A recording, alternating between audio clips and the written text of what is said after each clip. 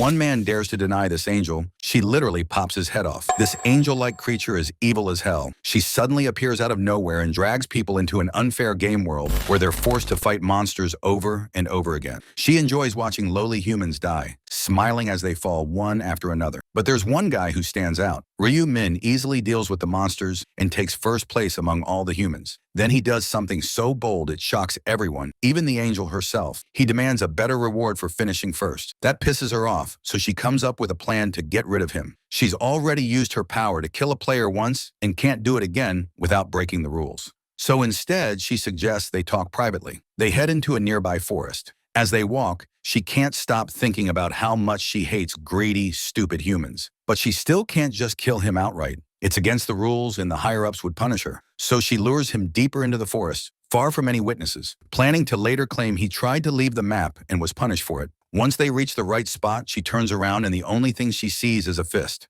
She crashes to the ground, staring at her own blood, unable to believe a human dared to hit her. When she looks up again, he's gone. Then Ryu Min appears right behind her, grabbing her by the wing and the throat. He rips her wings apart one by one, completely ignoring her screams. Now that she can't escape, he pulls a dagger from his inventory and kills her with a single clean strike. As her body hits the ground, a system message appears. Ryu Minan has become the first player ever to kill an angel. As a reward, he gains the title First Angel Slayer, which doubles all his stats when fighting divine creatures.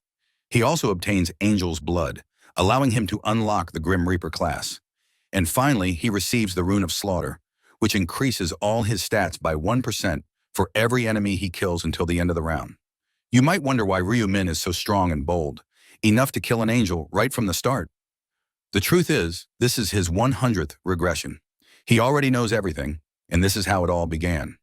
On his 99th regression, he solo killed the guardians of the final boss, but still couldn't enter the door leading to it. The reason was simple. The system required a minimum of 5 players to enter. Because he was alone, the system wiped him out. And now here he goes again. Right at the moment before the game starts. This time, it's his 100th and final regression. Right when crowd starts cheering and shouting to celebrate the new year, an unfamiliar sound breaks through the noise. The voice mocks humans in a twistedly amused tone, calling them laughable for being so full of themselves. Despite having no clue about what's about to happen, everyone freezes in confusion, and one by one they rush toward the direction of the sound, only to see a radiant woman slowly descending from the sky with an angelic glow. She looks down at them like they're nothing, casually comparing humans to pathetic monkeys trapped inside a cage. The humans watch in awe, completely drawn in by the surreal sight unfolding in front of them. Many convinced it's just a high-tech hologram, while a few can't help admiring the angelic lady's stunning beauty. Even Men gazes at her, though for him it's far from fascinating, since he's been through this exact moment repeatedly for the past 99 years. And frankly, he finds it more insulting than impressive by now. The angel lady smirks with that same condescending look and mocks the humans for falling in love with her so easily.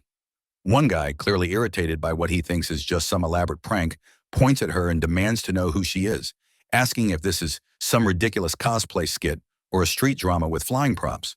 The moment he casually refers to her as a floating tissue paper, Min instantly knows this man has just sealed his fate. Right then, her eyes glow a deep, furious crimson, and in one swift motion, she slices off the man's head in a fit of madness. His blood splashes across the crowd, leaving everyone frozen in terror and soaked in fear. The once graceful lady now stands as a merciless figure, declaring this as a rightful punishment for a lowly human who dared speak against someone above his kind.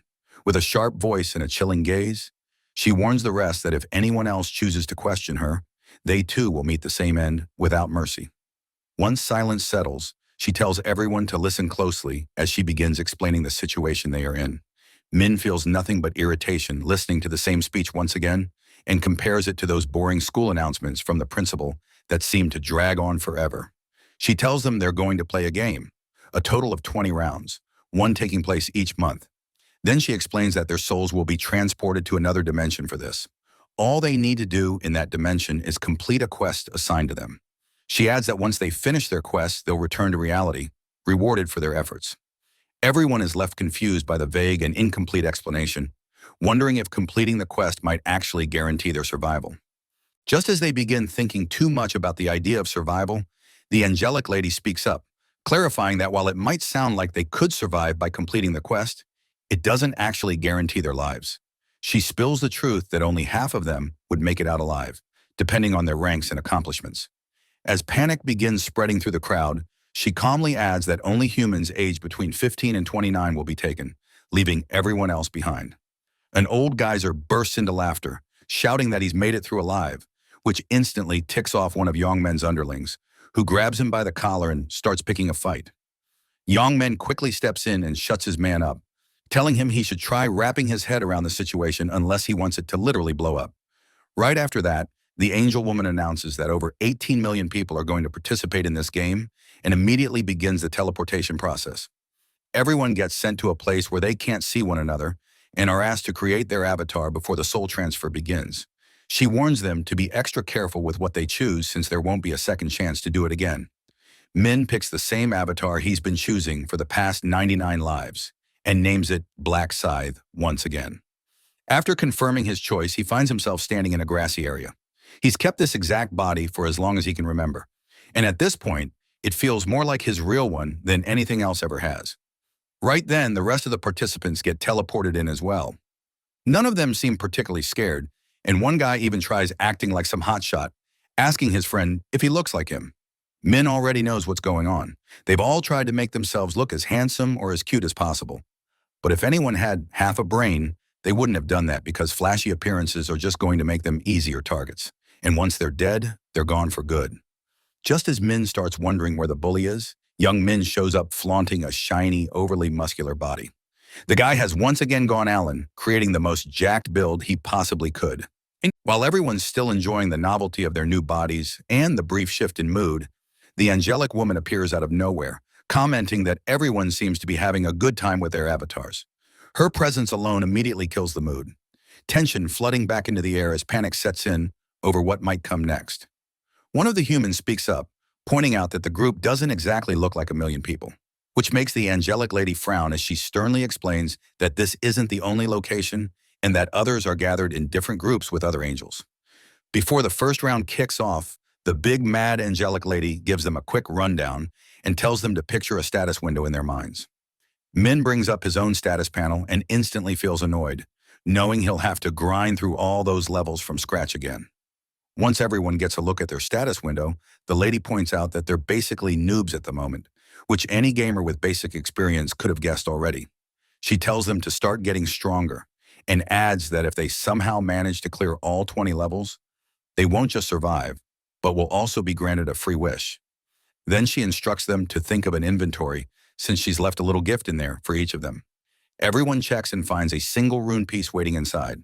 The big bad mad angelic lady explains that this random rune piece is a one-time use item and can only be activated while they're still at level 1. She tells them that it's a unique item given only at this moment and explains how they're supposed to use it. Yongmin wastes no time and activates his right away, looking genuinely amazed by the result. The big bad mad angelic lady casually remarks that everyone will be satisfied with whatever they receive. And once the runes are fully engraved, she finally reveals their quests. Right then, a quest window pops up in front of each person, instructing them to eliminate 100 goblins each. The goblins begin appearing all around, forcing the humans to stay on high alert. It suddenly starts to feel like someone managed to commercialize virtual reality, and they've all been snatched as test subjects for a new game. The big bad mad lady then unleashes a wave of 10,000 goblins against a group of 5,000 defenseless and completely inexperienced humans, ordering them to fight with the clear intent to kill. Min calmly steps forward and begins walking toward the monsters, drawing everyone's attention. And in a flash, he crushes a goblin like it's nothing, making the whole thing look way too easy. Min knows that first impressions stick around almost forever, and for some reason, he wants everyone to remember exactly who he is. The reason is simple in his head. He just wants to keep all the annoying pests far away from him, and to do that, he needs to make it very clear how strong he is. On top of that, he also wants to catch the attention of the angelic lady. To hit all these goals at once, he puts on a performance so overwhelming that everyone watching starts wondering if he's some kind of elite soldier straight out of a secret military program. And to top it off, they even find his nickname, the Black Scythe. Seriously cool. Watching men go at it like a total pro fires up everyone around him, and they decide to give it a shot too. thinking that goblins should be the weakest monsters around anyway. Just when they start getting cocky, a goblin suddenly pounces out of nowhere and drives its dagger straight through a human, making it clear that this is no harmless tutorial fight. The moment that happens, panic explodes, and instead of helping, everyone just turns tail and runs for their lives. The goblins quickly swarm the crowd and start slashing through people, turning things into a chaotic mess. Min knows exactly what's going through their minds.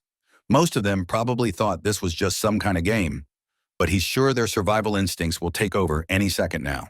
And when that happens, all they'll do is run, leaving everyone else behind without a second thought. Min had done the same once, and it took him 2 whole lives to finally understand that there was no point in running away from the monsters here. A girl who tries to make a run for it crashes straight into some kind of invisible barrier, making it painfully clear to everyone that they don't actually have any other choice. They have to fight.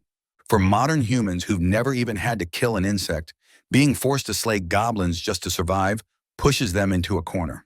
And now the only way they'll make it through is by completely changing who they are. One after another, people start dropping, and those barely hanging on cry out for someone to save them. Meanwhile, the big bad angelic lady seems to be enjoying the massacre.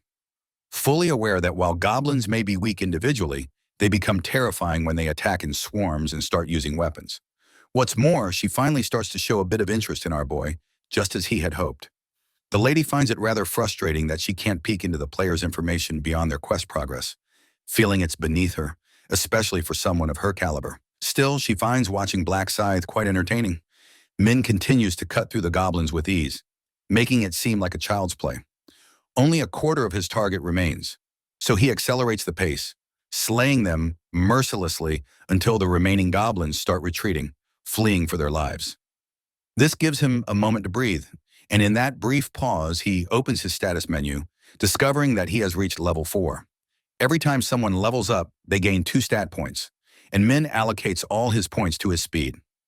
He knows that in this heavenly game, the speed stat increases both attack speed and movement speed, and from his past experiences, he's learned that there's no stat more important than speed. At the beginning of the game, after putting on a show to grab the angel's attention, Min decides it's time to quickly finish things up. He hurls his blade like Mowgli's whip, and it returns, taking out a few of the monsters. The remaining goblins, realizing they stand no chance, stop in their tracks. Min approaches them and finishes the job, making sure they all kick the bucket, finally completing his quest.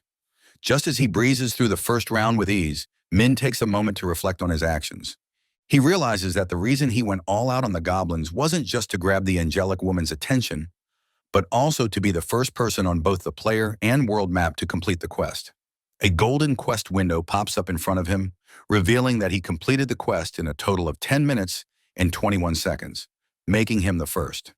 Min knows that the first 3 winners receive special rewards, and by placing first, he earns a base tier rare weapon ticket, along with a unique reward box for being number 1 on the world map.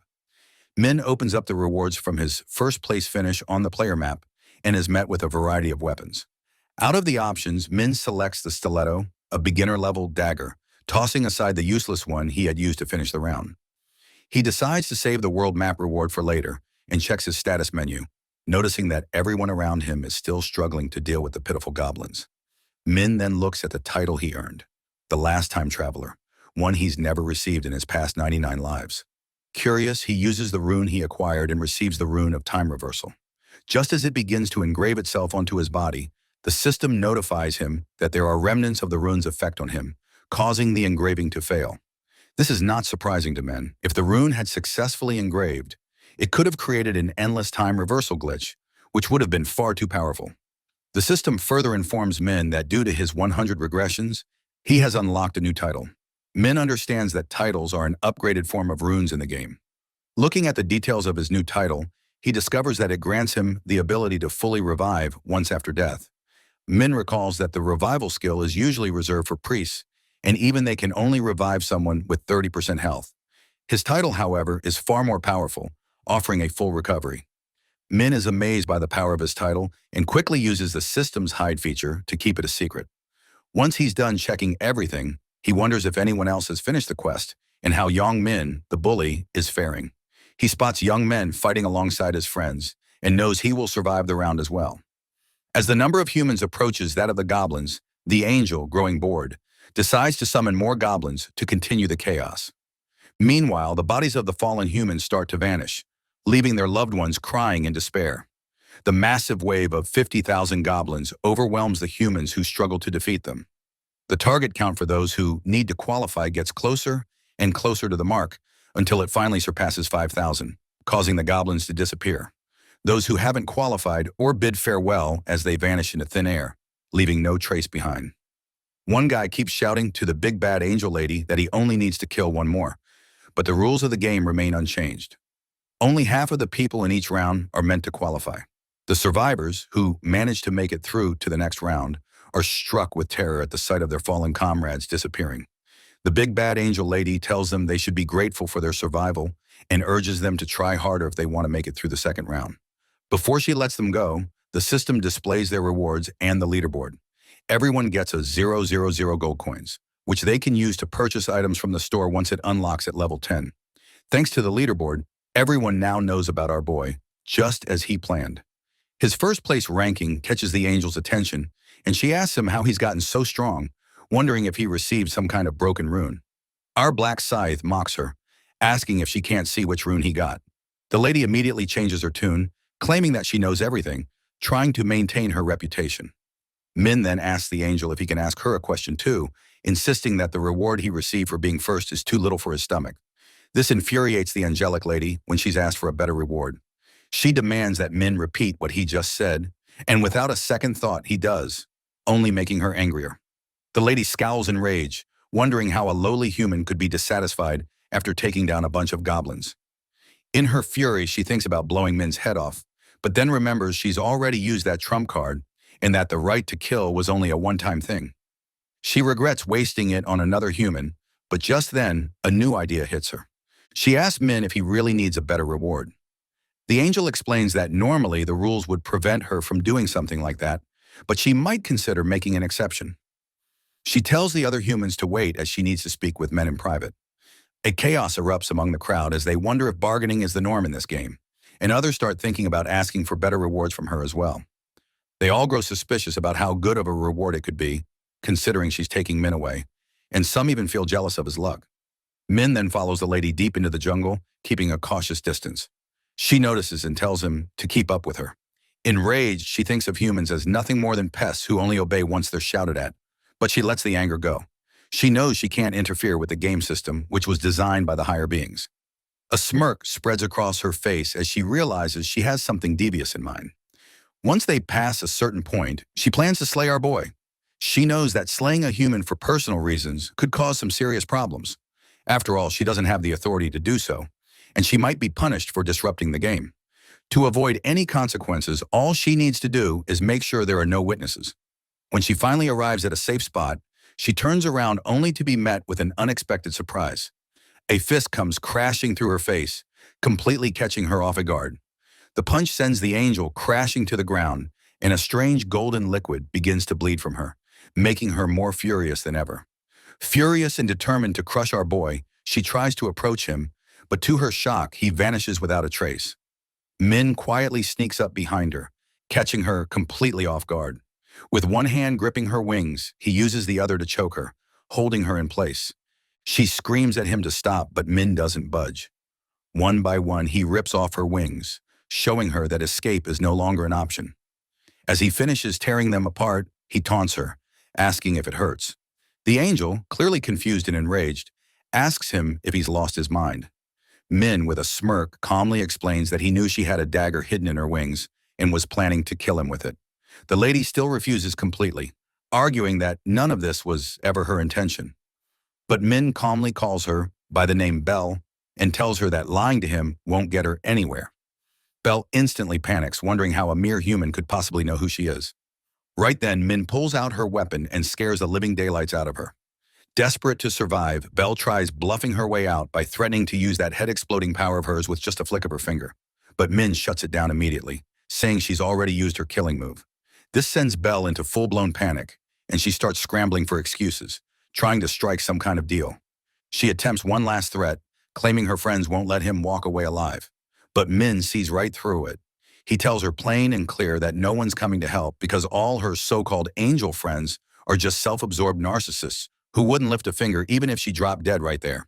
She argues that making her kick the bucket wouldn't do them any good and says they just end up without an angel, which would make it impossible for them to return home. Hearing this, Min tells her that the system automatically sends the players back once the rewards are announced and doesn't need her approval for that to happen. She keeps trying to bargain and come up with some pretty lame excuses, saying she'll give him any information he wants while begging for just one more chance to see another day. But Min doesn't look convinced at all and tells her he already knows everything about the game, explaining that angels like her are nothing more than chess pieces placed to guide the players and serve no other purpose. Min shows her no mercy and drives his blade straight through her, taking her down for good. After he finishes off the angel, the system notifies him that he's officially the first person to ever eliminate an angel and rewards him with the title of the first angel slayer. On top of that, our boy receives the angel blood along with the rune of slaughter. Turns out this isn't his first time pulling something like this off. And just like before, he's once again the very first to take down an angel. The rune gets engraved directly into his body, and his newly earned title now doubles his stats whenever he's up against an enemy from the Holy Order. Back in his previous regressions, he only found out about these rewards during the 13th round while battling the angels. And since they're meant for just one person, the system designed them to be as unique as possible. Besides the double stat buff from the title, he also gains the runes bonus, which increases his stats by 1% every time he kills an enemy, stacking up to 100%. However, this effect completely resets once the next round begins. Min smirks while holding a golden item, the angel's blood, which turns out to be the sole reason he went after the angel in the first place. Since this item lets a player choose Grim Reaper as their profession, professions are something every player gets access to once they hit level 10 and above, with 30 different kinds available overall. And there are several ways for someone to unlock one. One way to gain a profession is by obtaining a specific item, either through a hunt or by meeting certain requirements. But some professions fall under the unique class category, meaning they belong to just a single person. And as expected, these professions are in a completely different league compared to the rest. Min then checks the reward he got from the world map and decides to go with the experience boost for the next round, knowing that the most important thing right now is to reach level 10 so he can finally enter a profession. He's fully aware that this is his last regression, which means he has to become the strongest version of himself by making use of everything he can possibly get his hands on. Right then, the round comes to an end and every living soul gets returned to their original dimension. People slowly start waking up on Earth as their souls return, confused and wondering what just happened. For most of them, it all feels like a strange dream. And when they look around, they notice that their bodies had collapsed the moment they were pulled into that other dimension. They check the time and realize that the amount of time that passed in their dream matches exactly with the real world, which only makes things more unsettling. Their heads feel heavy and their limbs ache with soreness. Young Min and his friends glance around, noticing that some people are still lying motionless, not yet waking up from whatever dream they were trapped in. The humans begin talking among themselves, slowly confirming that it wasn't just a dream after all, and that they'll definitely be pulled back in when the next round begins.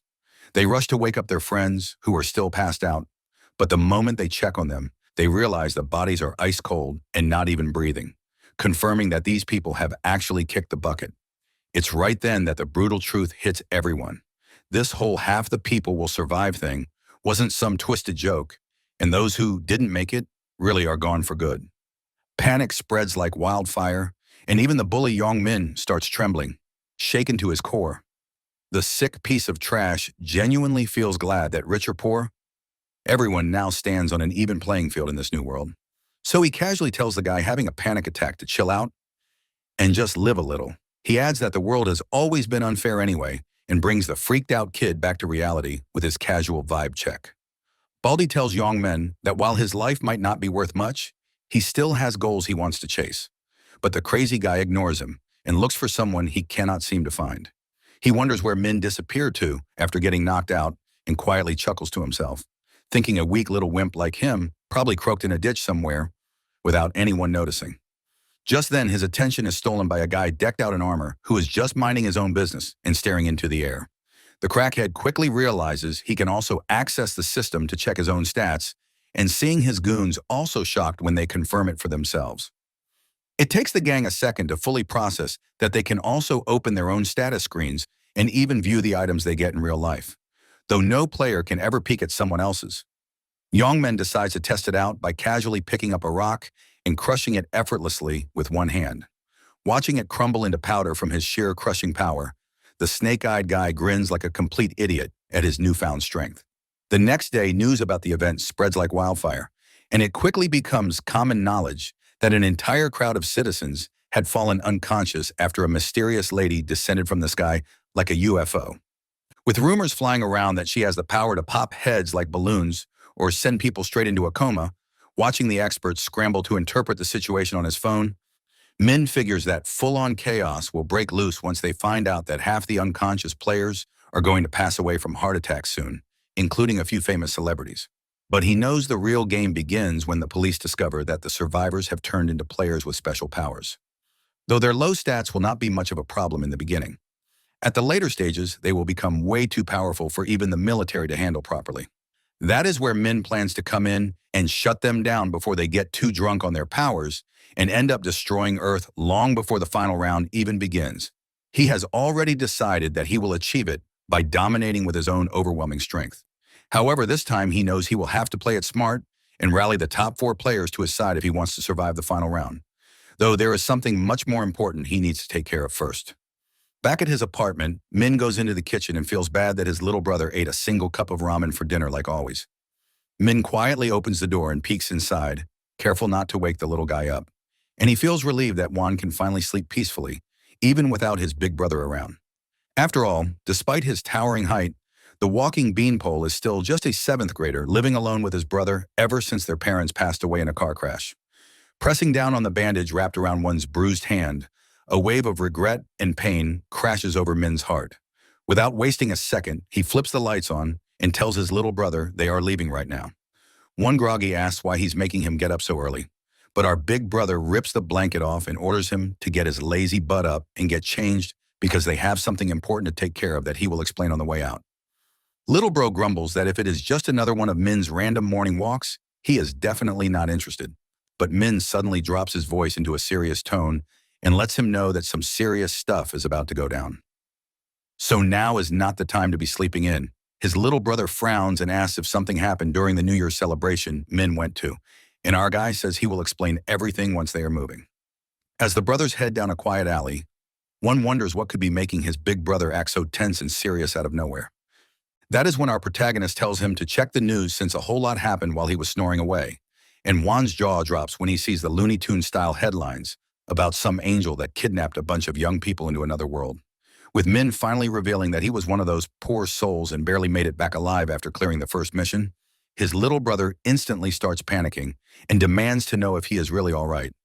Especially because after their parents crash, Min is the only family one has left in this world.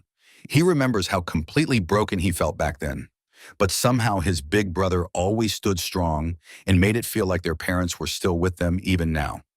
However, there is a limit to how much anyone can take, and even his brother might not be able to handle something as traumatic as suddenly being forced to hunt 100 monsters.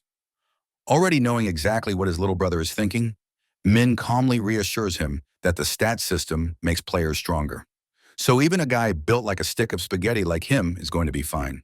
Seeing that Juan is still not buying it, Min tells him all those worries will disappear when he watches him fight, and that he just needs to follow along and trust him for now. But little bro crosses his arms and stands firm, refusing to move an inch until Min spills whatever it is that he has been keeping from him the whole time. Glancing at the nasty bruise on one's hand, Min's face hardens again as he finally speaks up and name drops the jerk who has been bullying one all this time, causing the poor kid to immediately start sweating bullets. Hearing his bully's name come from Min, one feels completely shocked that he already knows about his situation. He turns to his brother and asks if he really knew everything from the beginning. The guilt hits him like a truck because he tries so hard to keep it hidden, not wanting to dump more problems onto Min when he already has enough to deal with. But deep down, Min feels the need to apologize to his little brother since he never truly noticed the pain one had been carrying all this time. Back in his first life, Min ended up finding out in the worst way possible. He was lying down for a nap when one casually mentioned that he was stepping out for a walk. Sometime later, Min picked up a call in a grumpy mood, not expecting anything serious. But the woman on the other end gave him a brutally cruel wake-up call when she told him that she needed him to come to the hospital. It turns out that Juan got beaten so badly by his bully that night that he ended up losing his vision completely. Min felt like a pathetic weakling in that moment, and the weight of his own helplessness slammed into him like a truck.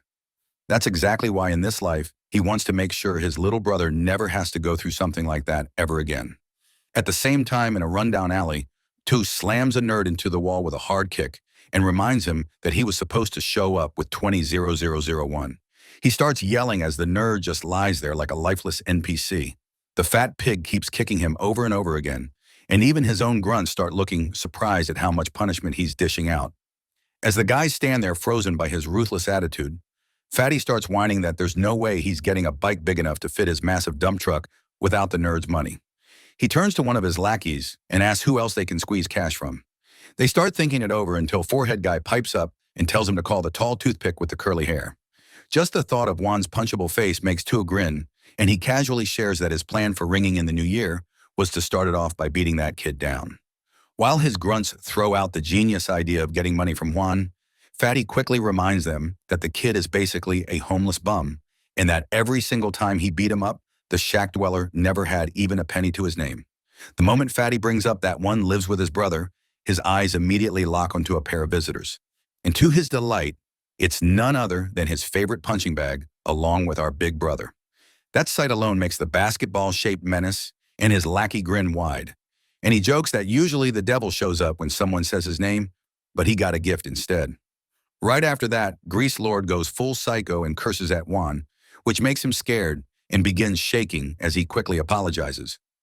But Min doesn't flinch and shoots Fatty a cold stare that says his days are officially numbered. Tu just smirks, thinking all one did was hand-deliver him a brand new punching bag and then asks who exactly he dragged along to come save his sorry self. Before Juan can even respond, the big bad brother steps up and introduces himself, which makes Fatty grin wide as he tells Juan that he really messed up this time.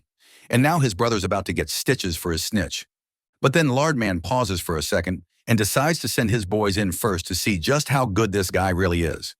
The first dude almost loses his soul, laughing when he sees how short our hero is. But our boy answers that with a solid punch straight to his ugly mug, dropping him to the ground with a loud, satisfying thud.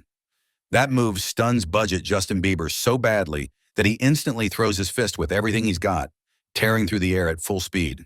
But our protagonist smoothly dodges with a clean sighty. He hits the guy so hard that the poor dude flies into a distant pile of boxes, crying out for his mom like a baby. At the same time, Baldy and Tu's last goon drop to the ground, curled up and shaking in pain from just a single hit each.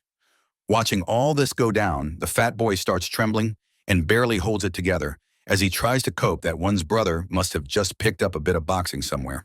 Trying to act unfazed, Fatty scoffs that there is no chance a guy built like a noodle can throw punches strong enough to actually hurt him. So he approaches him with full confidence, walking like a JoJo villain while towering over our hero. He smugly points out that those amateur boxing lessons probably forgot to mention how brutal a height difference can be in a fight. But Min just laughs at the oversized cutting board and asks if this guy even watches the news.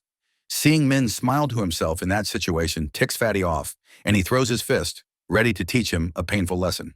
But our boy easily dodges the jab and makes the oversized bulldog stumble around trying to land a single hit, turning every dodge into a stylish move. Fatty's heart starts pounding like crazy, and he nearly gives himself a heart attack from moving around too much as he wonders why none of his hits land. Fed up with Big Smoke's tantrum, Min ends the show by knocking Tu out cold with one brutally satisfying punch, then tells him straight that he wouldn't have dared to step up if he actually watched the news. As the big guy struggles to stay conscious, he charges right back at Min, only to get his butt handed to him a second time. This time, Min pulls a smooth move and vanishes like Naruto, appearing right behind the fat boy to land a clean jab straight into his oversized double chin. Clutching his mouth from the raw sting, the big guy starts cursing at our hero until he nearly loses it when he notices a tooth has gone missing from that punch. This sight fires him up even worse than a fat Fortnite kid losing a match, and he launches a wild, hopeless attempt to take out our boy. As always, Min shows zero mercy and starts pounding that watermelon-sized head with so many punches that Tu looks like he might fall over any second. His pathetic lackey watch from a distance, too scared to even breathe properly as they practically wet their pants. Meanwhile, the budget bully gets furious and convinces himself that one's brother only keeps winning because he keeps hitting first. thinking that if he could land just one greasy punch, the guy built like a toothpick would go flying across the room. With that, he tries his best one-punch man move and throws everything he has into dropping our hero with one strike. But Min calmly uses his own momentum against him and sends the human football flying straight into the goal. As the big guy crawls across the ground like an oversized caterpillar, our big brother stands over him and casually asks how it feels to finally experience the kind of pain he always loved dishing out, while flashes of regret from watching one get beaten and broken in every past life cross his mind. But two suddenly switches up his act and starts begging for mercy, shaking on the ground just like the same kids he had bullied before. Still, Min calmly steps closer and reaches out to grab his hand while the big guy shuts his eyes and braces himself for the worst. After a few sweet moments of suspense, our hero flashes a wide grin and tells him straight up that the biggest mistake he ever made wasn't even being born. It was daring to bully one. Right after that, Tu needs a second to process the loud snap echoing in his ears, only to realize it's the sound of his own hand being twisted into something that looks like broccoli. Min doesn't even slow down as he grabs the other hand too, and the sharp noise of bone cracking grows so brutal that even the gang of goons runs away, terrified of the madness. Being the timid soul he is, one quickly looks away while his brother keeps going, making absolutely sure that the so-called bully understands exactly what will happen if he ever thinks about messing around again. However, he flashes a wide grin at the begging bully for even thinking he might be gullible and makes it clear that he would never trust scum like him. So he ensures that Tu will never again lay his filthy hands on another innocent kid by doing a few things that would definitely never be allowed on YouTube. Later, one asks his brother how he is suddenly pulling off such insane moves and wonders if he has been secretly training for years without telling anyone. Min then explains that it's already been in the news that a few people have been selected as players who can use abilities from the other world, even while living on Earth. He casually shows one of his daggers, instantly making his brother fanboy over it like it's a legendary Counter-Strike knife skin. Min also shares that the crazy moves he pulled off during the fight are thanks to his boosted speed stat, which easily puts him above even world-class athletes. Though he quickly stops talking as one starts getting too curious and throwing out more questions. Min simply shrugs it off, remembering how the last time he shared too much. It ended with one getting kidnapped by another player, and even though he made it out unharmed, our big brother has no intention of letting him go through anything else painful ever again. Suddenly, he turns his head when an earth-shattering rumble comes from Juan's stomach, and Min quickly offers to take him to the convenience store for a special breakfast to celebrate what had been a pretty fine and nonviolent day. Inside the store, one asks what might be the most genuinely depressing question ever as he looks around and sadly wonders where his brother is even going when the cup of ramen is already right in front. Our big brother tells him to hang on for a bit as he goes to withdraw most of his life savings in one shot, reassuring one not to worry about it. He then casually tells his little brother that he can pick out anything he wants from the expensive food aisle. One hesitates for a second, thinking they might run out of money before New Year's, but he folds right away and grabs a box of chicken nuggets without a second thought. His whole face lights up as he says he's always wanted to try them, and seeing that precious smile makes Min so happy that he promises to take him to a restaurant next time so he can finally try beef. Watching Juan gushing over $5 budget nuggets makes M think to himself, one has to hang in there just a little longer until he's rolling in big money. After that, Min watches Juan practically explode with happiness, like his life's mission has been completed. But then he suddenly remembers something important. Big Brother comes back, slams a pen down on the table, and stuns Juan by announcing that he spent almost all his life savings buying lottery tickets. Sweat bullets roll down Juan's face as he nervously asks Min exactly how much he blew on them, only for Min to casually reveal he emptied his whole account, sending Juan into a full-on panic attack. Min doesn't waste a second and starts scribbling furiously, and Juan, looking over, notices something strange happening and asks why he wrote the same number on all 20 tickets. With a cheeky grin stretched across his face, our hero proudly tells him that it's his lucky number. Back in their apartment, one sits there dreading every second as he watches the lotto announcers slowly reveal the winning numbers. He practically starts chewing on his nails, thinking about the fancy dinner they could have enjoyed instead of blowing all that money.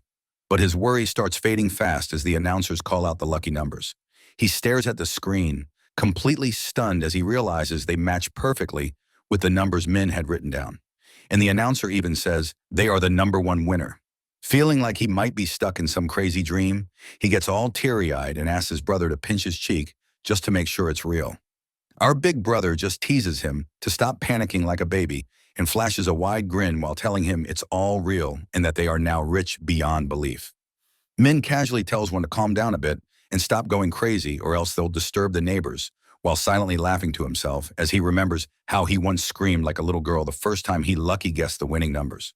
But now with everything happening and the economy getting wrecked by players, making a fortune feels like a total piece of cake. After that, our protagonist strolls into the bank without a care and casually tells the clerk that he is the top winner and wants to claim his prize. The clerk congratulates him while quietly thinking that the first place winner looks suspiciously young, almost like a regular student. He asks Min where he bought his tickets from, and the moment he hears the branch number, the guy starts panicking because he remembers a man once mentioning that over 100 winning tickets came from a single store.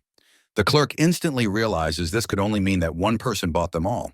And he also remembers the man telling him to call the director immediately if the top winner ever shows up. So he politely tells Min to wait for a moment. And before long, the director himself shows up. The old man introduces himself with a smile that looks a little too eager, almost like he's ready to pick Min's pockets. But he still congratulates him and personally escorts him upstairs to his office. Inside the office, his secretary immediately bows deeply to the two of them, clearly thinking the director has brought his own son along. However, the director quickly corrects her, saying that Min is actually a very special guest, and she should be extra nice to him today. The woman instantly catches on that this must be the living legend who scored 100 winning tickets and tries her best not to completely lose it. As she shakily tries to suck up to him, Min just waves her off and tells her to stop wasting time and bring him his dough. He casually hands over the stack of tickets, and her brain practically short-circuits when she notices the exact same number printed on every single one. After she finishes checking and confirms that all of them are authentic, Min gets straight to the point and asks her for the total amount. It turns out that after losing about a third of his winnings to taxes, he still pockets a massive 15 billion won. So he decides to buy himself a small studio apartment and starts doing some trading in his spare time, especially since he knows for a fact that Bitcoin is about to shoot straight to the moon. Later, back at their apartment, Min surprises his little brother with a place that looks like something straight out of his dreams. But the little bro immediately asks why he doesn't just go ahead and buy it outright instead of renting, especially now that he's practically swimming in cash. Min proudly reveals that they are actually broke again because he dumped all their winnings straight into crypto, causing Juan's brain to pretty much vaporize into dust on the spot.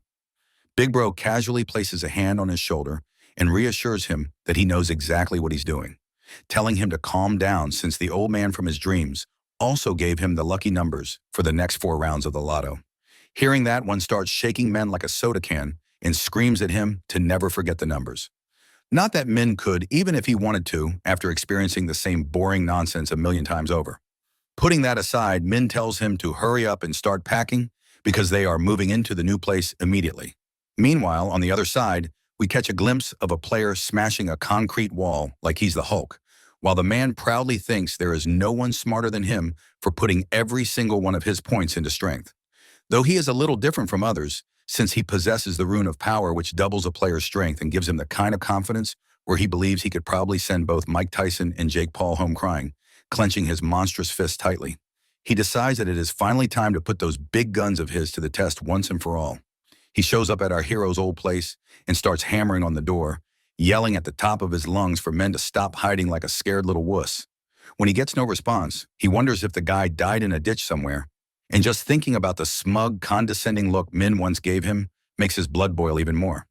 He keeps bashing the door like a lunatic, ready to break it down and pummel him, but finally stops when it slowly starts to click that maybe Min simply isn't home.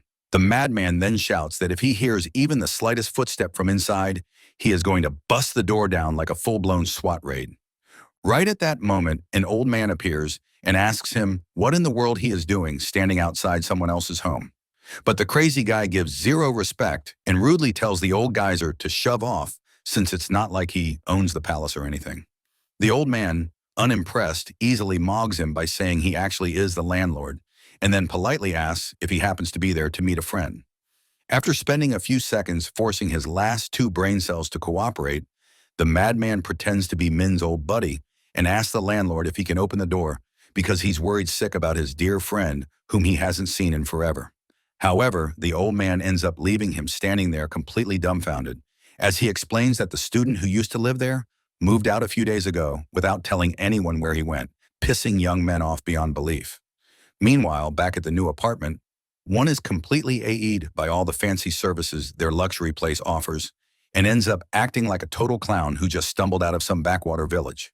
The moment they step inside their massive new room, he immediately asks his brother how much this giant apartment, clearly too big for just the two of them, actually costs.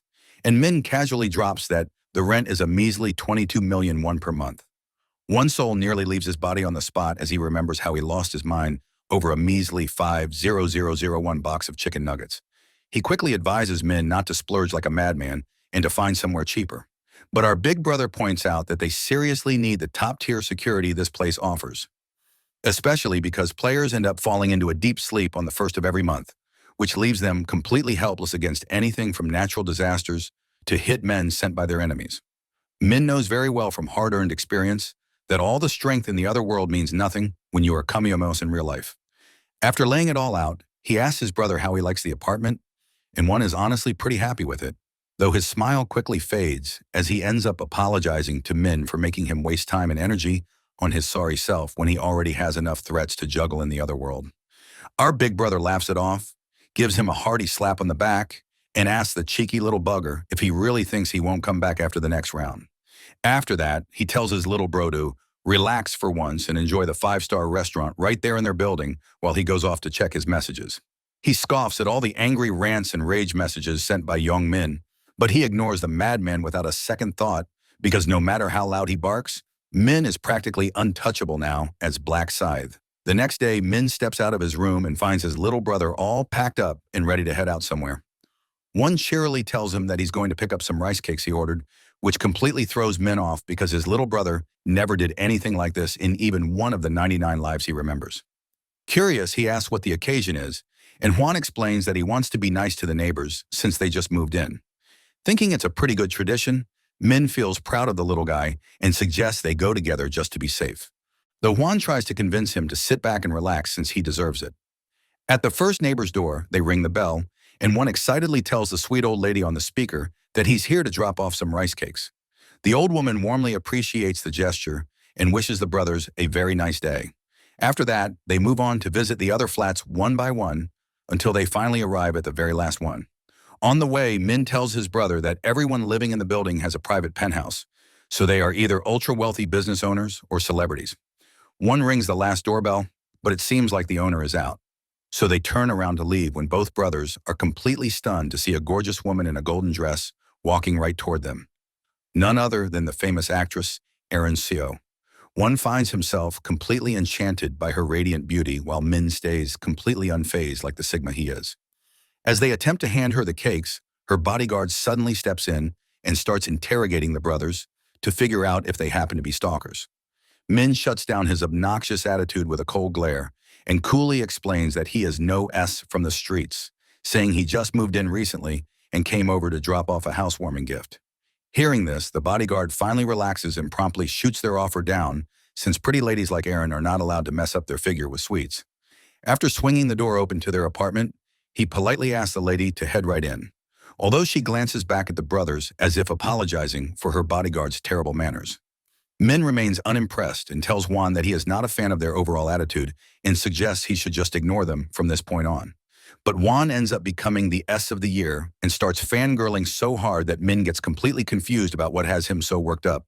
The tall toothpick grabs his big brother and starts shaking him like crazy, absolutely flabbergasted that he does not even know what a legend the celebrity Erin Seo really is.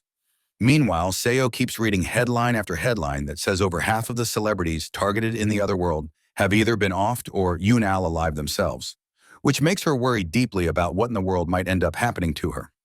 Right then, she receives a message from a friend who tells her that one of their seniors passed away just a while ago and asks if she is going to come to the funeral the next day. With that, she tunes out of her phone for a second and starts thinking that without her rune, she would have no doubt been just another casualty in the news.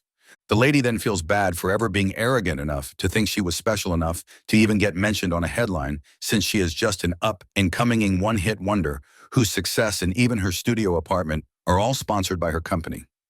Seeing her all stressed out, her bodyguard gently asks her what is weighing on her mind, and when she says it is nothing big, the man tells her to freely talk to him about anything at all, no matter what it is. Erin finally admits that she is worried sick about how she is supposed to survive the next round in a world where celebrities are dropping like Tesla stock. So he calmly tells her to relax her melons because he will stay by her side every single step of the way.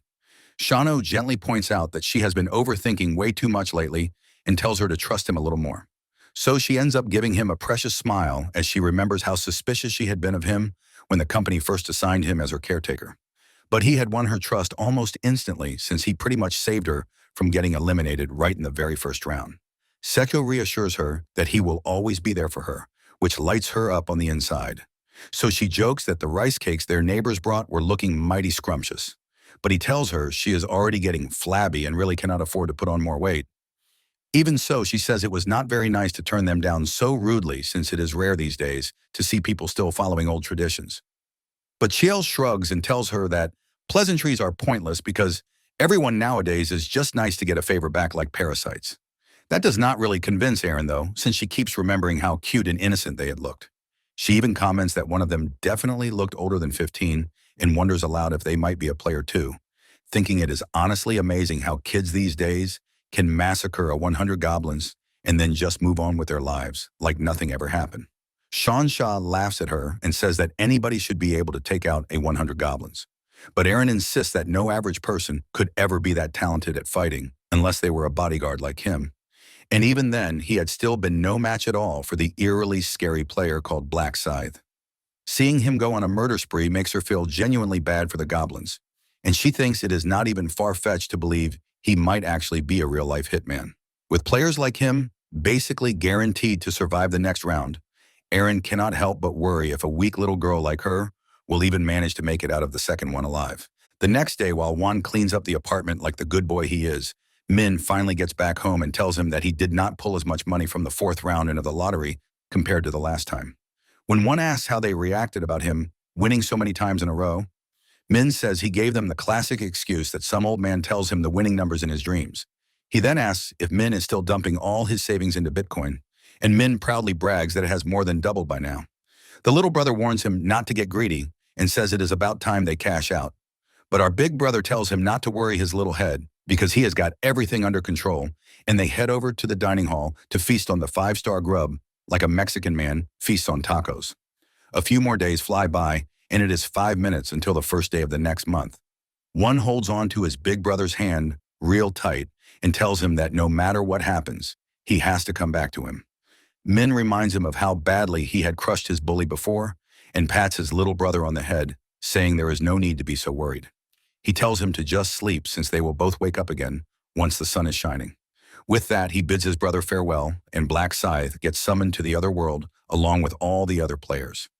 Everyone quickly grows confused about where they are since it looks completely different from the first round, and one of them shouts out the moment he spots the top ranker walking straight through the crowd with that overwhelming aura. Black Scythe notices right away that everyone is keeping a bit of distance from him, and just as he starts wondering when the angel will show up, a new one appears who barely looks any different and casually asks if everyone has already arrived. Picking up on the murmurs, she cheerfully explains that the angel from the first round is currently on vacation after her little accident. Flashing a grin nastier than the devil himself, she tells them not to worry because they are all now in her very good hands. With that, the angel spreads her radiant wings and announces the quest for the second round. Quest windows float down in front of every player, each one showing the mission to select a zone representative within the next 3 hours. Everyone stares at the quest window, caught off guard and unsure how to react since many of them expected to be thrown into a fight against monsters.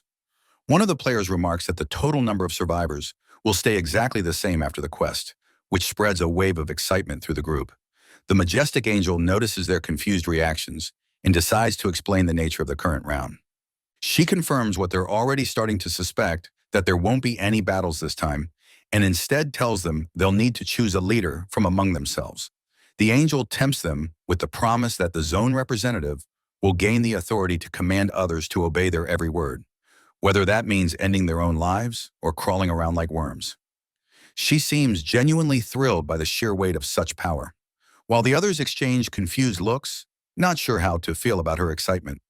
Bathed in sunlight that wraps around her like an aura, she announces that after 3 hours pass, everyone will be allowed to cast their vote, and all they need to do is select a leader.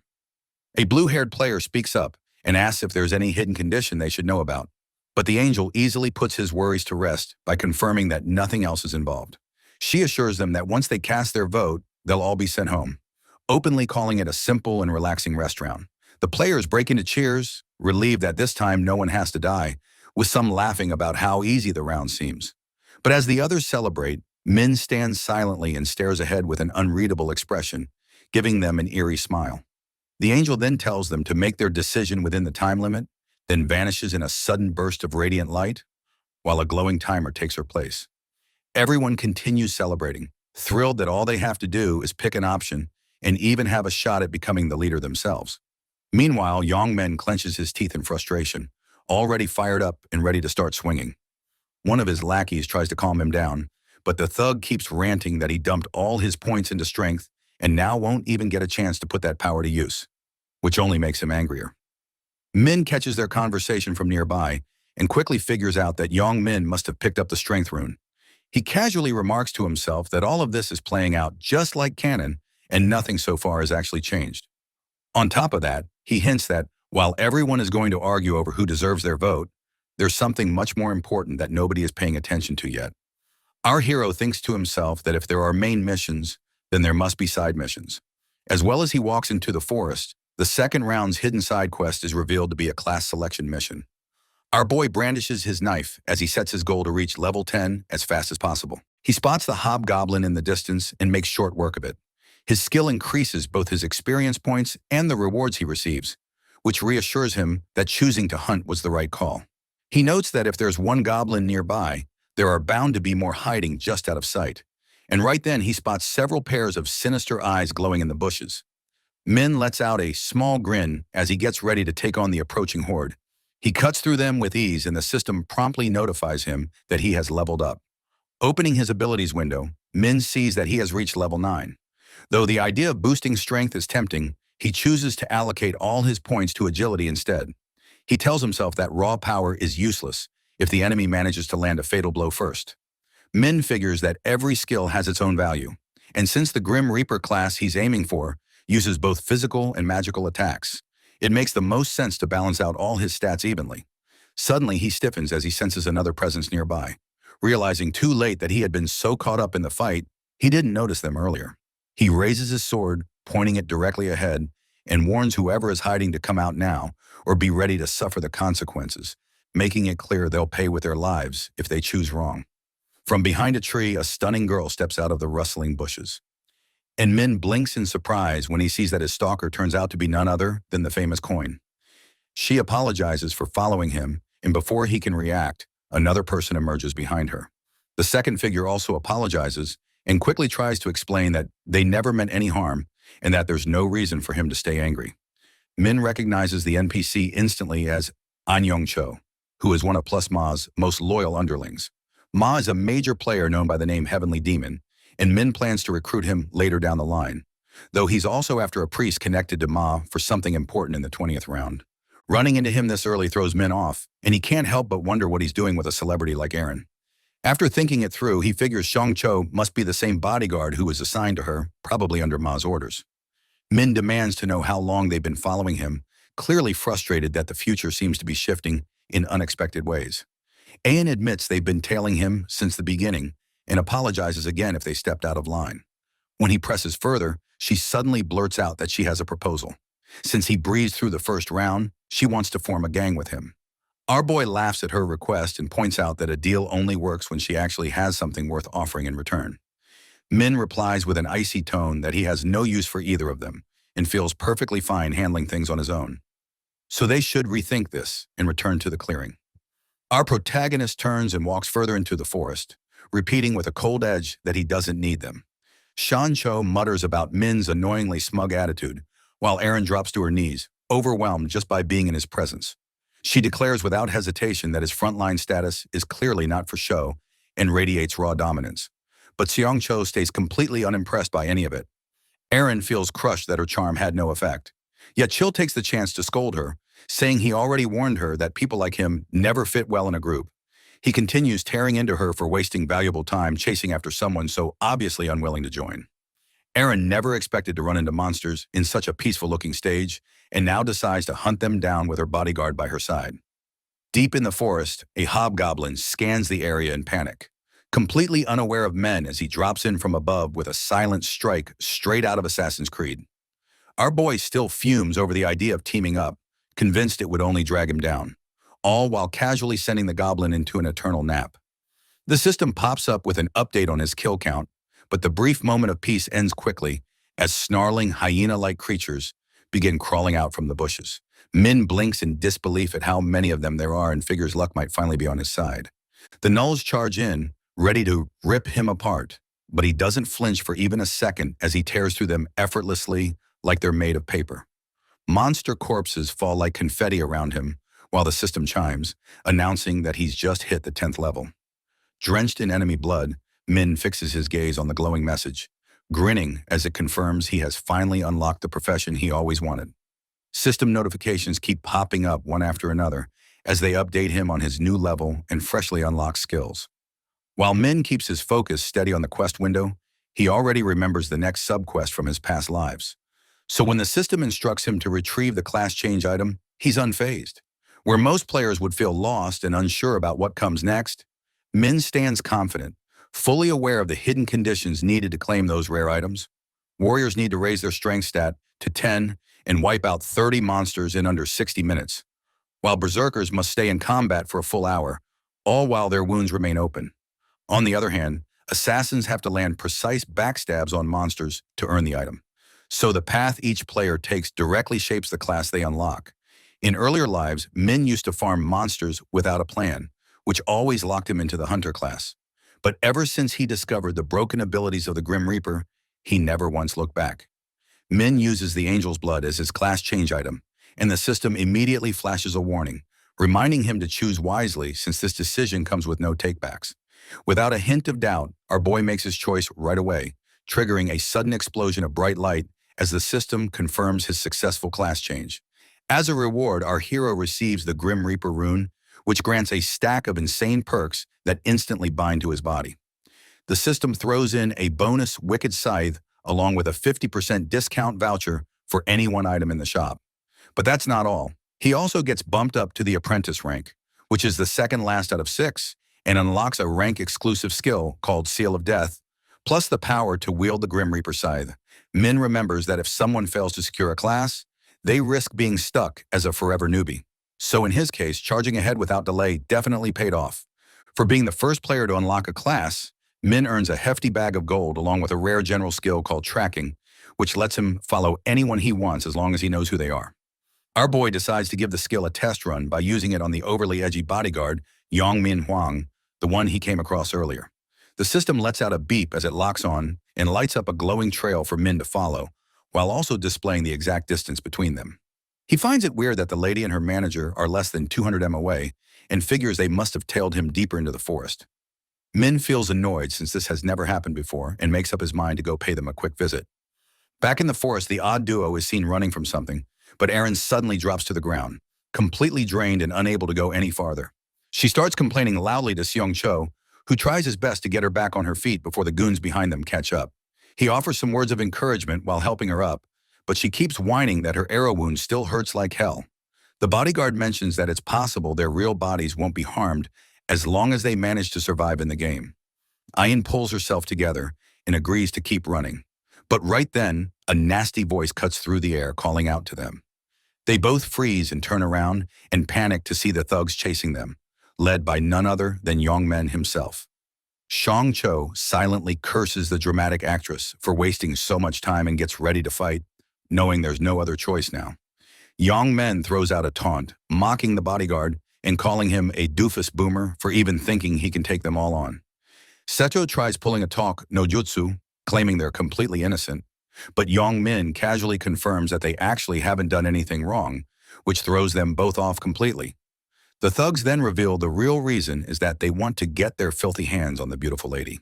Somehow, the musclehead actually uses a few brain cells and figures out they're not after him, but Aaron.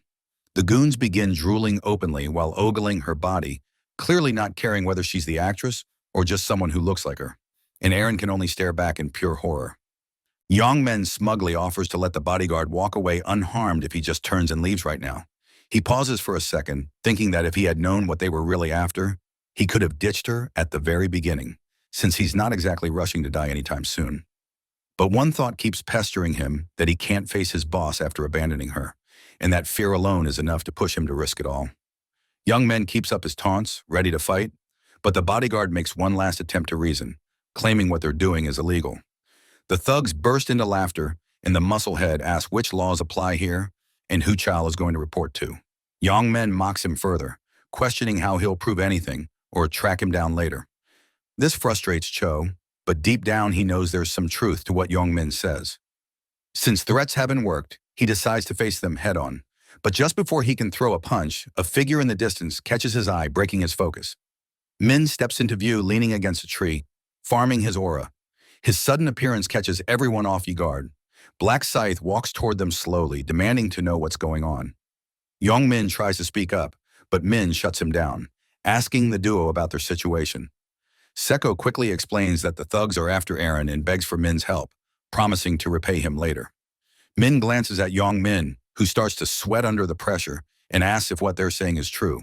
Young Min tries to brush him off, telling Min to mind his own business. But our boy isn't having it.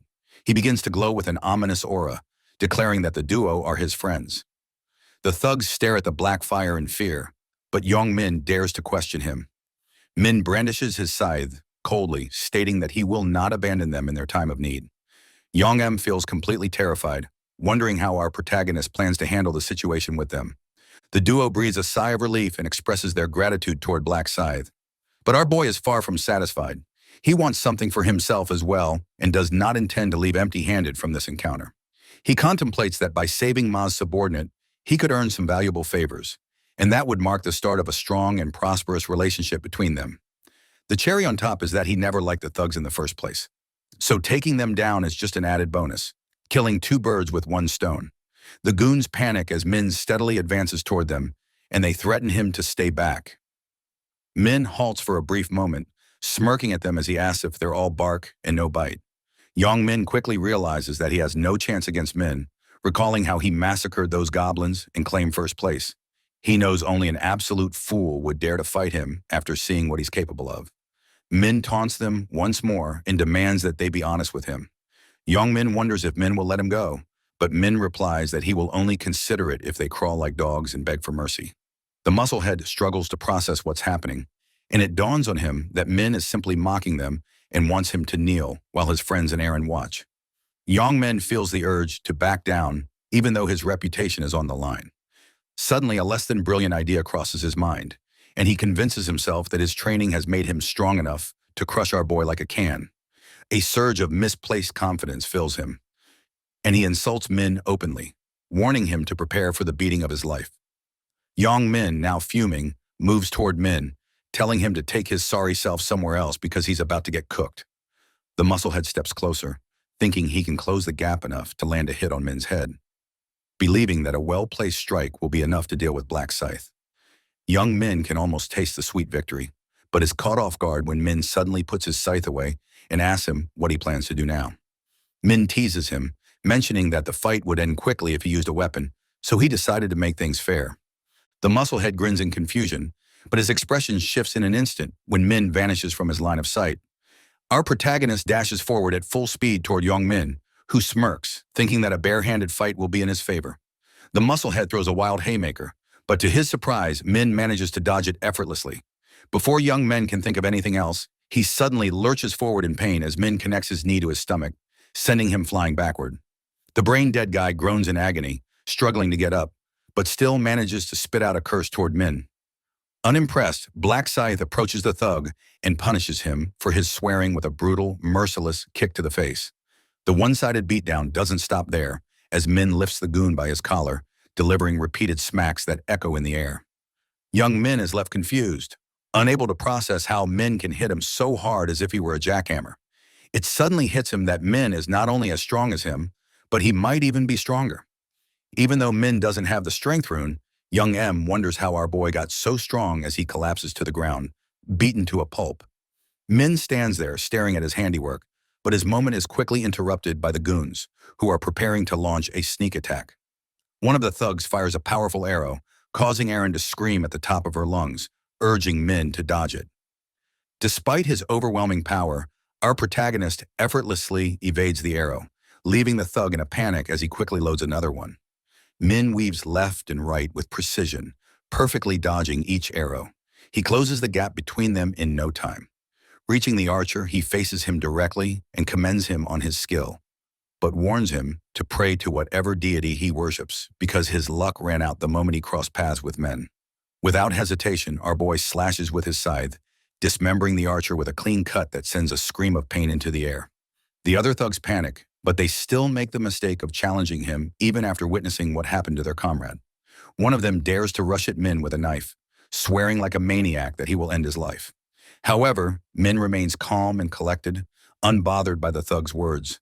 With a casual motion, he activates his skill seal of death as he swings his giant scythe. A deadly look flashes in his eyes as the blade cuts through the air. The thug barely gets a moment to react before the scythe slices clean through his legs like butter, dropping him to the ground like a domino, while his friend stands there frozen in horror. Panic takes over the poor guy as he stares at the severed limbs. But before he can even process it, Min lunges at him with his scythe raised high, since he already has his weapon drawn. Our boy calmly asks if he's ready to deal with the consequences of what he started. A swift slash follows, tearing the thug's arm clean off and sending him into a screaming mess of suffering. Min takes a quick look at the result and nods to himself, clearly pleased that his strike was strong enough to slice clean through the armor without a hitch. The thugs lie scattered across the ground while our boy stands over them, thinking this sorry excuse for a fight was nothing short of a walk in the park. Even though his enemies are already down, the storm isn't over yet because Min steps forward, fully intending to scare them so badly they won't even think about looking his way again. After being thoroughly wrecked, the thugs start begging Min to stop, terrified they might actually lose their lives. But Min tells them to toughen up while he wipes off his scythe, making one of them flinch just from his presence alone. With that, our hero decides he's done torturing these clowns and turns his attention toward young Min, who tries to sneak off unnoticed. Min quickly snaps his head in his direction and says loud and clear that hiding won't save him because no matter where he runs, he can't outrun his fate. Black Scythe brings his blade down again and slices through the thug's arm, forcing a scream of agony out of him. With a look colder than ice, Min calls him a wuss for not being able to handle pain that means nothing compared to the suffering these douchebags caused in the past. He doesn't give the guy a moment to breathe or even grasp what just happened. As he cuts off the remaining limb without a second thought, the duo stands there frozen, completely unable to look away from the gruesome sight.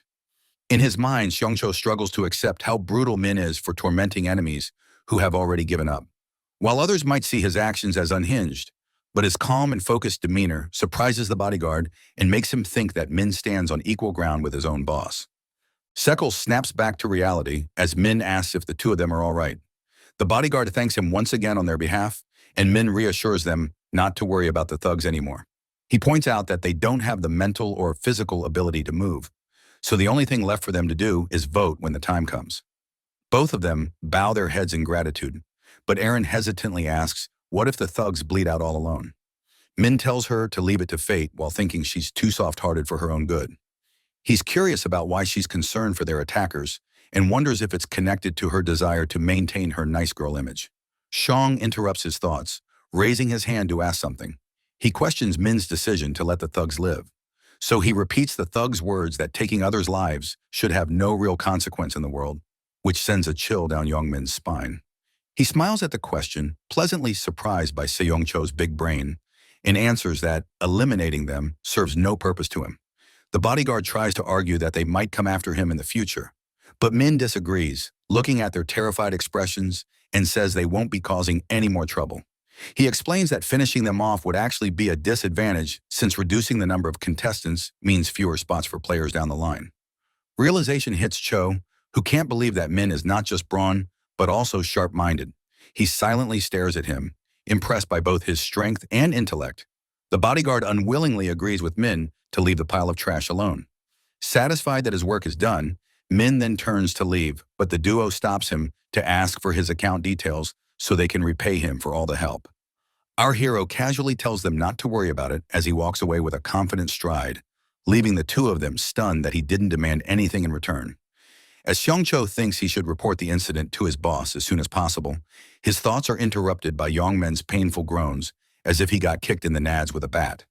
The bodyguard is tempted to end him right there, but he decides to follow through on Black Scythe's advice.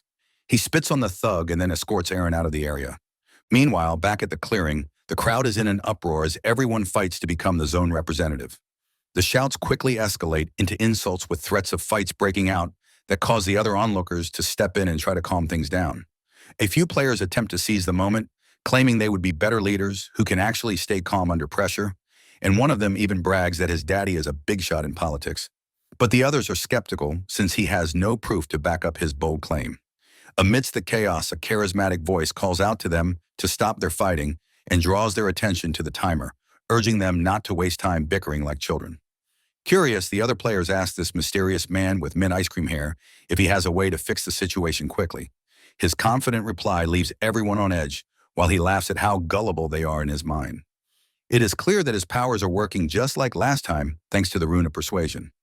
Cho Man flashes back to when he first got his power and immediately assumes he got scammed. He doesn't see any real use for it at the time and figures he'll end up as monster food since the skill has no effect on them. Just as that thought settles in, a sharp idea hits him when he sees the other players hold the goblins down on the ground. He points at a random NPC and tells everyone with a confident voice to go rescue the damsel in distress. The group rushes off without a second thought and leaves their kills behind in their rush to be the hero.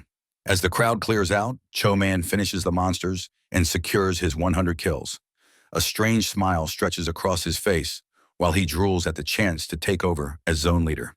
Back in the present, Cho Man tells everyone to first find 5 or 6 candidates before deciding who to vote for. The brainwashed players nod along and accept what sounds like fair terms.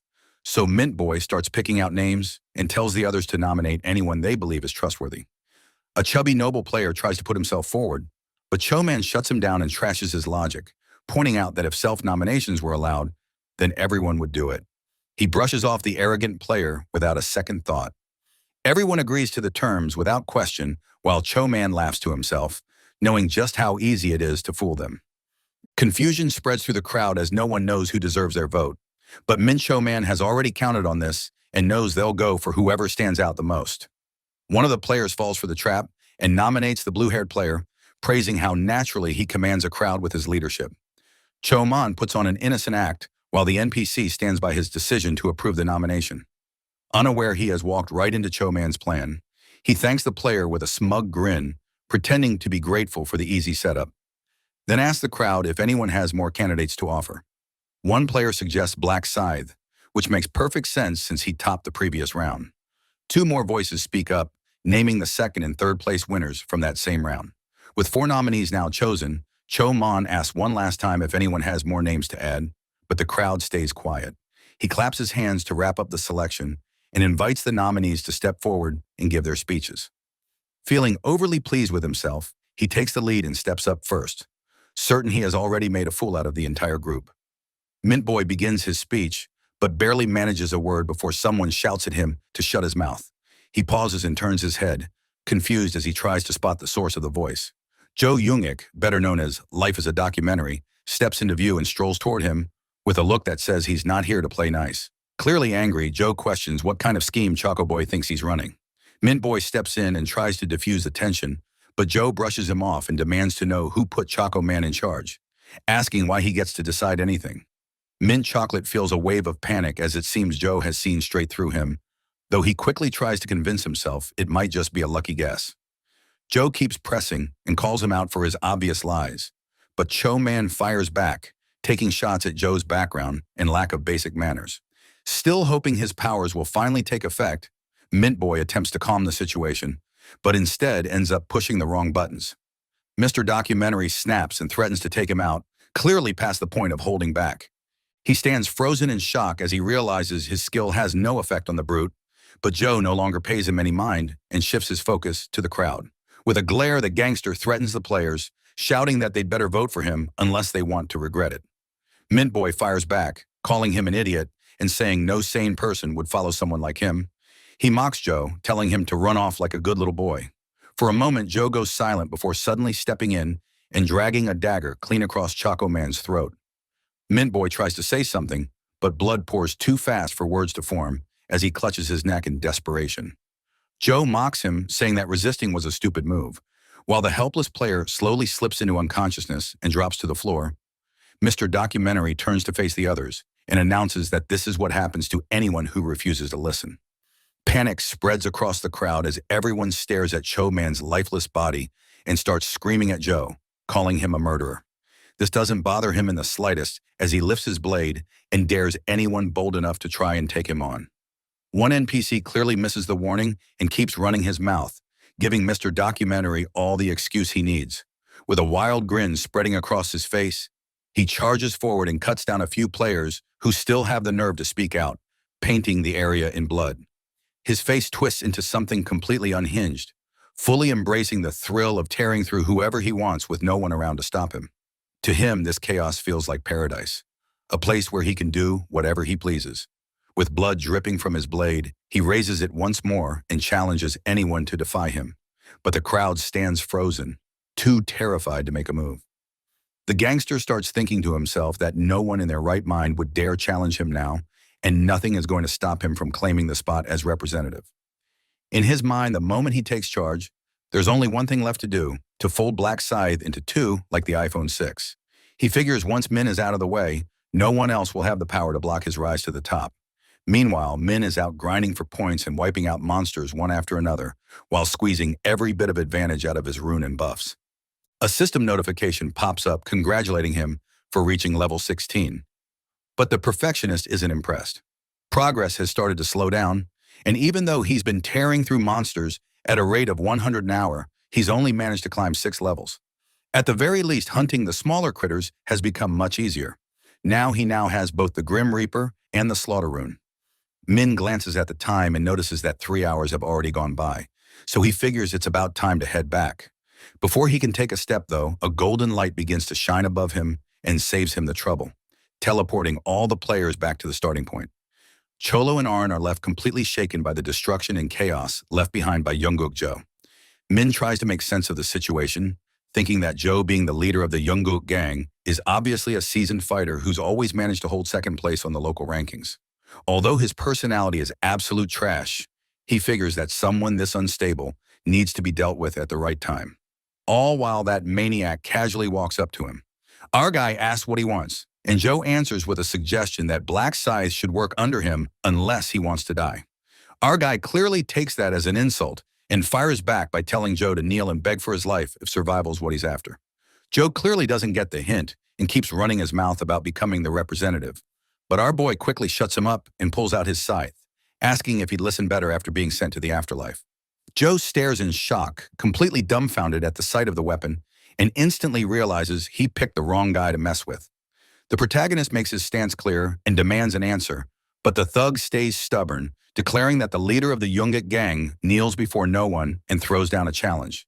Our boy acknowledges the guts, but knows it's time to stop playing around since he doesn't want too many eyes on him right now, especially if he wants to secure votes. He decides it's better to let Joe become the representative so he can pull the strings from behind in the next round. Right then, the angel makes her entrance, and everyone's attention naturally shifts to her. Min takes the chance to whisper to the thug that he just got lucky this time and should watch his back if he doesn't want to die a stupid death. Yonik breathes a little easier now that the tension breaks and slowly realizes how close he came to dying, swearing to himself that he'll take revenge once he becomes the representative. The angel looks over the crowd and asks if the humans have picked a representative yet. She seems a little surprised by how chaotic things got, but casually says it makes no difference whether they're dead or alive, calling them nothing more than insects.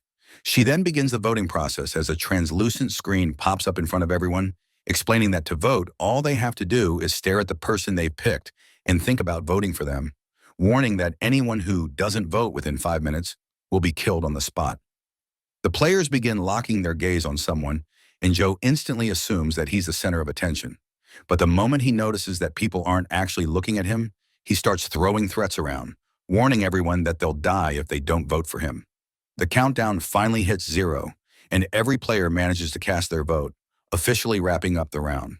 As soon as the angel brings up the tally board, she reveals that Joe, who goes by the ridiculous nickname Life is a Documentary, has barely scraped a win in the election, with Black Scythe landing just behind in second place. The thug stands frozen in disbelief as he glares at the crowd, already guessing which traitors dared to vote for Black Scythe instead of him. The angel doesn't waste time and concludes the process by naming Joe the official representative of the local map, handing over the command right ability, which allows him to control 10 players. Joe flashes a wicked grin, already picturing himself getting payback using this brand new power. Though his dreams crash the moment he reads the fine print and learns that the skill only lasts for 10 turns, lets him issue just one command at a time, and becomes completely useless against anyone who has unlocked a profession. Right after, the angel decides to drop another bomb by revealing that the map had a hidden quest that allowed players to unlock a profession before the voting round even began. Everyone looks confused, and the angel clears it up by saying that the side quest would have appeared once any player reached level 10. The crowd starts whining that they never had a chance to level up because there were barely any monsters around. But the angel just looks disappointed and tells them the forest was crawling with monsters the whole time, though she softens the blow by adding that only 8 people in the entire world had actually managed to finish the side quest. She goes on to mention that someone from their local map has also managed to gain a profession and then pulls up the side quest results to reveal who it is. Once again, Black Scythe has come out on top, ranking first both in the local map and worldwide, earning the profession of Reaper. Everyone turns to stare at our guy in complete disbelief while he casually strikes a pose, taking the chance to farm a bit of aura from their reactions. People start thinking about what the Reaper profession could actually mean, and a few assume he probably got that scythe because of it, while Jojo just stands there dumbfounded since he had planned to make Black Scythe end his own life using the command, right? Only to realize now that it won't even work on him. The angel then explains that the ranking is based on how fast players manage to complete the side quest, and seems genuinely impressed that not only did our boy unlock a profession, but he also managed to rank first on the entire world map. She begins to wonder if his name lining up so perfectly with his unique profession is nothing more than a coincidence, or if he already knew it was going to matter. Our protagonist replies that it's just a coincidence and flashes a smile, fully aware that the angels don't actually know the conditions required for that profession. The angel finds it amusing and wonders aloud if this is what humans refer to as fate, then points out how crazy it is that he's now immune to the command right, something that clearly surprises the rest of the players. After catching their interest, she explains that anyone who has unlocked a profession can't be commanded by the representative. And just when it seems like she's done, she totally blows up the thug's entire plan, like she's been waiting to take a shot at him, pointing out that he can only use the command 10 times in total, which brings a wave of relief across the players. While Joe clenches his teeth in pure frustration, the angel finally turns to our guy and hands over the rewards for completing the side quest and ranking first in the world, giving him a low-tier armor ticket along with a special reward chest. He redeems the armor ticket and gets the option to pick between 3 different kinds of armor. He picks the Skilled Hunter's leather armor, since it offers the perfect balance between defense and agility. As for the special rewards chest, he gets to choose between an XP buff, 3,000 gold, and information about the next round. And knowing that there will be loads of monsters to slay in the upcoming stage, he confidently goes for the experience buff. With the rewards now distributed, the angel sends everyone back into the real world and casually announces that the next round is going to be a lot more fun. Yongmen wakes up in bed completely shaken, only to realize that his arms and legs are all still there, and he lets out a sigh of relief, knowing that the injuries sustained in the game won't carry over to the real world as long as he survives them. He grits his teeth and swears to never go up against Black Scythe again, not even wanting to be in the same space as the terrifying protagonist. Back at the hotel, Songcho praises Ain for doing well, though she admits she had been more of a burden and sincerely thanks him for protecting her. He stays composed and tells her he was simply doing his job. Erin then brings up her wish to thank Black Scythe for saving them, but says she has no idea how to go about it. Seko argues that it would be nearly impossible to track down Black Scythe since he hasn't revealed his identity. And given that he didn't provide his bank account number for compensation, it's clear that he doesn't want to be found. Maybe he knows his identity could be traced through something like that. He goes on suggesting that giving Black Scythe an item in the next round might be a good way to show gratitude, which Erin agrees with. Sho wishes her good night, and the next thing he knows, he's in the elevator calling Kungra Ma. He asks why Ma is still awake, to which Ma responds that he just needed a drink. Seong Cholo congratulates him on getting the Dark Knight profession. Ma then asks about their progress and Seong-cho explains that he and Aaron only made it to level 8 because they got injured mid-level. Ma shows interest as Seong-cho mentions he's planning to report the matter and asks if Ma has time. Upon hearing that it's about Black Scythe, Ma tells him to head to the hotel to discuss it. Min watches from a distance as Seong-cho gets into his car and drives off, quickly deducing that he's heading to Ma. A while ago, he had been using his tracker ability to locate Seong-cho, and the system had shown that he was nearby. But then, when the distance begins to increase rapidly, Min realizes that Seong-cho is on the move. Wondering if he's meeting Ma, Min decides to head out and see for himself. Back at the hotel, Ma marvels at how perfect the Dark Knight profession is for pet projects. But he knows the report should be his first priority. Sitting down, he starts to think about Black Scythe, wondering what the report related to him could possibly be. Assuming the worst, Ma jumps to the conclusion that the protagonist must have assaulted his manager, Seong-cho, and vows revenge. For him, assaulting his manager is like assaulting him, and he affirms that he will break anyone who dares to get in his way. Just then, manager Seong-cho knocks on the door, and Ma lets him in. They greet each other with Seong-ch saying he's doing well, all thanks to Ma. Ma replies that he's not even on the same map. Jong-cho flatters him further by saying that having him around is motivation enough, which Ma immediately calls out before telling him to sit. Seko continues congratulating him on his survival, which Ma dismisses and then desperately congratulates him again on getting a profession, calling it just luck. Seko argues that luck depends on the person and points out how difficult it is to rank second in the world. He tells Ma that it's an honor to serve him, but Ma directly cuts to the point, calling out Cho for his flattery and saying that the manager must want something from him. Ma allows him to speak, and Seong-cho hesitates. He asks Ma how he got his class item, to which Ma replies that he got it by hunting monsters. In reality, he had received it from the random rune piece granted to all players at the start of round 1 by the first angel. It was then that he discovered he could enter the Dark Knight profession once he reached level 10. Ma knows he got extremely lucky at the start, but despite that, he understands he can't reveal such sensitive information to his manager since humans can change sides so easily. He quickly changes the subject, asking Seong-cho who injured him and whether it was Black Scythe who did it. The manager quickly clears things up and tells Ma that he actually owes Black Scythe. Ma's curiosity peaks as Seong-cho explains the entire situation. He recounts how a group of troublemakers had gone after Aaron, nearly costing both of their lives, and how Black Scythe stepped in to save them. He points out that even if Aaron could have survived physically, the psychological toll would have been so great that her career would have been over. Realizing that he nearly lost his most loyal man and his business, Ma falls silent for a few minutes. Finally, he asks about the fate of the people who hurt them, wondering if they were killed. But Seong-cho explains that Black Scythe didn't kill them. Despite Ma's protests, the manager clarifies that Black Scythe argued that killing them would be pointless and would only harm everyone's chances of surviving the next round. Seko starts to worry whether those thugs might come back to cause trouble in the future, but he admits that Black Scythe did protect both him and Aaron, and in that sense, even CEO Ma is indebted to him. He decides they should compensate the hero, but Cho tells him that Black Scythe had rejected compensation right then and there and simply walked off. Ma instantly realizes that Black Scythe is trying to keep his identity hidden by refusing any compensation, showing just how cautious he is.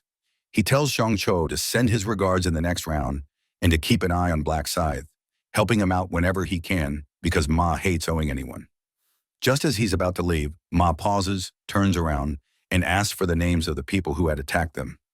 Outside the hotel, our protagonist takes a moment to assess the situation, feeling satisfied knowing that the manager led him to Kungra Ma like a little birdie. He heads out to avoid drawing any attention, though he finds it odd that Ma is hosting people's lives in the same apartment he calls home. As he walks toward his car, he thinks to himself that he has the upper hand, all thanks to his brother distributing rice cakes and unexpectedly running into Aaron and the manager. He figures that he can win Ma's trust if he plays his cards right by leveraging the fact that he's his manager's neighbor. However, he remains undecided on whether he should bring Ma around 20 or not. He then reflects on Ma's rune of the Dark Knight, which in his eyes gave him an unfair advantage early in the game, almost like a glitch. He knows that no runes typically come with a profession, but this one does, though it also binds the player to that specific role. For Ma, this means he has to charge a special energy called Dark Mana to use an ability known as Dark Aura. He realizes that the way to acquire this Dark Aura isn't conventional and oddly aligns with Ma's psychopathic tendencies. This makes him question whether keeping Ma as a teammate is the best option. Still, he figures Ma could prove useful, so he decides to keep him in mind as a viable candidate. He knows there are other good candidates out there, one of them being a girl, and decides it's time to get to work the next day. The following day, the scene shifts to a local retail store where the shop owner sighs, clearly worried about his sales dropping. Just then, his daughter Juri appears and asks why her dad seems down. He explains that Nato is pulling sales from their shop because the government is uncertain about the players and how they'll use their powers. He's concerned about how he'll manage financially, but Juri reassures him that she'll help when she graduates and even considers working a part-time job. Her dad urges her to focus on her studies, insisting she shouldn't worry about their finances. He points out that she has good grades and can get into a good university to become a doctor. But Juri tells him that she gave up on her dream a long time ago, given their current situation. Her father, with tears in his eyes, understands that money is the real issue, and he's deeply worried that Juri will have to survive the upcoming rounds as well. Overcome with emotion, he breaks down, struggling to find an explanation for himself, and starts weeping. But Juri holds his hands gently and tells him not to feel guilty because everything that's happened was unavoidable. She then reveals that she gained a profession during the second round. Before her dad can fully comprehend what she's saying, she uses an ability that casts a green aura around him, leaving him confused. She explains that she gained the profession of buffer, and with it, she can boost anyone's stats by blessing them. For regular people, it feels like an energy boost. Her dad starts to feel better, and Juri assures him that she'll use this ability on him often. He feels a surge of energy and tells her he'll try his best. Just then, Min enters the shop, leaving the owner in shock. Juri asks if her dad knows the guy, and he whispers that Min is the person who won first place in the Nato lottery and wrote the same number for every ticket he bought. Min asks if the owner remembers him and introduces himself as the guy who bought Nato tickets worth 100,001 last month. The owner is intrigued by this introduction and asks why Min is there. Min explains that he wants to apologize, mentioning that he saw in the news that Nato withdrew their tickets from the store because of his win. He elaborates that he never intended to cause any inconvenience. The owner reassures him that it's not the customer's fault and adds that Nato pulling their tickets won't make him bankrupt.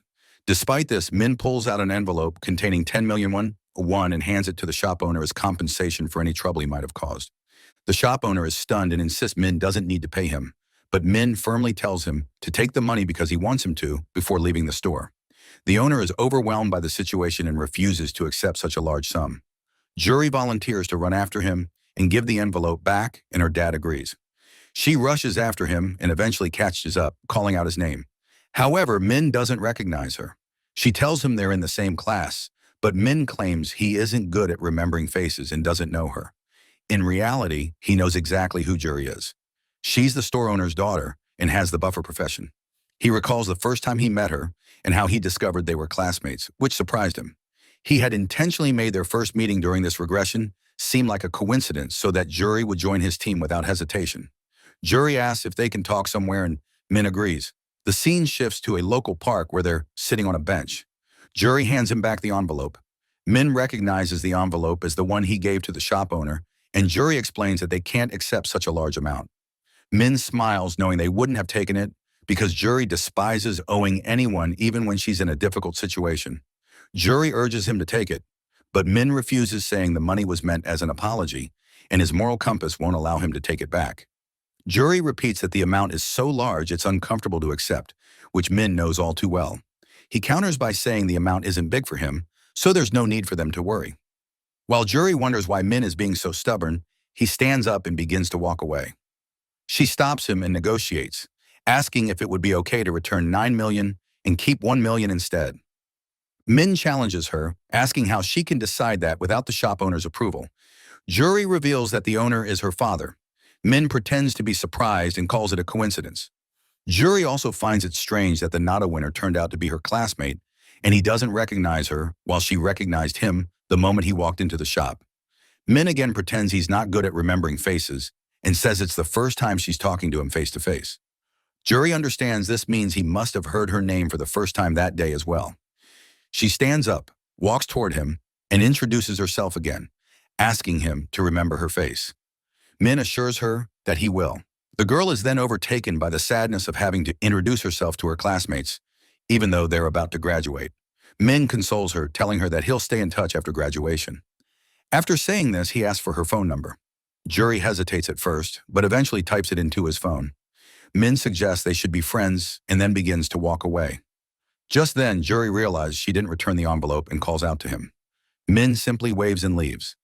She stands there for a moment, then becomes overwhelmed by the fact that he asked for her number. Even though he asked as a friend, Jury can't help but feel a flutter because in her heart she has a crush on him. She remembers the time she saw him getting bullied and feeling a sense of responsibility, called the police. She followed him home only to see him work at his part-time job like nothing had happened. It was then that she realized how strong of a person he truly was. Since then, her interest in him had grown, but she was too hesitant to talk to him and couldn't even bring herself to approach him. Now she feels she shouldn't hesitate anymore. Fate has brought them together, especially after he gave them 10 million won. Determined, she decides to be brave and plans to invite him to lunch.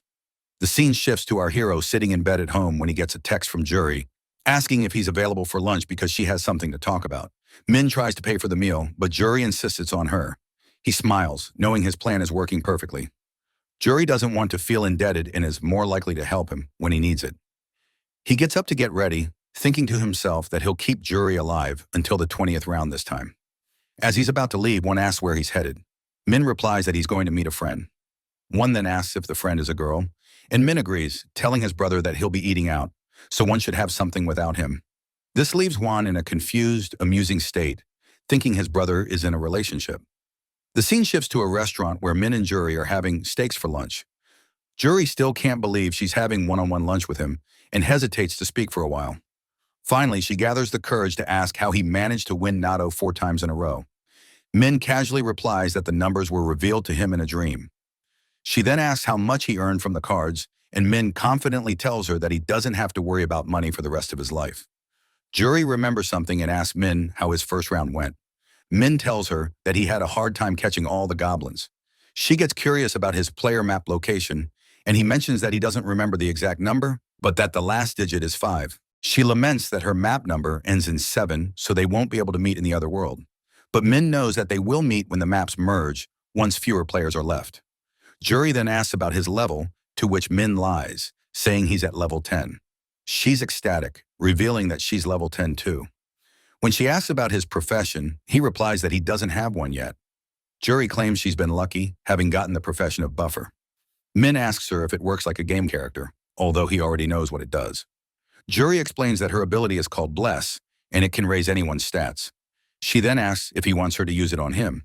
Min agrees, and Jury boosts his stats by 50% for 3 hours, leaving him amazed. Min marvels at the results and realizes that once she reaches max level, her ability will upgrade to double the current buff. The reason he wanted her to buff his stats is that he had received a random gold pouch in the previous round, which gives the user gold based on their luck stat. The higher his luck, the more gold he would receive. Min thanks Jury for the buff, and she tells him she can do it for him anytime he wants. Min then asks what she wanted to discuss. Jury explains that her father wanted to send his thanks for the money he had given them and promises to return it when she's able to do so. Min reassures her that she doesn't need to return anything, so she tries to compensate him with an item she got in the previous round. She hands him a purple crystal.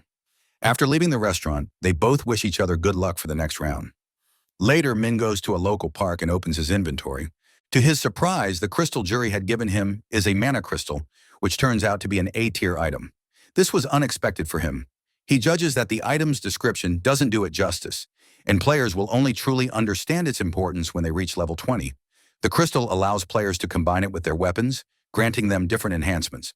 There are 7 types of crystals in the game: red, orange, yellow, green, blue, navy, and purple. Each crystal has a different effect. Red increases damage, orange increases power, yellow boosts luck, green raises speed, blue enhances intelligence, navy reduces incoming damage, and purple, the rarest, increases all stats on a weapon. He feels lucky and then remembers that his luck stat is boosted by the buff, so he realizes he needs to act fast if he wants to open the random gold pouch. He pulls out a bag of mealworms, planning to crush them to activate his Rune of Slaughter, which boosts his stats by 1% with every kill. He stomps on the worms repeatedly, watching his stats increase by 100%, which raises his luck stat from 15 to 45. Afterward, he opens his inventory, pulls out the random gold pouch, and uses it, expecting to get anywhere from 3,000 to 6,000 gold. However, he's caught off guard by what he actually receives. The system chimes as Min pulls open the gold pouch reward and freezes for a second, completely floored when he sees a massive 10,000 gold prize sitting inside. He feels genuinely stunned, since not once in any of his past lives has he ever read in that much. Thanks to this, his total now climbs up to around 16,000 gold, which sounds like just enough to snatch up an epic item. One of the pieces he's been eyeing won't pop up for another 2 weeks, though, so he figures he might as well sit on the gold for now and wait. Later, back at his apartment, Min strolls inside and spots his brother glued to his phone. Doom scrolling through TikTok like a professional when one immediately clocks him and jumps straight into grilling him about the so-called date. Min is just as surprised and wastes no time shutting that down, insisting there's absolutely nothing romantic going on with the girl. Hoping to steer the conversation somewhere else, he asks if one's eaten yet, and his brother beams while proudly announcing he demolished some juicy cup ramen. Min tries pushing one to branch out and finally try something different for once. But his brother stays fiercely loyal to his favorite food, unlike his traitorous ex, and says it's something he's actually been craving for a while now. That ends up stirring up memories of the broke days they both had to tough out before luck finally decided to throw them a bone. As Min sits there thinking about it, he realizes it's been a good while since he last checked on his Bitcoins. Remembering the market might crash any minute, he figures he should just cash them out and use the money to finally grab a driving permit. Later, Min sits down for his online driving test, letting out a long, bored sigh as the whole routine feels painfully familiar after taking it countless times across his past lives. He breezes through the questions without breaking a sweat and wraps everything up in record time before standing up like he's ready to dip. The supervisor watches him go, probably assuming he's just another newbie giving up halfway, but his face freezes completely when the system suddenly announces Min's nearly perfect score. 2 weeks roll by and the big moment finally arrives for Min to dump all his Bitcoin and dodge the crash like a boss. One catches sight of his brother's weird little grin and asks if he somehow just hit the jackpot.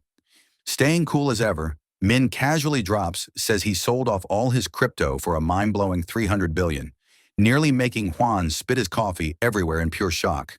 He just stares, totally baffled at how their tiny savings skyrocketed to the moon. But for Min, it's honestly just another regular Tuesday. One still remembers warning his brother not to throw all his money into one basket and honestly can't believe how things actually turned out. Min says he didn't expect it either and just ended up hitting a personal record by sheer luck. His innocent little brother asks if he's planning to withdraw everything, finally relaxing a bit when Min casually says yes. That tiny bit of peace doesn't last long though, and Juan nearly drops his mug when our hero casually mentions he's thinking about dabbling in stocks next. One immediately starts getting worked up again, clearly doubting whether his brother even knows the first thing about stocks. But Min just tells him to chill and trust the old man in his dream card he's pulling with full confidence again. The gullible younger brother actually falls for it and asks if there's a specific stock Min has in mind, slowly calming himself down while deciding to place his faith in him this one time. While our protagonist totally gets why Juan's freaking out, he also knows those past lives weren't just for show and feels fully confident about the company he's getting ready to bet on. That company happens to be Chunma Consulting Stocks, which already handles a ridiculous total of 900 billion won. Even though it might look like an average company at the moment, Min knows it's going to blow up in a big way once the fourth round starts kicking in. So he doesn't hesitate at all when it comes to throwing everything he's got into it. By pulling this move, he's aiming to grab a big enough chunk of shares to crash those shareholder meetings in the future. And way more importantly, stack up a mountain of money and power while he's at it. Our boy casually yeets his 280 billion straight into those stocks, while his poor brother stands there praying to every god he knows that they don't end up homeless again. With all that sorted out, Min can finally shift his focus back to the item he needs from the quest store. Later that night, waiting in bed for midnight to hit, he decides to hop onto the quest store and browse for some items and skills. Even though most of the stuff available looks painfully ordinary, there are still ways to unlock the real treasures, like keeping an eye on the daily item that pops up in the store. To the average player, the plan might sound dumb, but our boy has lived over a decade and already memorized exactly what the store sells each day. So he slams the confirm button like it owes him money. Out pops today's item, a skull bone necklace that boosts attack speed, yet sells for a price way cheaper than its real worth. Min isn't finished just yet, though, since he pulls out that dusty discount coupon he got earlier and buys the thing at half price without blinking. Our hero checks his remaining balance and instantly straightens up, not expecting to find nearly 14,000 gold still sitting pretty in his account. He flips into full detective mode, thinking hard about whether to buy armor now or save another 6,000 gold to unlock a completely broken skill later. In the end, he decides the skill is the smarter move. Luck backs him up too, since the next round is nothing but monster farming. So collecting the rest should be easy. Time flies by fast, and when March 1st arrives, every player gets dumped back into the alternate world, still completely clueless about what the divine beings plan to throw at them next. One by one, all the players pop into the dimension and immediately start analyzing the new place they have landed in. The area looks like a village, or rather the ruins of one, since there isn't a single living soul around other than themselves. As they walk around, they notice the village is surrounded by walls, like a fort, with gates stretching out in all directions. A giant crystal in the center lights up the whole place, leaving the players even more confused about what their mission is supposed to be this round. Leaning against a wall, Min casually observes everything from a distance, not the least bit surprised that the players are already agitated in this weird new environment. On the other H, and Joe actually seems calm at first, but that peace doesn't last once the players start whispering about him. They swap shady rumors about him being a brutal gang boss and gossip about how he tried to force them to vote for him, even though most of them wanted Black Scythe as their leader, which clearly gets the gangsters' blood boiling. One of the more sensible players tries to calm everyone down by reminding them Joe could just use his power to shut them up. But none of them look scared since they know he can only use it 10 times. Joe finally snaps and starts throwing around insults like confetti, but all it does is add even more fuel to the fire as they pile on and start trash-talking his lousy attitude. Joe shouts at the crowd, trying to sniff out the nosy player who started the smack talk, but nobody steps forward, which just makes him even angrier. A sudden thud snaps him out of his rage as one of the players bows his head and greets the gangster like he's meeting a celebrity. Joe stares at him like he's grown a second head and demands to know who the hell he is. Young Men happily calls Joe by his full government name and claims he's here to make proper introductions. The thug immediately grills him about whether he's with a gang, but Young Men denies it and says he's hoping to be part of Joe's crew one day. Spinning the rusty cog in his skull, Joe's brain turns to mush as he struggles to believe the idiotic player standing in front of him actually wants to join a gang. Yong blurts out that Joe is his crush and says he would love to join his gang. The gangster tries to understand the situation better, but Young M suddenly drops to his knees and declares Joe to be his senpai for life. Joe cracks a twisted smile, not expecting anyone to top his level of crazy, but he finds himself liking how bold Yongman is. Joe orders the wannabe thug to get up and spit out exactly what he wants, since no sane person would ever suck up to him after what happened last round. Yongmen pumps his chest proudly and declares that the past holds no importance for him and that he truly honors Joe for the king he is. He says he doesn't care what other people yap about and that becoming senpai's lackey is his dream in life. Joe easily takes the bait and agrees to make him an aura-farming gangster that would put Pablo Escobar to shame. Relieved, Yong Min nearly breaks his back with another bow and thanks Joe for his overwhelming generosity. The rest of the players are left shocked seeing Yong Min cozying up to such a brutal person and thinking of him as completely insane. While M side-eyes the situation, satisfied that history is repeating itself again. In a sudden burst of light, the angel appears floating above the players and calls out to address them. The angel acts surprised as she casually mentions the decreased number of players compared to the end of the last round, in which leaves the players confused as they try to make sense of her words. However, the system notification captures their attention instead as they realize many players are missing. The angel then muses that since it is unlikely for them to attack each other this early on, it must mean they fought in real life instead. One of the players shouts out for everyone to look at the number of winners for this round, causing chaos to erupt as the system states that only a quarter of the players will progress, and one even dares to call this an error. The angel bursts into laughter at the hilarious response and reassures everyone that there is no such mistake made by her. She reminds them of the rules that the number of players will be on each round as the players look dumbfounded. Since no one was hurt in the previous round, the angel considers it only fair that 3/4 of the players will be turned to dust. The crowd tries to protest, but the angel casually cuts them off and tells them to just do their best. The angel then explains that in the third round, monsters will spawn at all 4 gates and will target the large shiny stone in the middle of the village in 5 waves of attack. The angel emphasizes that cooperation is a must as they need to protect the artifact for 3 hours, otherwise the consequences will be severe. However, it does not matter if they fail to save the stone, as their ranking is based on the total number of monsters they slay. She keeps on chatting that even though there will be huge hordes of monsters, they will be nerfed down so the players have a fighting chance. But their drops will be nerfed as well. Joe is practically itching with excitement since he gets to destroy monsters to his heart's content. And to sweeten it further, he also has the command role. Almost like hearing his thoughts, the angel claps her hand and addresses the zone representative that Joe can use his authority in this round.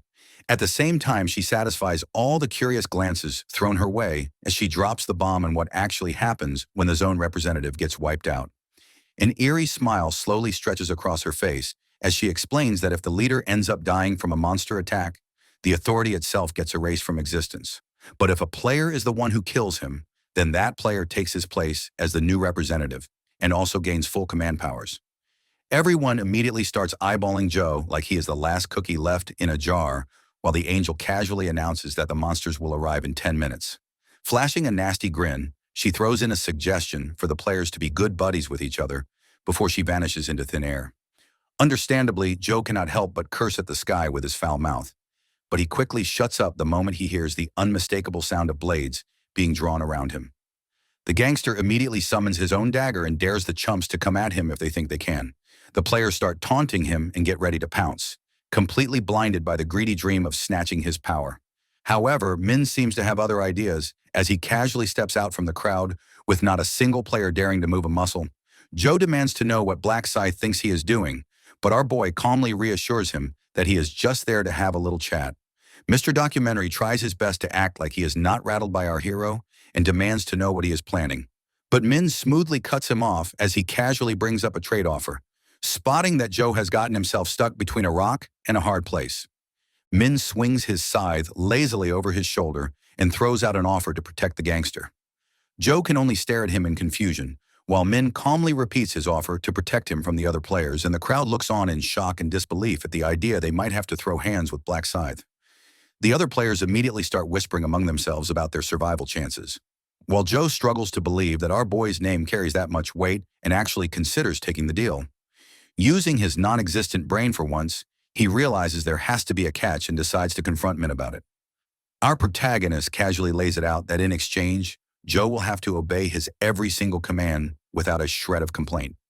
Joe stands there baffled at how, even though he is the zone representative, Min is basically asking him to hand over the reins and play the role of a good little puppy. The gangster questions the reason behind such a ridiculous demand, but our boy stays completely silent. Joe tries to dig deeper, but Min refuses to budge even an inch and simply tells him to submit to him already. The gangster's anger starts to boil as he seriously considers rejecting the offer, but the fear of getting folded like laundry by our boy's deadly scythe creeps into his mind. Min snaps him out of it and reminds him to make a decision quickly since the other players are getting tired of waiting. A single bead of sweat rolls down Joe's face as he finally spits out his answer and rejects the generous offer like a complete idiot. But our hero already figured that Joe's gigantic ego would never in a million years let him accept such a deal. All the others waste no time in mocking his terrible decision-making skills and how he is way too proud to fall in second behind someone else. The challengers raise their weapons, eager to teach the gangster a painful lesson, while Min feels pleased that everything stays exactly the same and decides to stir the pot just a little more. Locking eyes with him, Min coolly announces that since Joe clearly does not want his help, the others are free to do whatever they like with him. Our hero turns around and walks away as he coldly declares that the gangster's survival will have absolutely no meaning. While the other players eagerly start closing in with their weapons drawn, hungry to tear Joe apart, Mr. Documentary grips his dagger tightly and starts to seriously wonder if he made the right call. Before things have the chance to get truly ugly, Joe is unexpectedly saved by the system, which alerts them that the stampede is about to kick off, sending everyone scrambling to battle positions around the crystal. Joe realizes he cannot afford to fight while a bunch of players are thirsting for his blood. And anyway, this is not supposed to be a team mission in the first place. The gangster catches sight of Min walking toward a secluded area and, feeling curious, decides to follow him. He quietly stalks our boy and wonders whether he plans to take on the incoming monsters all by himself. But the brief silence does not last long as loud, bloodthirsty growls suddenly fill the air and send a wave of dread through the players. The system casually drops the bomb that they will be facing off against 10,000 goblins, chilling everyone right down to their bones. The gangster immediately bolts for high ground, but cannot help feeling confused at how Black Scythe remains so ridiculously calm. Taking a closer look at the situation, Joe notices that even though the gates only have a small opening, a scary number of goblins can still squeeze through together, which would make even an experienced player sweat bullets. Watching from a balcony, Joe smugly convinces himself that men must be full of hot air and will probably end up running away like a coward. Bloodthirsty goblins soon start pouring through the gates, but our boy stands ready as he slices through them like butter and tears down goblin after goblin without missing a beat. Not giving them a break, Min rushes in, zapping past the goblins as he turns them to mincemeat. Joe watches the scene unfold in disbelief, struggling to wrap his head around how overpowered our boy is. The goblins try to surround him to gain an advantage, but fail miserably as they cannot dodge his deadly area-wide attacks. While Joe wonders if this strength can be unlocked after leveling up. Getting frustrated, the gangster decides to stop hiding like a wuss and start killing monsters to level up. Since all the players are occupied with the monsters, Joe decides to take advantage of the chaos and farm some free points. The participants are busy protecting the giant artifact as they take down goblins one after another, while Joe sneaks in and joins the fight. The thug spots some goblins, locks in immediately, and starts destroying the weak monsters. Joe smiles with a nasty expression, able to anticipate the incoming monster attacks with his rune. But his moment of confidence is short-lived as an arrow shoots past his face and nicks his ear. The gangster immediately loses it as he tries to find the source, but he cannot seem to spot any archer goblins. The thug realizes he is being targeted by a player, and his anger grows sky-high as he relishes the thought of squeezing the life out of that coward. But before Joe can take another step, he feels something stab into the side of his body as one of the players slides a weapon into his gut. The NPC starts to celebrate, but the musclehead begins to pull the spear out like a Chad, much to the player's surprise, and starts to shoot out insults. The player panics, but it is too late as Joe returns the favor with his own blade. As he starts going ham with his tiny sword, another arrow flies past his face. Spotting the cowardly archer, Joe wastes no time and takes aim with the spear he pulled out. The player tries to shoot again, but a quick spear to the head stops him in his tracks. Joe holds his injured side, pissed off at his carelessness and cursed title. Mr. Documentary is desperate to get rid of his title and regrets rejecting the deal Min offered before, but decides a real man like him values his pride more and serves nobody like a little dog. So he scans his surroundings, desperate for a way to escape the relentless players and hunt safely. An opportunity presents itself in the form of the third strongest player as he spots Blackbeard Dragon destroying the goblins. A nasty smile spreads across Joe's face as he approaches Black Dragon, activates his authority powers on him, and orders him to be Mr. President's personal bodyguard. Meanwhile, Min is gobbling up experience points as he continues to eradicate the goblins without even breaking a sweat. Our protagonist opens his inventory and is pleasantly surprised to find he has already collected his desired amount. The grind doesn't stop there, and he decides to gather another 2,000 gold just for fun. Min has a big brain moment as he realizes he can buy 2 skills and obtain the Rune of Thoughts earlier than expected. The goblins try to sneak up on Black's scythe while he is distracted, but they cannot catch our boy lacking as he makes short work of them with a quick swipe of his scythe. The other goblins hesitate to step further after watching their friends get massacred. But Min is not done yet as he taunts the monsters for being weak and rushes towards them instead. After that, a beam of light suddenly illuminates the night sky, distracting the players from their ongoing fights. One by one, the goblins start to glow and slowly vanish into thin air. The remaining players begin celebrating their win in the first wave. Although they are completely wasted to continue fighting, Min realizes that nearly 1,000 players died and rethinks how dangerous weakened goblins actually are. Our boy searches among the survivors, spotting Joe, and is surprised that he managed to survive. But he might not be so lucky in the next round. The gangster is pissed off that instead of fighting the monsters, the players decided to target him instead, as one of them tries to sneak up on him. The NPC lunges forward to attack, but is struck down by the brainwashed Black Dragon and young men. Joe is relieved he managed to survive because of these 2 pawns protecting his sorry self. Young Men expresses his worries over his senior's wound, but Joe is more intrigued by the fact that he did not even have to use his mind control powers over this fool. He groans in pain as he clutches his wound tightly in a desperate attempt to stop the bleeding and wonders if he will even survive the upcoming round. He grits his teeth and tries to motivate himself to survive out of spite so he can stick it to all those people who doubted him. A sudden siren alerts all the players and informs them that the next round is about to start, and will include hobgoblins as well. The second wave of monsters rushes in without a moment's notice, while Min stands there farming aura, getting ready to rack up some free exp. Our boy unpauses the goblin genocide and resumes swinging his deadly scythe, taking out a bunch of goblins like it's child's play. Soon after, the system notification informs our boy that he has reached level 20. His rank upgrades to regular, filling him with satisfaction now that he has unlocked crafting that allows him to combine skills and fuse all his trash to make some high-quality gear. Furthermore, the system rewards him with a new skill and upgrades his previous one, Seal of Death, which satisfies Min as his skill set pairs well with his runes. The brain-dead goblins try to attack our boy again, but instantly get caught in total darkness as Min activates his newly acquired skill, Night of Death. Black Scythe flashes past the blind goblins with ease, sending them to permanent sleep one by one. The darkness melts everything in its path and leaves behind a mountain of monster bodies, while the system notification pops up to announce that the second wave is over. Our protagonist drops his scythe with a thud and decides it is time to use the quest shop to grab a new skill. He scrolls through the store for a bit and eventually picks Sixth Sense, which lets him sense anything within 100 feet of him.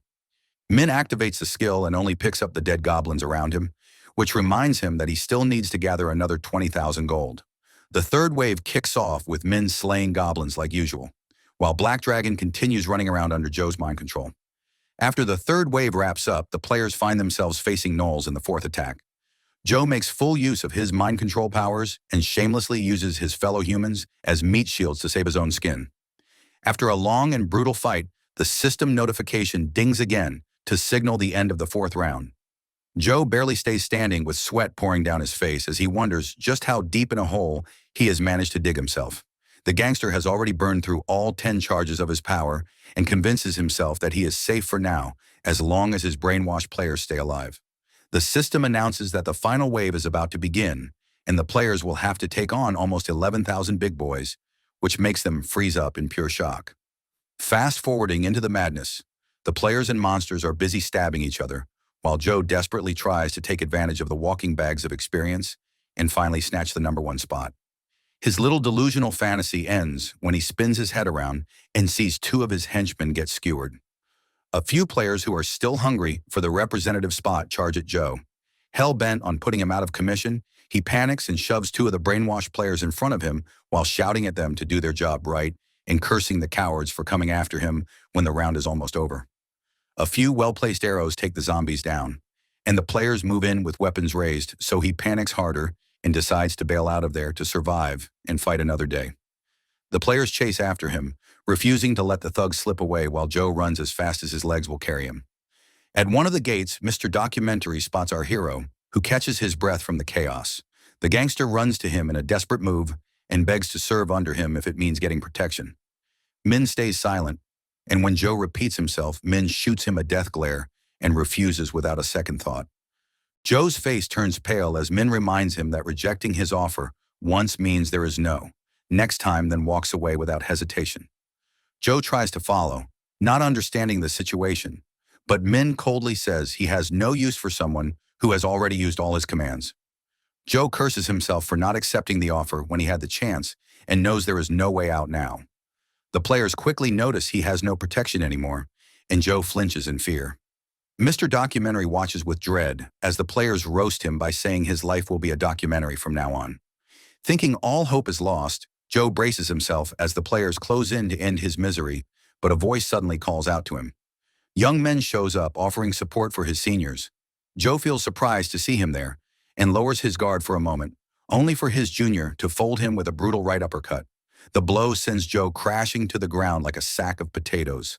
Clutching his broken jaw in agony, he watches Young Men grin like a devil and warn him to say his prayers.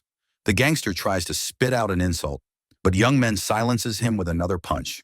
The junior pins him down and keeps pounding the life out of him with hit after hit. Mr. Documentary stares at his underling in horror, unable to speak through his shattered face as his miserable life flashes before his eyes. Young Men rises with a menacing aura and stomps on Joe, ending his subscription to life for good. He bursts into laughter as the system declares him the new zone leader and immediately starts dreaming about all the fun he plans to have with his celebrity crush. Looking down at the failure of a senpai, the thug thanks Joe for handing him new powers and blames him for this disaster, saying none of it would have happened if Joe had not been such a coward. After that, the new leader faces the crowd and acts like everything went exactly how he planned, which leaves the players completely mind-boggled. Everyone feels disgusted and shocked at the same time that a guy would stoop so low, sucking up to the gangster only to betray him at the very end. The players quickly grow angry that a backstabber like him will be their new leader and decide to get rid of him right away. Young Min expects this, though, and bolts straight toward our protagonist. As Min turns to look at him, Young Min excitedly shouts that he holds the command now. Min looks completely uninterested, so the thug repeats the same offer he once made to Joe and insists he will do whatever Min wants. Young Min has a big brain moment thinking that Min rejected Joe because he had already burned through his powers, but he believes that is not the case for him, so there should be no reason to turn him away. Our boy bluntly tells the thug that his face is ugly and says he might spare his annoying butt if he gets down on his knees. The gangster stares in confusion, wondering why he is still being treated like trash. But Min calmly reminds the snake that he is the one who needs him. Our boy orders him to kneel again, which seriously ticks him off. But one glance at the angry mob ready to tear him apart makes him swallow his pride and drop down in an instant. The thug be Daddy Black Scythe to show mercy and save a weakling like him, while Min watches, barely interested since he remembers all the times he humiliated young men like this before. Still, he admits that even a steaming pile of trash like him might have some use. Black Scythe agrees to take him under his wing, while Young Min spams the boa emote and thanks his master for showing mercy. Min tells the thug to knock it off and walks toward the crowd, standing right in front of his new lackey. The players immediately start sweating bullets, scared of going toe-to-toe with our hero. One of them suggests rushing him together, but quickly takes it back when his friend reminds him about the Goblin Massacre. The players huddle up and start brainstorming ideas while Min throws one out himself, saying they can either be good little boys and scatter or stay and eat his blade. He advises them to take the first option since he might forget the difference between humans and monsters if they don't. The threat makes all the players flinch hard and they retreat one by one, not willing to throw their lives away for nothing. The thug watches in awe at how powerful our hero's presence is and feels relieved he switched teams, even if their start was rocky. Our boy looks around and figures out the 5th round is about to end peacefully since all the monsters are almost wiped out. Wanting to spice things up, Min flashes a cheeky grin and calls out to his new underling. Young Min stands at attention, ready for orders, and Min tells him to follow exactly what he says without a single word of complaint. Our boy casually announces that he uses all 10 of his commands and orders everyone to smash the large shiny stone. The brain dead-ad guy stupidly asks what the artifact even is before it hits him, that the angel warned them things would get really bad if anything happened to it, but the gangster worries more about why he has to use all 10 of his commands and demands an explanation. He begs Min to spare at least one, but our boy stands firm on his decision. Young Min agrees to follow his master's will, while Min adds that he will choose the names himself. Black Scythe calls out the list of players, and Young Min does a double take as he spots a pattern. Most of the names belong to his own buddies, making him wonder if this is some kind of sick joke. His so-called friends ask if he really plans to go through with it, but the thug just throws out a fake apology and claims it is nothing personal. Young Min activates his mind control powers and orders the players to attack the artifact. This is when chaos breaks loose as the system warns all remaining players that their lifeline is now under threat. The zombies start hammering their weapons into the artifact while the survivors shout and plead for them to stop. They sprint toward the crystal, desperate to snap the victims out of it. When words fail, they turn to violence. But it is already too late. As the giant crystal shatters into pieces, the crowd immediately spirals into panic when the system announces that their punishment for failing to protect the artifact has begun. A divine punisher will descend and rain hell down on them while they scramble around like mice for half an hour. Men stand still with an evil smile since the system has unlocked the hidden quest and put up a 3,000 gold reward for completing it. A hidden quest and a side quest suddenly appear, prompting the players to survive the deliver of punishment for 30 minutes. Afterward, they will be rewarded with 3,000 gold, a better payout than the 2,000 gold they would have earned for protecting the artifact. Everyone celebrates, but Min, knowing better, realizes that destroying the artifact comes with its own cost. The stats of the players who attack the artifact decrease by 50%, making them understandably furious with the map representative. At that moment, the artifact penalizes Young Min by permanently reducing his stats by 50%, which Min considers a death sentence. Our protagonist decides to open the store and buy some basic items with the remaining gold he has to boost his stats for the upcoming challenge of defeating the deliverer. He uses craft combinations. First, combining a necklace with the purple crystal to increase all his stats by 1 point. Next, he combines his armor with the navy crystal to reduce incoming damage by 1 point, and then pairs his scythe with an orange crystal to enhance its power by 2 stat points, knowing he'll need every bit of help he can get. Suddenly, a whirring sound fills the air as everyone braces themselves, preparing to face the deliverer of divine punishment. It's a tough task, as Min already knows from his previous game, where only 500 players survived. Surviving the deliverer is so difficult that it typically requires 5 level 40 players to take him down. But Min is determined to handle the challenge alone, aiming to claim the rewards for himself. As the sky splits open and golden light pours out, Min remains confident. He knows he can succeed because he holds the title of the first angel killer, which doubles his stats against any opponent of the Holy Order, including the Divine Punisher, who now stands before them. The deliverer descends to the ground, and people initially underestimate him due to his size, thinking avoiding him will be a simple task. As the bells on his staff softly chime, the deliverer takes a few steps forward, raises his staff to the sky, and slams it down on the ground, instantly creating an expanding force field around him called the restriction field. The dome-like field spreads outward, trapping many players inside, and as soon as they're caught, their stats decrease by 50%.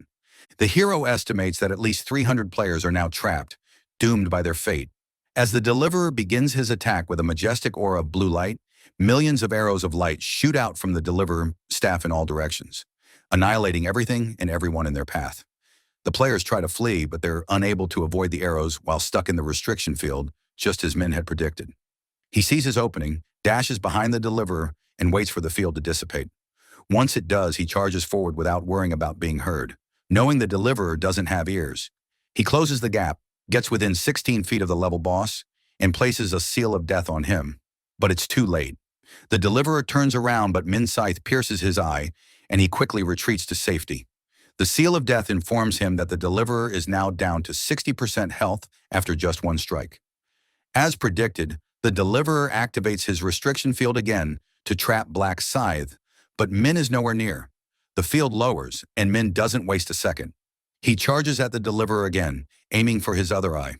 The deliverer growls in agony and enables his field once more, trapping men inside, but it doesn't face him. He knows the boss isn't blind and has the accuracy of a stormtrooper. The deliverer tries to kill the hero by launching arrows in all directions, but it quickly becomes a futile effort once Min activates his Night of Death ability, which absorbs all the arrows.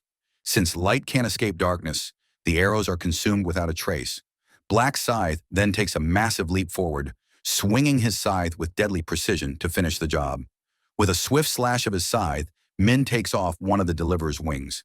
The deliverer tries to retaliate, but the protagonist dodges the attack and chops off the other wing, reducing the deliverer's health to just 10%. However, instead of finishing the job right away, Min backs off when the deliverer activates his ability, the Last Glorious Storm, which grants temporary invincibility. If Min had gone for the head, the deliverer would have survived and fled, making it a gamble to finish the fight.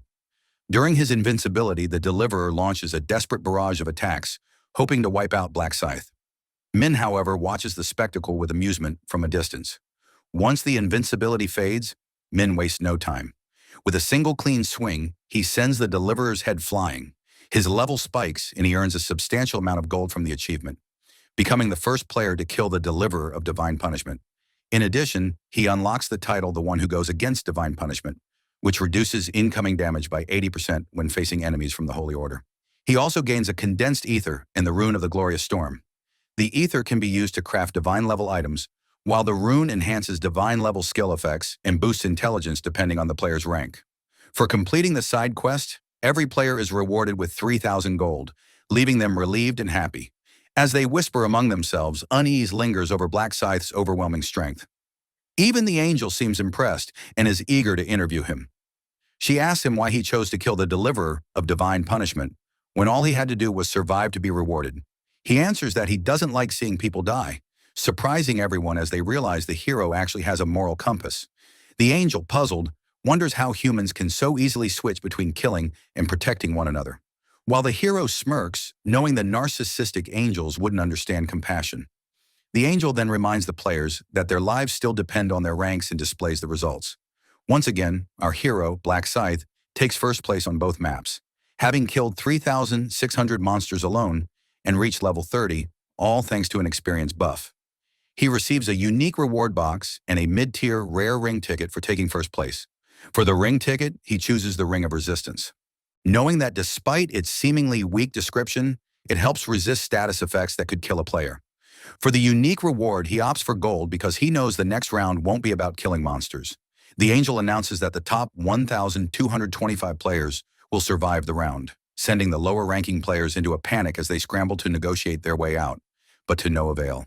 Anyone ranked below the limit disappears forever, and the remaining players are returned to the real world. The scene shifts to Erin, who wakes up in her room, relieved not only that she survived the round, but also that she gained the profession of summoner, allowing her to summon fairies that cast shields for protection. It was the fair's protection and Shang Cho's distraction of the monsters that helped her not only survive, but also rank third on the local map. She receives a purple crystal for her third-place finish and wonders if Black Scythe would appreciate it as a gift. Meanwhile, at Young Men's place, he throws a tantrum, breaking the table lamp and cursing the protagonist for permanently decreasing his stats. He regrets giving orders to his friends to break the artifact when suddenly his phone rings, and upon seeing the caller, he realizes he's done for. He picks up the phone, and Sunun's voice instantly screams at him from the other side for using his command right and controlling his own friends. Yong Min tries to justify his actions, telling him that Black Scythe would have killed him if he didn't comply. But Sun Shan simply retorts that he should have died instead of dragging his friends into death with him. Yong Min attempts to negotiate, mentioning how his stats were permanently hauled, but Sun shouts back that it doesn't justify controlling his friends and that the problem wouldn't have happened if he hadn't gotten greedy and become the representative in the first place. Sun calls him a traitor. Before Yong Men can get another word in, Sunung tells him not to ever talk to him again and never try to approach him in the other world or he might kill him. Almost bursting with anger, Yong Min still calls himself the victim and tries to phone his other friends to help him kill Sung Wan. But no one answers. In a fit of rage, he throws his phone on the bed, muttering that he doesn't need his friends because life is a one-man struggle. He clenches his teeth, seething with anger at Sungun's death threat, and vows to kill him and everyone else if he ever gets the chance. The scene shifts to the hotel where Manager Cho reports to Ma about the last round. Both of them remark that the round was a little difficult, but Seicho points out that the monsters being weakened did make things a bit easier. Ma asks about his level and profession, and Cho replies that he's a level 11 knight, while Aaron is at the same level and a summoner by profession. Ma seems surprised by this, and Cho explains that Iran summoned a fairy, which cast shields on them for protection and allowed them to hunt monsters safely. Out of nowhere, Ma advises Seongcho to get close to Ain and even date her if he wishes, a suggestion that makes him uncomfortable. Ma explains that it will be easier to find out Aaron's weaknesses by becoming close to her, and he finds Cho's dumbfounded expression amusing. He adds that Seong Cho can reject the proposal if he wants to. Song Cho responds by saying the actress wouldn't be interested in him since she never speaks to him casually. Ma then cuts to the point and asks what else Chill had to report. The manager apologizes for not being able to extend his thanks to Black Scythe or offer any help in any way. He explains how the hero defeated the deliverer of divine punishment almost instantly, as if he knew exactly what its weaknesses were, and that Black Scythe doesn't seem to need any help at all. Ma realizes that he severely underestimated Black Scythe and feels ashamed of having thought himself superior just because of the rune of the Dark Knight. He now has a strong desire to meet the hero in person and excuses the manager for failing to carry out his task. After that, he asks if the manager has tracked down the thugs that assaulted them, to which the manager confirms. He tells Ma that the first person's name is Yongmin Huang, and while there are many people with that name across the country, they're left with 5 suspects if they assume the perpetrator lives in Seoul. The manager further explains that the exact location will be triangulated in about a month, which gives them time until the end of the 4th round. Moving on, Ma asks how much gold has saved, and the manager replies with 10,000. Ma tells him that it's only half the amount they need to buy the skill tracker in the game store. At that moment, the manager remembers something important and informs Ma that they have a stakeholder who bought a major share in their company, Chunma Consulting Group. Upon hearing that the person had bought 31% of the shares, Ma becomes speechless, realizing that this amounts to 280 million won. Ma wonders who could own so much money and starts considering the possibilities. He thinks it could either be a secret rich businessman or one of his brothers scheming against him because logically, anyone who buys 1/3 of the shares must have done so to influence the company's decisions. Now worried, Ma asks his manager for the contact information of this investor. Meanwhile, back at the hero's apartment, Min lies in bed waiting for a call from the company when suddenly one slams the door open and asks what his brother's level is. Apparently, kids have been bragging about their siblings having high levels at school and teasing him because a kid's brother has a level of 11 in a profession. Min assures him that his level is higher, but doesn't reveal his real level to conceal his identity. He tells Juan that his level is 12, but decides to gatekeep his profession, calling it a secret, and shoos him away. Just then, the hero gets a call from Kungra Ma, the CEO of the company himself. Min decides to play it cool and reveal nothing of his true nature. He asks why he's been called, and Ma tells him that he wants to meet the biggest investor in his company in person over a meal. He asks if Friday works, but since the hero has a quest on that day, they settle on Saturday. As the hero had suspected, Ma's massive investment in the company was meant to impress his father and had gotten his attention. The hero starts making plans to acquire the Rune of Thoughts before his meeting with Ma. The hero remembers that there are various ways to acquire a rune, either by visiting specific locations in different rounds, completing quests, or defeating boss monsters. Occasionally, even normal monsters can drop them. However, it's extremely rare to find a rune in the real world, as it requires very specific conditions.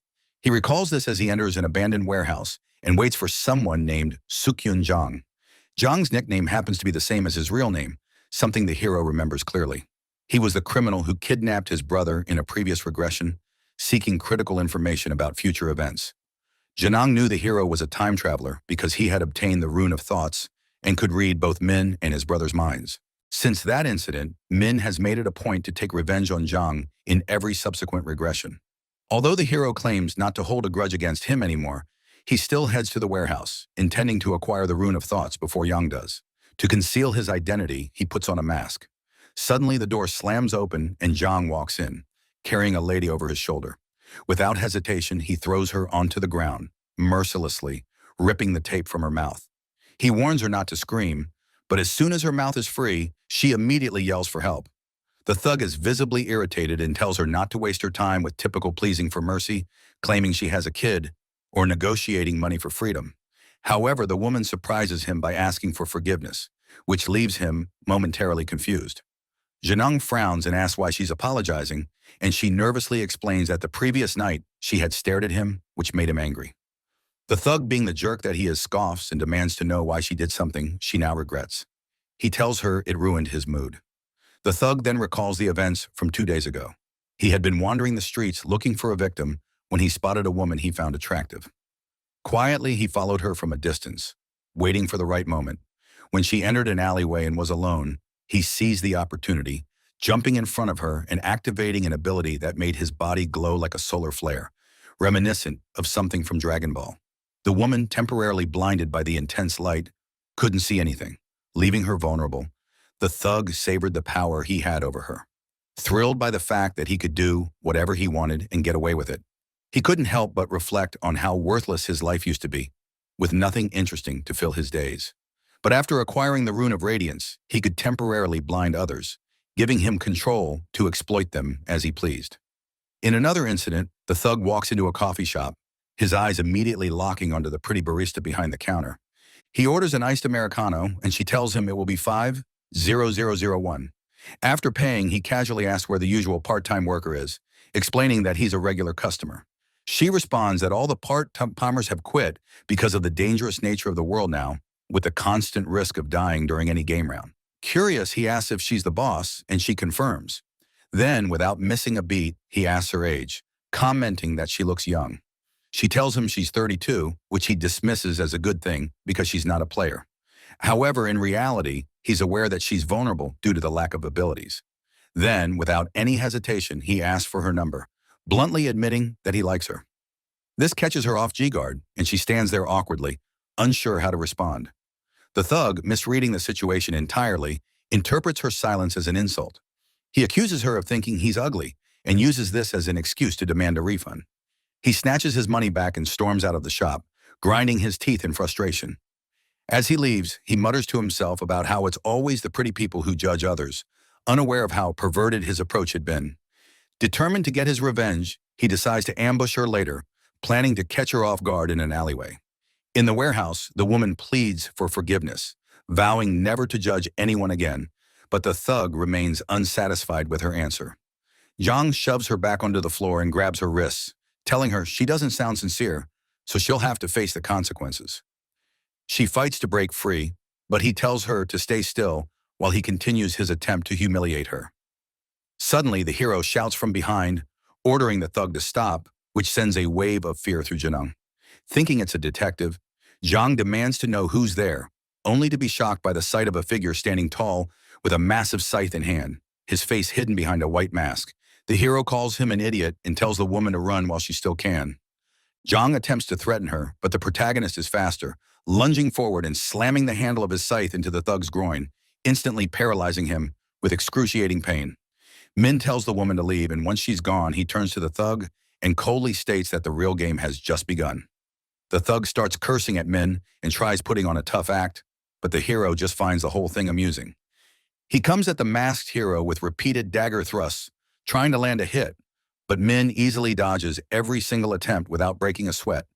Clearly unimpressed, Min mocks him for still clinging to a goblin's dagger, and without hesitation slices his hand clean off. The thug flinches and shakes in pain, but Min leans in and casually asks if it hurts, letting him know this is only the beginning. When the hero swiftly takes care of his other arm, Zheneng finally understands that death is coming for him. Desperate to survive, he tries to use his Radiance ability to blind the masked hero and make a run for it, but to his shock, it doesn't do a thing. Turns out Min had already activated his Night of Death ability in advance, snuffing out every trace of light in the area before the thug even realized what was coming. Without wasting a second, he swoops in through the darkness and takes out both of the thug's ankles with one clean slash, forcing another loud cry of pain as the thug curses and collapses, then demands to know why the masked hero is putting him through all this. Min doesn't bother with a long answer and instead drives his blade into the side of the thug's thigh, casually throwing back a rhetorical question about why people use pesticides in the first place. Without giving him time to think, Min sinks the blade into his other thigh and calmly explains that pests like him tend to cause problems when they're left alone, then follows it up by hacking at him from both sides in a brutal series of slashes, clearly aiming to break whatever spirit the thug has left. Barely able to speak, the thug starts questioning why he's being treated so cruelly and wonders aloud if the masked protagonist is holding some kind of grudge against him. The pain keeps building until it's too much for him to take, and in a desperate move, he tries to end it all by biting off his own tongue. Min catches on quickly and shuts that down right away, letting him know there's no chance he's dying easily, then continues stabbing him with even more force, making it clear the punishment is far from over. Zheneng begs the hero to just end his life, but Min only scoffs at the request and asks if he even understands why he's being tortured like this. And when Zhang admits he doesn't, Min tells him they've crossed paths before and even calls him out by name. That's when Zhang starts assuming the protagonist must be related to the woman, but Min immediately shuts that down without hesitation. Min then begins to explain that Yang had once kidnapped his younger brother in return for some vital piece of information. Though Zhang tries to deny any involvement, before he can even finish, the masked protagonist cuts him off and clarifies that the event hadn't happened yet, that it takes place in the future, and Zhang would have successfully gotten the Rune of Thoughts if Min hadn't stepped in when he did.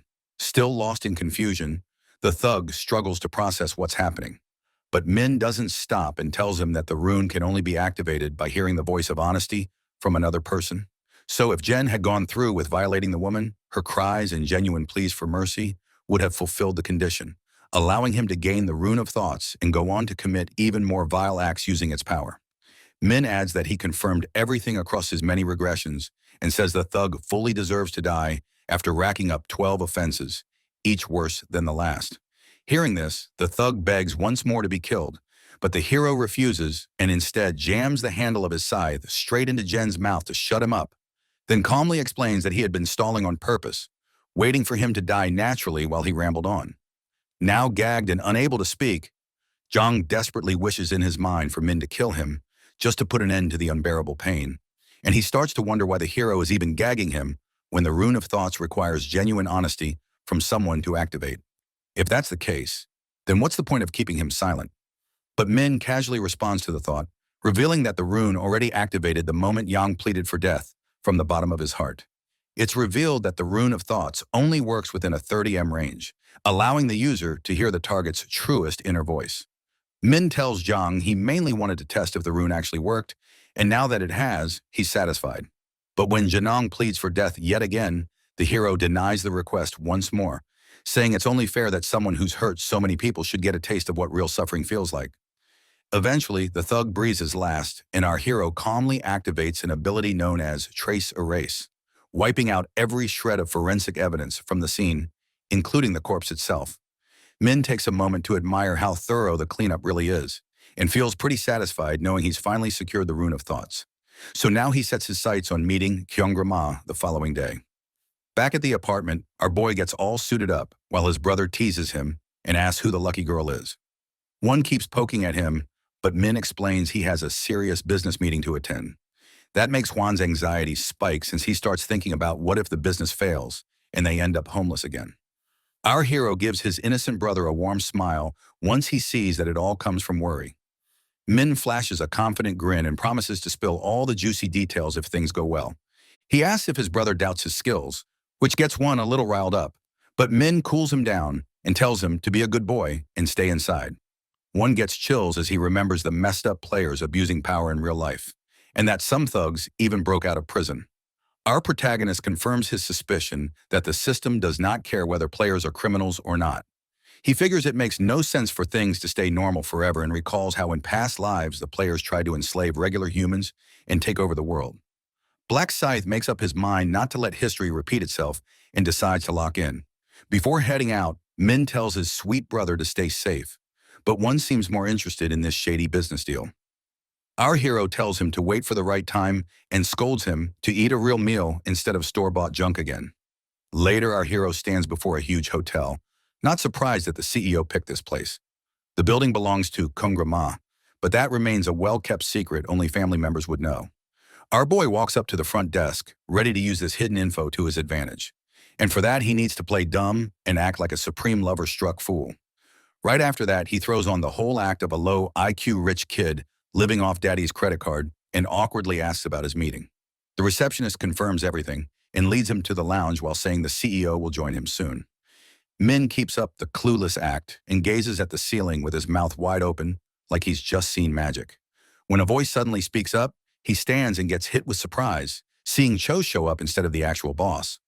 Both of them freeze for a second, and Cho clearly recognizes the familiar face right away. Minuli plays it off and claims he's just the neighbor from their apartment, which makes the bodyguard bow real quick and apologize for being rude earlier, though the man still struggles to believe someone this young holds that kind of money. Feeling like things might get too real now, Min lights right back into his dumb act and even calls the bodyguard, the CEO, to sell it harder. On the other hand, Seko clears up the confusion and explains he's just standing in as the manager for now. He points toward a nearby room and tells our guy to hang out there for a bit. The second he walks off, he starts texting the boss like it's urgent and warns that their new shareholder might be hiding something sketchy. The bodyguard starts to worry that Ryu Min has a huge secret or worse, that he's just a puppet for someone way more dangerous. Meanwhile, our boy flashes a smug little smirk since he already figures Ma would try to pull some cheap trick like this, because there's no way a man as successful as him shows up late to such an important meeting. The door finally swings open and the real CEO steps in to greet him with his loyal manager trailing close behind like a shadow. After they finish shaking hands and settle in their seats, Ma pulls a subtle power move by letting his manager stay in the room, clearly hoping it helps tilt the power game in his favor. He gives the staff a nod to start bringing out the food and mentions that he hopes Min likes what they've prepared. The whole table ends up filled with super fancy dishes, and our boy instantly starts munching down while still sticking to his airhead, rich boy routine. Ma politely smiles at the compliments, but Loki admits to his manager that there's something off about this guy. Later, the boss becomes pretty convinced that Min got sent by someone trying to mess with their plans and starts listing possible suspects in his head. He then shoots a side glance at Min and casually throws out a question about his age. When our guy responds with a straight 20, Ma's eyes pop open in disbelief, and he tries to laugh it off with a joke about them being the same age. That's when the guy decides to stop beating around the bush and straight up asks how Min even got so filthy rich. Our protagonist keeps it chill and says he was just your average student not too long ago. Ma doesn't really pick up the hint, so Min casually brings up a recent headline and checks if he remembers that lottery winner before dropping the bomb by reintroducing himself. Ma nearly flips, but holds it together as he starts putting the pieces together and asks how Min turned that 60 billion prize into more. Right then, Min calmly flexes that he dumped it all into Bitcoins, and Ma admits there's no way he'd ever take a risk that wild. Secha throws out a random guess that Min must have some cracked lucks at, but our boy says that's not it either. After that, the bodyguard recalls hearing something on the news about Min dreaming up the winning numbers. But our boy shoots that down too and finally drops the real tea. Even though it makes him nervous to admit it, he reveals he owns a special rune that lets him peek at future events, which basically makes him a walking prophet. Hearing such a bold claim leaves the two men frozen in disbelief as they seriously start wondering if Min is missing a few screws upstairs. The CEO asks if that's really true, and our boy says that he's got no reason to lie, though Ma remains skeptical and politely asks him to prove it by revealing what's going to happen next. Our boy could easily spill the answer, but plays it safe and holds back, then tells them his prophecy power acts on its own and doesn't work when he wants. That actually clicks with Ma, since the ability sounds way too overpowered to be that flexible. But then something suddenly clicks in his head, and he questions why Min bought so many shares. That's when Min casually says it's because his business is about to go to the moon real soon. The mention of his company hitting it big gets Ma fired up and breaks his calm for a second, as he thinks this might finally be his chance to make his daddy proud. He quickly regains control and scolds himself for slipping like that. But Min doesn't let up and playfully adds that if they really want to succeed, they'll have to tear the whole company down and rebuild it from scratch. Si-Cho flares up at that insane suggestion and slams his hand on the table, but Ma manages to keep him in check. Our protagonist stays firm on his stance and fires back that revealing his rune powers to them is a huge risk that could totally backfire. But he did it because he holds the most shares and actually wants to see the company reach greater heights. He turns the tables by asking why anyone sane would dump 280 billion into a random business, and reminds them that without him, they're going down. Neither of the two men buys into his wild claim, but Min boldly asks Si-Cho if he really thinks it's a coincidence they're apartment neighbors. Ma's curiosity kicks in, and he asks what they're talking about. So the bodyguard explains that the brothers moved into the same building 2 months back, and Min adds that he did it right after getting the foresight rune. That piece of info ticks the CEO off, and he demands to know why it's only coming up now, but Si-Cho quickly says that this is news to him too. After thinking it through, Ma realizes that the investments and apartment move only makes sense if Min really knows what's coming. Though it's hard to believe he also knows about his connection to the actress. But even with all that, it's still not enough to sway a sharp mind like Ma. So Min starts rambling about his family background and how this hotel is part of his plan to finally earn his daddy's approval. That's when the bodyguard jumps to his feet in frustration and yells, demanding to know who sent him. But the boss stays cool and tells him to zip it. That instantly shuts Cha up, and he takes a breath before telling Min that even if all his info checks out, it still doesn't prove anything, since those facts are common knowledge in their family. With that, he also starts to suspect that Min might just be a puppet, but plays along and says that even if he did agree to flip his whole industry, pulling it off would be next to impossible. Sure, like any regular person, he would love to see his company thrive, but our boy's offer just feels way too good to be real. So he politely thanks our protagonist for his generous investment, but suggests they take this topic up again during the upcoming shareholder meeting. Ma stands up and tries to wrap things up, but our boy tells him to slow down and really think about whether what he's about to do is the right move. Taking a gamble, he chooses to spill a bit of info on the next round. Ma immediately perks up and sinks back into his seat, fired up by what he just heard. Min flashes a grin and asks if that piece of knowledge is enough to convince the two of them that his magic powers are the real deal. After the meeting wraps up, Si-Cho apologizes for losing his cool earlier, but Ma waves it off like it's nothing serious. The bodyguard asks for permission to speak openly and admits that something about Min still feels off since there's no solid reason for him to be helping them out. Ma figures he might be doing it just because he wants even more money. Shang shakes his head, still not buying that it's just about greed, and says placing trust in him is way too risky.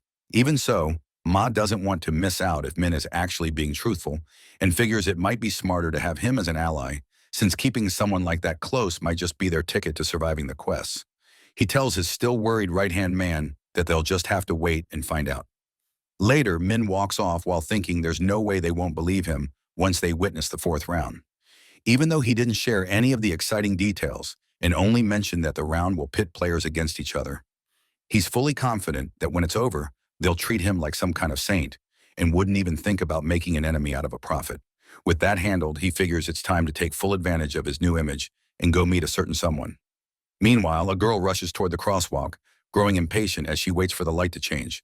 But her attention shifts to a flashy sports car parked right in front of the store. Jury stops herself mid-insult when the window rolls down, and she realizes the driver is none other than Min. As the light turns green, she hurries over and asks if that car actually belongs to him. After their totally not coincidental encounter, our protagonist offers to take her for a spin, and she shamelessly agrees without hesitation. He lets her know that it's his first time behind the wheel, and he's just testing it out. Curious, Jury asks about the price, and our boy casually drops that it costs around $900 million, like it was loose change. Her eyes go wide in disbelief, since with that kind of money, she could have opened more than a few shops. Our boy reminds her that he hit the lottery, so the price didn't make much of a dent, which hits Jury hard as the difference in their lives becomes painfully clear. She starts to feel flustered because the whole situation now feels way too much like a date. And when Min says he has something to confess, her heart practically jumps out of her chest. Thankfully, our protagonist quickly adds that it's not that kind of confession, or else Jury might have launched herself right out the window. Once she calms down, Jury asks what Min means, and our boy admits that he didn't actually see the lottery numbers in a dream and lied to her about it. He reveals that he got them through his foresight rune, which is also how he ended up with the fake title of the prophet. Jury is thrilled for him and congratulates our boy on acquiring such an insane skill. She's touched that he trusts her enough to tell her the truth, but Min reminds her that she already told him about her own powers. Jury lights up and starts talking excitedly about her rune, explaining how her defense increases based on the number of nearby players. She feels lighter now that she's finally told someone, but wonders why Min brought this up all of a sudden. He tells her that it's been eating away at him for a while and he wasn't sure anyone would take him seriously. After he fills her in on what's coming in the fourth round, Jury gasps in shock, struggling to process the terrifying news. With a dead serious tone, our protagonist warns her not to trust anyone once the round begins. Jury is touched that her handsome classmate cares this much and feels special being the first girl he's shared this secret with. As she sneaks a glance at him, her mind starts racing with thoughts, and she wonders if he might actually have feelings for her too. Back at his apartment, Min scrolls through his phone and is stunned to learn that Jury has a crush on him. He figures he can use this newfound knowledge to his benefit, since it'll now be easier to recruit her to his side. With everything finally in order, Min calls it a day, satisfied that all of this month's problems are off his chest. Before he knows it, March 31st arrives and our boy quickly thinks ahead and makes sure to visit the store before the next transfer. He grabs a pair of dark shadow gloves that come with a useful invisibility perk and also go well with his other skills. A knock on the door pulls his attention as his brother shows up to remind him it's almost time for the quest. One feels worried for his brother, but Min tells him to wait and see. He brings up Min's prophecy powers and insists that he come back alive. Min jokingly tells his brother to mind his words as he falls asleep. All players get transported into the alternate world, and young Min clutches his head in frustration. He opens up his quest window and sees the penalty still active. He curses himself for betraying Joe and wonders how he'll manage in the fourth round when greedy players might target him again. He scans the area with unease and starts questioning what kind of strange place this is, since it gives him the feeling of being a lab rat. In the crowd, he catches sight of Black Scythe and instantly curses him for his current situation. Feeling sure the guy saw this coming, he finds it weird how easily he killed the divine being and stays angry for being too weak to smash Min's face in. Still, what matters more right now is figuring out how he'll survive. So he calls out to our protagonist for help. The thug checks with our guy to see if their deal is still good, asking if he still gets protection. But Min casually brushes him off and says he doesn't need a henchman like that anymore. Black Scythe fires back that he doesn't have command rights anymore. And besides, everyone has a class now anyway. Young Men begins sweating as our hero tells him he's just a ticking time bomb and not useful anymore. Young Men keeps turning his head in fear while our hero tells him to relax. The thug looks confused, but our boy reminds him that the role isn't all that special anymore. These days, almost everyone has a profession, and there's no bonus for targeting the representative. It finally clicks for the gangster, and Min's words start to make sense, But his train of thought gets cut off as his face turns red upon spotting a certain duo walking toward them.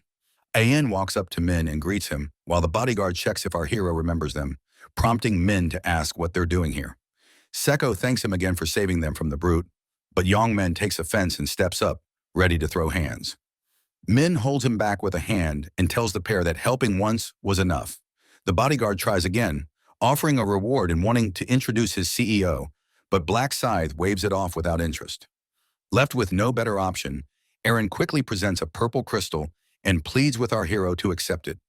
Min eyes the high-quality crystal with surprise, and the actress explains that giving this to him feels better than offering another round of apologies.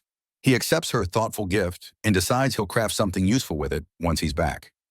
Ain glances at him nervously, unsure if he likes it or not, while Min effortlessly reads her thoughts, knowing full well she has no clue how valuable the crystal really is. Right after that, our hero picks up on Yongmen's thoughts too, realizing the guy also has a magic crystal and gets stunned that he somehow found a reinforced black crystal so early.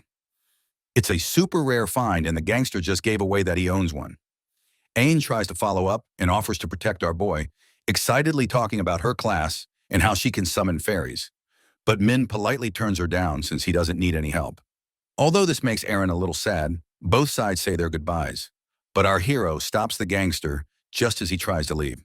He gaslights Yongmen into rethinking his decision, pointing out that even if his role is now useless, he can still end up being a target. He convinces the thug that although most people have a class, the power still works on a few select players. Yongmen doesn't sound convinced, but our hero simply throws out the question that there really isn't a single person who'd come after him right now. The scumbag takes the bait and gets nervous, but Min assures him that he'll help out, which makes him feel slightly better, though the favor won't come free. Our boy then tells him to hand over whatever stones he has, and the thug gladly complies. He tries pushing for more, but the gangster only has his dignity left, which Min kindly spares as he agrees to protect him moving forward. A golden light cuts across the sky as the angel returns and casually remarks that the number of players has dropped once again. The crowd starts speculating whether fights are breaking out in real life too. Though Min thinks it would actually be strange if they weren't, the angel then reveals the quest for the fourth round. The players will have to kill each other during the next 3 hours. The golden woman lets out a loud, ugly cackle and tells everyone to follow the simple instructions and starts stabbing one another. Everyone looks horrified by her words, but she stands firm, explaining that the goal is to lower the player count themselves since there are no monsters this time. All the players are thrown off, and one of them finally dares to ask if they only need to unalive one person each. She casually tells them it'll be more fun if they figure it out on their own, but Min already knows the real reason. She's been told to keep quiet since the angels only act as guides, and the one truly making the calls is the host. Still, she gives them one small tip, saying that simply unaliving another player doesn't guarantee staying on top, and that the ranking system will stay hidden. The woman also mentions that the rules aren't tied to time limits, and with that, she wishes them good luck with their little round of stabby-stabby. As the timer appears above them, all the players begin to panic, wondering if it's time to start whacking one another. The gangster immediately starts drooling over who to eliminate first, which is exactly the kind of reaction Min expected from him. This whole situation turns out great for Yongmen, since all the players seem too scared to start fighting, and he quickly decides it's the perfect time to get revenge on the people he once called friends. Black Scythe suddenly shadow steps behind him, scaring the absolute daylight out of him. He nervously asks if our hero needs something, and Min remembers the promise he made as he pulls out his scythe and unexpectedly swings it straight at him. Yongmen's head separates cleanly from his body as the system congratulates our hero for completing the side quest and rewards him with something special. One of the players lets out a scream, while another immediately snitches on Black Scythe, even though they were all ready to unalive each other just moments ago. Not long after, the rest of the players pile on and start yelling at Min, calling him inhumane and labeling him a murderer. Min doesn't bother calling them out since he really has unalived a good number of people, though never without a solid reason. And besides, this whole round is literally about killing. Even so, all the players act like they're morally above it. But deep down, most of them just want to strip Black Scythe of his power. Their fake outrage makes our hero crack a grin, which only makes them more furious as they start thinking he might actually be insane. Right then, the system breaks through their complaining and announces Min as the new zone representative, causing the players to fall quiet. Black Scythe wastes no time and mocks their sudden silence, asking if they've turned into chickens while calling out the scared ones who still don't have any classes. One of the players quickly spots something and points out that Min's name has turned a different color. All of them begin whispering about the new red color, while our hero remembers from his past lives that unaliving a player causes the shift, and it continues to change depending on how many kills stack up. Because the color stands out so much, other players will try to take down the killer but end up becoming killers themselves. The cycle keeps going until the whole battlefield turns into a bloodbath. Their hesitation now is exactly what will lead to even more deaths later on. Min teases them to quit wasting time, but the players clearly aren't having any of it. Our boy then calls them out for being hypocrites since they were already planning to go after the leader in the last round, and he reminds them that they can either throw hands or get folded. He questions the crowd on what they'll do when the time comes to unal alive someone just to survive and tells them to make up their minds quickly and start moving. Our hero suggests they go ahead and hold another discussion like before, as he walks away thinking to himself that people will end up fighting anyway, though by then it'll already be too late. He worries that they'll keep whining and wasting time, which would mean fewer players will manage to finish the quest, leading to even more eliminations. One girl decides to bring the matter up for debate, but another player gets rude with her, and that only ends with her getting pissed off. One NPC proposes they organize competitions between the players, but another quickly shoots it down, saying there isn't enough time to make that work. As the crowd gets more riled up, Eren grows worried about what they should do next, and starts wondering whether they should go along with Black Scythe's plan. Seko agrees completely with our hero, and advises the actress that her own life matters far more than a stranger's. With that in mind, he tells Eren to brace herself for the worst, which makes her suspicious that the bodyguard might have gone through something like this before. Seko instantly changes the topic and the actress asks him who they should target, though in the end, the two of them decide to wait it out until the very end. The tension in the crowd keeps building as nobody can agree on who to alive, and some players begin to seriously consider rushing Black Scythe. The other players try to talk some sense into each other, not realizing that our hero can hear them anyway, and they quickly look away when our boy turns to glance in their direction. Arguments keep building as the frustration grows among the group. Some players insist they need to kill to survive, while others argue that only the murderers should be targeted. One bratty NPC mocks a player's idea, which sparks a heated confrontation. The two of them start shouting at each other until another NPC joins in just to taunt them, telling them to quit flirting and start fighting already.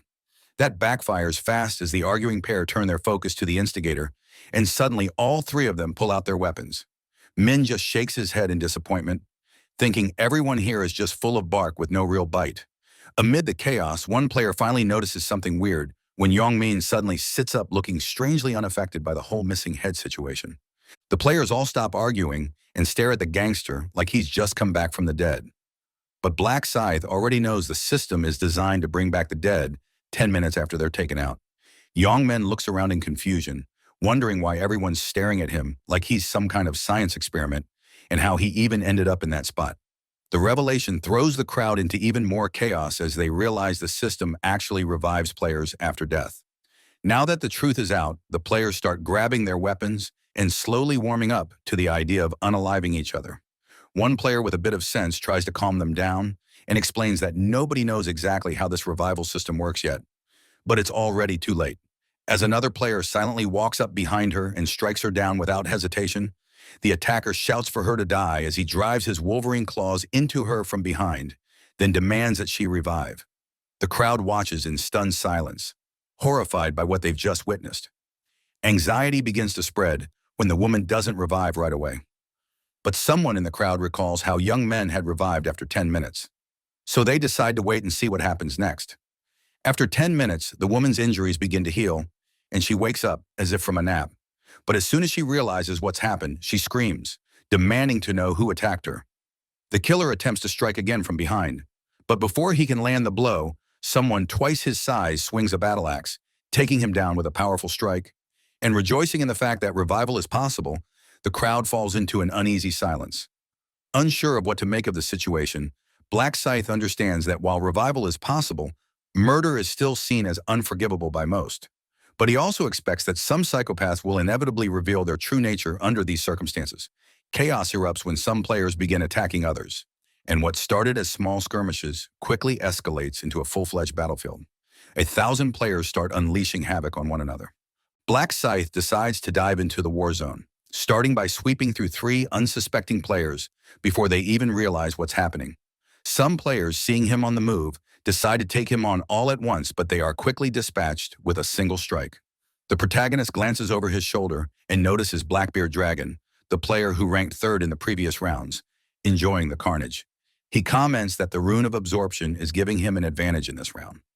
Black Scythe looks at his name, now dark red, and estimates he's already killed at least 10 players. Deciding to enjoy himself a little more, he plans to put Blackbeard Dragon down a few times. Blackbeard Dragon summons his stats screen, eagerly watching his gauge increase for the rune of absorption. With each kill, the gauge fills, and he can feel the excitement building as he realizes that once it's full, he'll gain a stat point. He takes down another player, and the gauge bars rise sharply, making him wonder if the player he just killed was at the same level as him.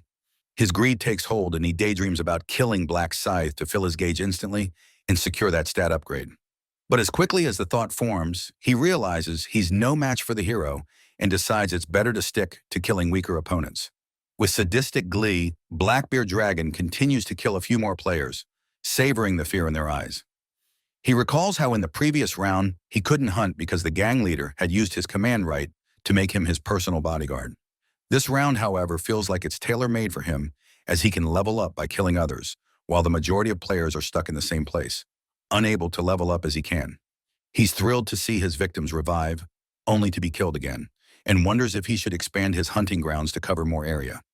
Just then, though, he finds himself face to face with Black Scythe, who immediately activates his Night of Death ability. The scene turns dark, catching everyone off guard, and Blackbeard Dragon notices that the hero's scythe has turned semi-transparent. Understanding that he needs to be careful, he braces himself. But before his body can even process the shift, everything flips upside down and he's dead before he can even react. The scene shifts to Yongmin, who watches the slaughter around him, the killing and reviving, and realizes exactly what this round is about. With a determined look in his eyes, he plans to get revenge on the friends who had abandoned him. His eyes scan the battlefield, searching for Sheng Huan, and after a brief moment, he spots him, taking aim at other players. Without hesitation, Yong Min charges towards him and greets him with a punch to the face that sends Sheng Huan flying across the battlefield.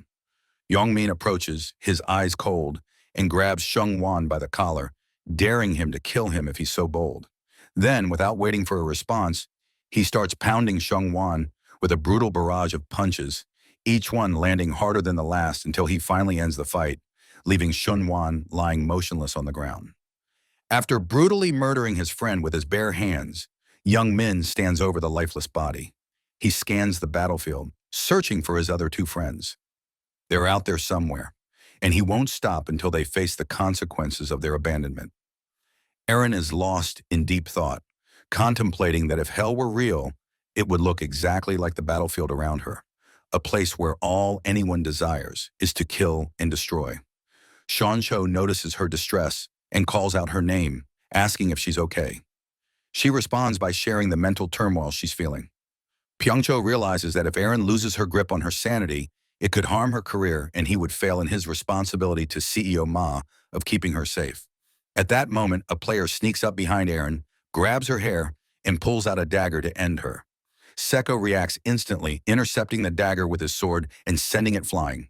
He then shifts his grip and plunges the sword into the attacker's shoulder, forcing him to surrender. Cho tells An to finish the job, and though she trembles and sobs for a moment, she quickly pulls herself together and kills the player. Afterwards, she's clearly disturbed while Sekko remains calm, just relieved that she followed through with his orders. Eren, visibly shaken, asks how much longer they have to endure the round, and Xiangqiu replies that they have 1 hour left. She expresses her confusion and distress over why people are so eager to kill each other, which causes Xiangqiu to pity her for her soft-hearted nature. He asks if she's killed at least 50 people, and when she affirms it, he's relieved, knowing she'll be registered on the scoring system. He tells her to leave the rest to him. Arn thanks him, but in his mind thanks her for giving him time to set a record. Time passes and the screen shows that only 10 minutes remain until the round ends. Black Scythe is seen mowing down players left and right, determined to rank first on the world map again so he can reach the 20th round. His goal is to grow as strong as possible before facing the final boss. Unsure of what kind of strength they possess, He chases a group of players, and just as one of them thinks it's over, the hero skips right over him. Black Scythe knows that killing a player more than once doesn't earn extra points, so he sees no reason to keep going after the same person.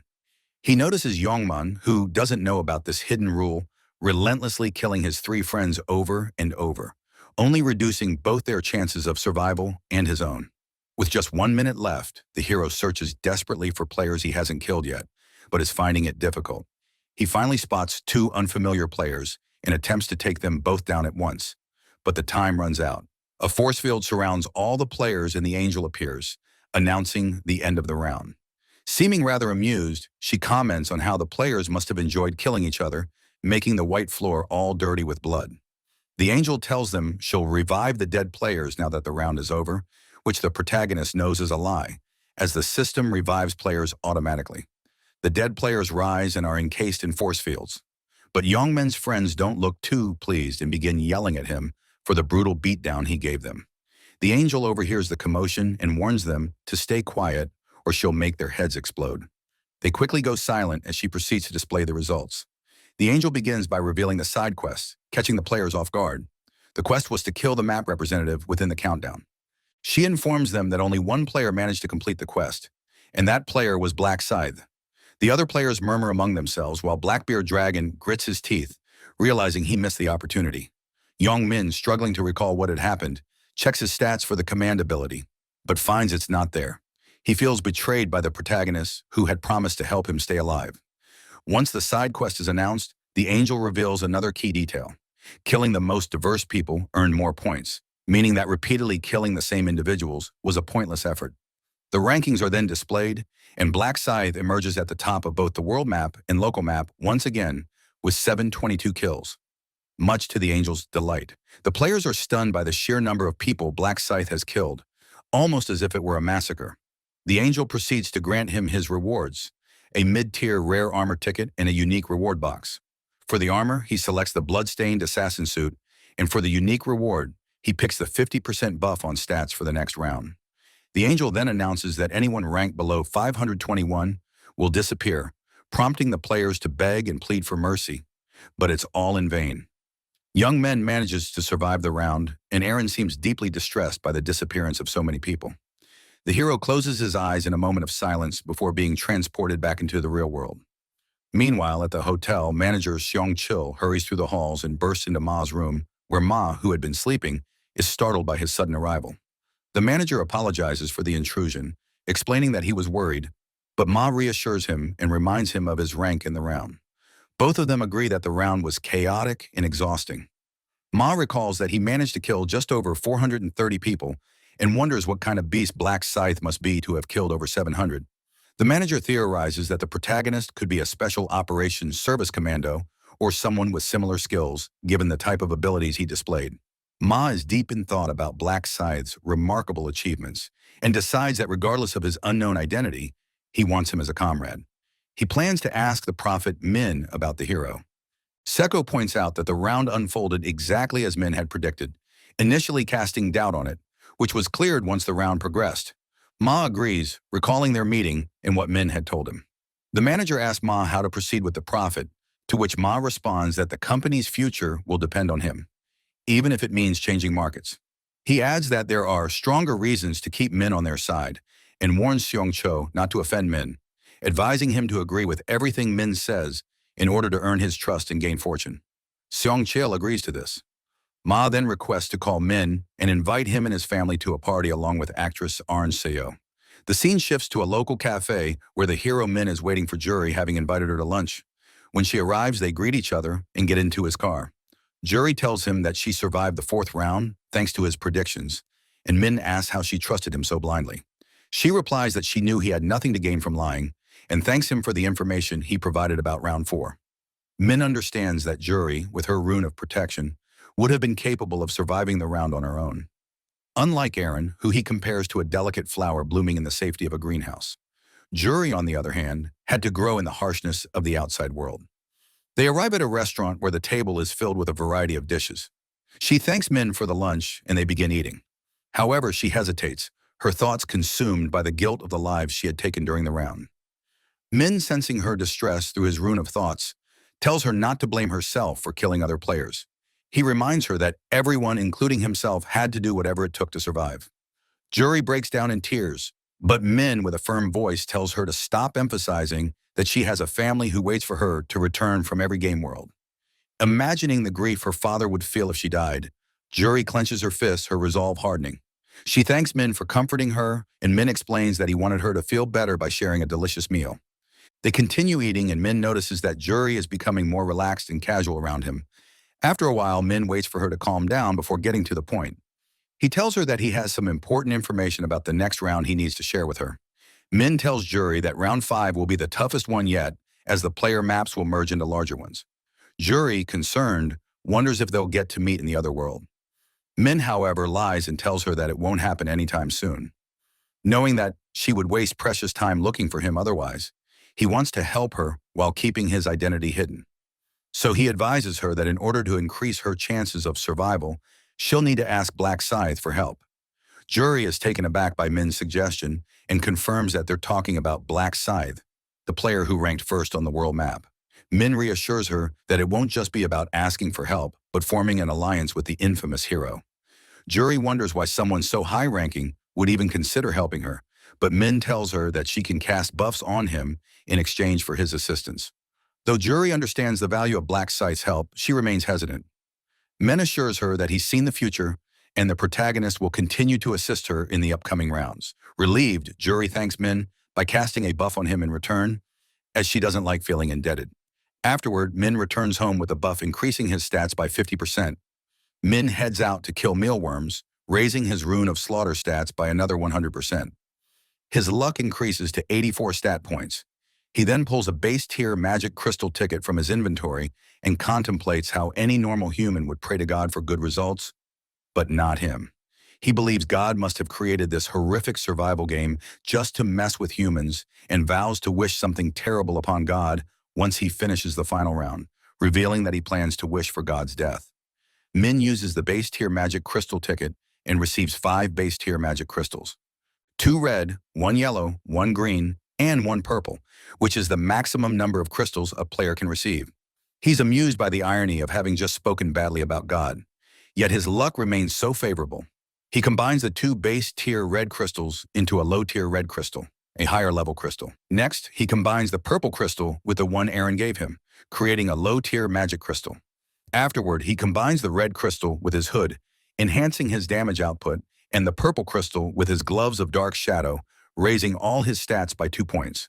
He then adds the yellow crystal to his ring of resistance to increase his luck, the green crystal to his agile boots to boost his speed, and finally the navy crystal to his assassin suit, decreasing incoming damage by 1%. Satisfied with his preparations, the protagonist feels ready to face Ma once more. The next day, one asks his brother about the CEO of the Osung conglomerate being his son, which Min confirms, mentioning that they've been invited to a party hosted by him. One panics, questioning if he's even allowed at such an event, but Min reassures him that they are indeed invited, adjusting his tie. Suddenly, the doorbell rings, startling one. When they open the door, they find their neighbor, Seong Chol, standing there to escort them. One, shocked, hides behind his elder brother. Min introduces one to Seong Chol, who acknowledges their previous encounter and hands one his business card. He apologizes for his rude behavior during their first meeting and explains that the party is being held as a formal apology. Cho informs them that a limousine is waiting for them outside their apartment. Upon arriving at Ma's hotel, they are greeted by the CEO himself. Ma expresses his relief that both of them are still alive and asks if the gentleman accompanying Min is his brother. Min introduces Hwan formally, and Ma extends his hand for a handshake. Hwan, still confused, ends up shaking with the wrong hand. Ma then asks if Hwan is a player, to which Hwan declines, and Min clarifies that his brother will be turning 14 soon. Ma comments that Hwan is fortunate to have been spared from the game. Ma leads them into a lavishly arranged room for the party. The dining table is fit for royalty with gourmet food on display, and both the chef and hostess are standing by to greet them. One is in awe of the setup, so Ma tries to act humble, saying that while the food might not be a lot, it should be enough for everyone. One, however, wonders why Ma feels the need to lie about such an extravagant spread. Just as they're about to start the meal, the door opens, and to Min's surprise, Aaron enters the room. Ma rises from his seat to welcome Aaron, who apologizes for her tardiness, explaining that she had attended a fellow actor's funeral. Ma excuses her and introduces her to Min as one of their company's shareholders. Erin also introduces herself, but pauses when she recognizes the brothers as the neighbors who had brought her rice cakes. She smiles and greets them, all the while thinking that Min being a shareholder at such a young age might be some kind of prank from Ma. One's heart practically leaps out of his chest as he asks his brother in disbelief if they're really standing in front of the actor Aaron Seo. Min realizes that Wan is blissfully unaware of Aaron's connection to Ma, but wonders if it's normal for his brother to react this way. Deciding to play along, Min acts interested as well. Ma, noticing their reaction, thinks that he has the prophet under his control because of his youth and expects him to be impressed by Aaron's presence. After the greetings, Ma invites everyone to sit and enjoy the meal. At the table, one eagerly passes the food to his brother. Ma asks Min if the food is to his liking, mentioning that he had requested the chefs to pay special attention to the preparation. Both Min and Wan give their compliments, and Ma expresses his relief, noting that he had the chefs prepare the food several times to get it just right. Ma then asks why Min only brought his brother along and not the rest of his family. Min replies that his brother is his only family since their parents had passed away. Ma offers his condolences, but internally he realizes that this question has unintentionally dampened the mood. Feeling the tension, he decides to remain silent for the moment, allowing his guests time to recover from the awkwardness. The silence in the room feels almost suffocating as dessert is served. Ma, sensing the heavy tension, struggles to find a way to ease the mood. Desperately, he looks toward Erin, hoping she'll take the cue and spark some conversation, but she doesn't. Feeling the weight of the moment, Ma abruptly stands from his seat, asking Erin to speak with him privately.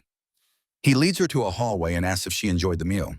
She responds with delight, but Ma's expression darkens as he stares at her, an unsettling look of disappointment in his eyes. He admits that he had invited her solely to keep the atmosphere cheerful, and she apologizes, explaining that she had thought she was simply invited to a party. Ma, not satisfied, presses her about what made her think she would be invited to such a grand occasion. He asks if Seong-cho had told her anything about the guest, to which she replies that he mentioned Min as the largest shareholder. Ma then reveals the shocking truth that Min is the majority shareholder, and more importantly a prophet capable of seeing the future. With a cold, calculated tone, Ma emphasizes the importance of setting the right mood for Min, so he'll provide them with information about the next round. He demands that Erin use her beauty to charm Min and win his favor. Erin objects, reluctant to be used for such a purpose, but Ma counters by reminding her of how he made her a successful actress and expects her to pay him back. He insists that she form a relationship with Min by any means necessary and promises to keep a close watch on her progress. Back in the room, the atmosphere remains tense. Everyone is silent, unsure how to break the awkwardness. Ma opens the door, apologizing for the interruption and explaining that he had business matters to discuss with Erin. He then suggests that they change locations now that they're done eating. As the group moves out of the room, Erin attempts to approach Min, but hesitates. Just then, one, still starstruck, blurts out that he's a huge fan of hers, complimenting her beauty.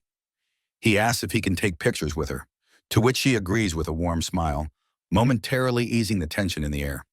Seeing this, Ma quickly sends a message to Erin, urging her to get closer to Min's younger brother. This makes her uncomfortable as she feels like she's being asked to approach a pure-hearted fan with hidden motives. Ma believes that winning the younger brother's affection will automatically grab the older brother's attention, which will give him a chance to gather information about the next round. He leads them to a private room, offering them drinks and music, but Min declines and instead tells Erin to go outside and take pictures with his brother.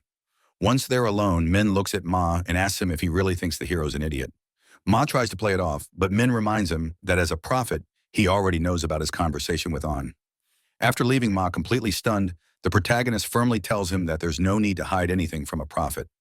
Our hero turns to Ma and calls him out for trying to sneak something past them, which instantly throws the CEO into a panic. Min calmly repeats the same order he had given to Erin earlier, but Ma rushes to twist it into sounding like a generous gesture. Things go south when Ma drags one into his little plan, clearly stepping over the line. And once he realizes it, he immediately apologizes and braces himself for whatever punishment might come next. Since the apology feels genuine, Min decides not to press the issue, and the CEO gratefully thanks him for being forgiving.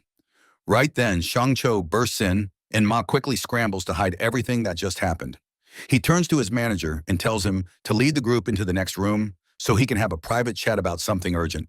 As the bodyguard quietly leaves, Ma starts mentally beating himself up for upsetting his prophet again. Our hero snaps him out of it and casually drops some info about the next round. Ma is floored that Min already knows the real reason behind the celebration, but with all the shady stuff happening, putting trust in the man doesn't come naturally. He apologizes again, but Min tells him there can't be any more secrets between them and makes it clear Ma needs to keep a tight handle on the other shareholders. Our hero's mood lights up when he sees how well-behaved the CEO suddenly became, and Min promises to take the company to new heights, even sharing details for round 5. He then lets him know this next round is going to be the toughest so far, though he figures Ma should handle it without too much trouble. He reveals that each player will have to take down 300 orcs in the upcoming round. But it won't be simple, since the zones will start merging, which immediately puts the CEO on edge. Min continues that the zones are combining because there aren't enough players left. But Ma is already focused on meeting Black Scythe and asks if that's even possible. Min shuts the idea down right away since they won't be on the same map and refuses to share his real identity, though he assures Ma they'll be crossing paths very soon. He then brings up one last thing and asks how the search for young men is going, nearly giving the CEO a full-on stroke during the conversation. He talks about the power of the Foresight rune and tries to squeeze out more details, but our hero shuts him down and tells him to stay out of it. Ma tries pushing the issue further, but Min warns him not to go chasing after the gangster just yet, since he still plans to squeeze a few more uses out of him. Our hero manages to gaslight the CEO just enough, and they both agree to rejoin the party, though Ma is now even more tense than before. Once the party ends, an injured man is seen limping through a dark alley until he reaches a dead end, the sound of footsteps getting louder behind him. The NPC spins around in fear as the unknown attacker raises his sword and slashes him across the body, sending him crashing to the ground. The man screams as the mysterious figure, revealed to be the CEO, calmly threatens to slice off his tongue. He begs Ma for an explanation and asks why he's doing this, but the boss fires back by accusing him of unforgivable crimes against a child. The NPC tries to defend himself, but Ma stays silent and lets his blade do the talking. The not-so-poor man tries to scream again, but Ma threatens him to stay quiet or he'll make it hurt. The CEO calls him a good boy for listening and then calmly asks whether he still deserves to live. Right after he activates his skill, and a wave of darkness rushes out, which surrounds the man and swallows his body without leaving a single trace. Ma figures he would have finished the job quicker if he didn't still need to gather more dark mana. But using his powers means stealing life force from people while they're still breathing. Once he takes what he needs, he finishes the job with his sword and reflects on how he still questions his actions sometimes, even though humans give him far more mana than monsters. To ease that guilt, he sticks to targeting criminals only, which helps him feel like he's doing one thing right, and proves that the class of Dark Knight fits him perfectly, especially since he treats it like a personal and oddly relaxing hobby. He orders his sword to keep feeding, but it refuses. And that's when it hits him. It can only devour the living, not the dead. A sudden sound pulls Ma's attention, but it is just a cat, and casually roaming around. He hadn't expected anyone to show up anyway, since the alley usually stays abandoned during the day.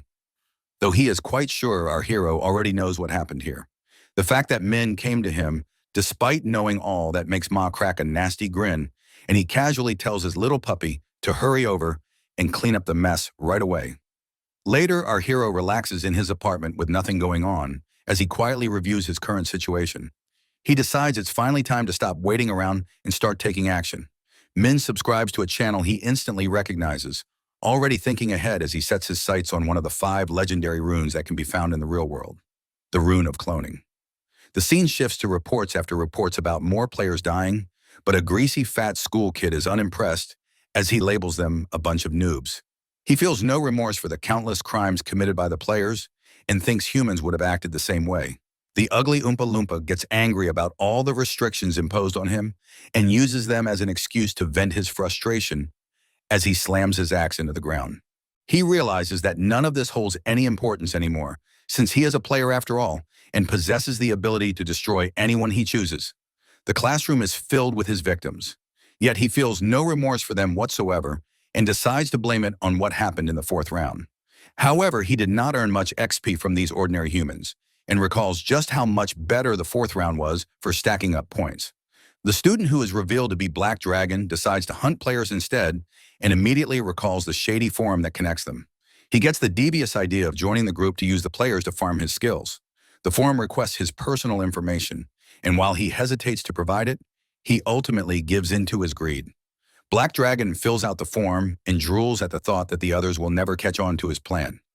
Sometime later, the schoolboy stands outside a building in a remote area, wondering if he's even in the right spot.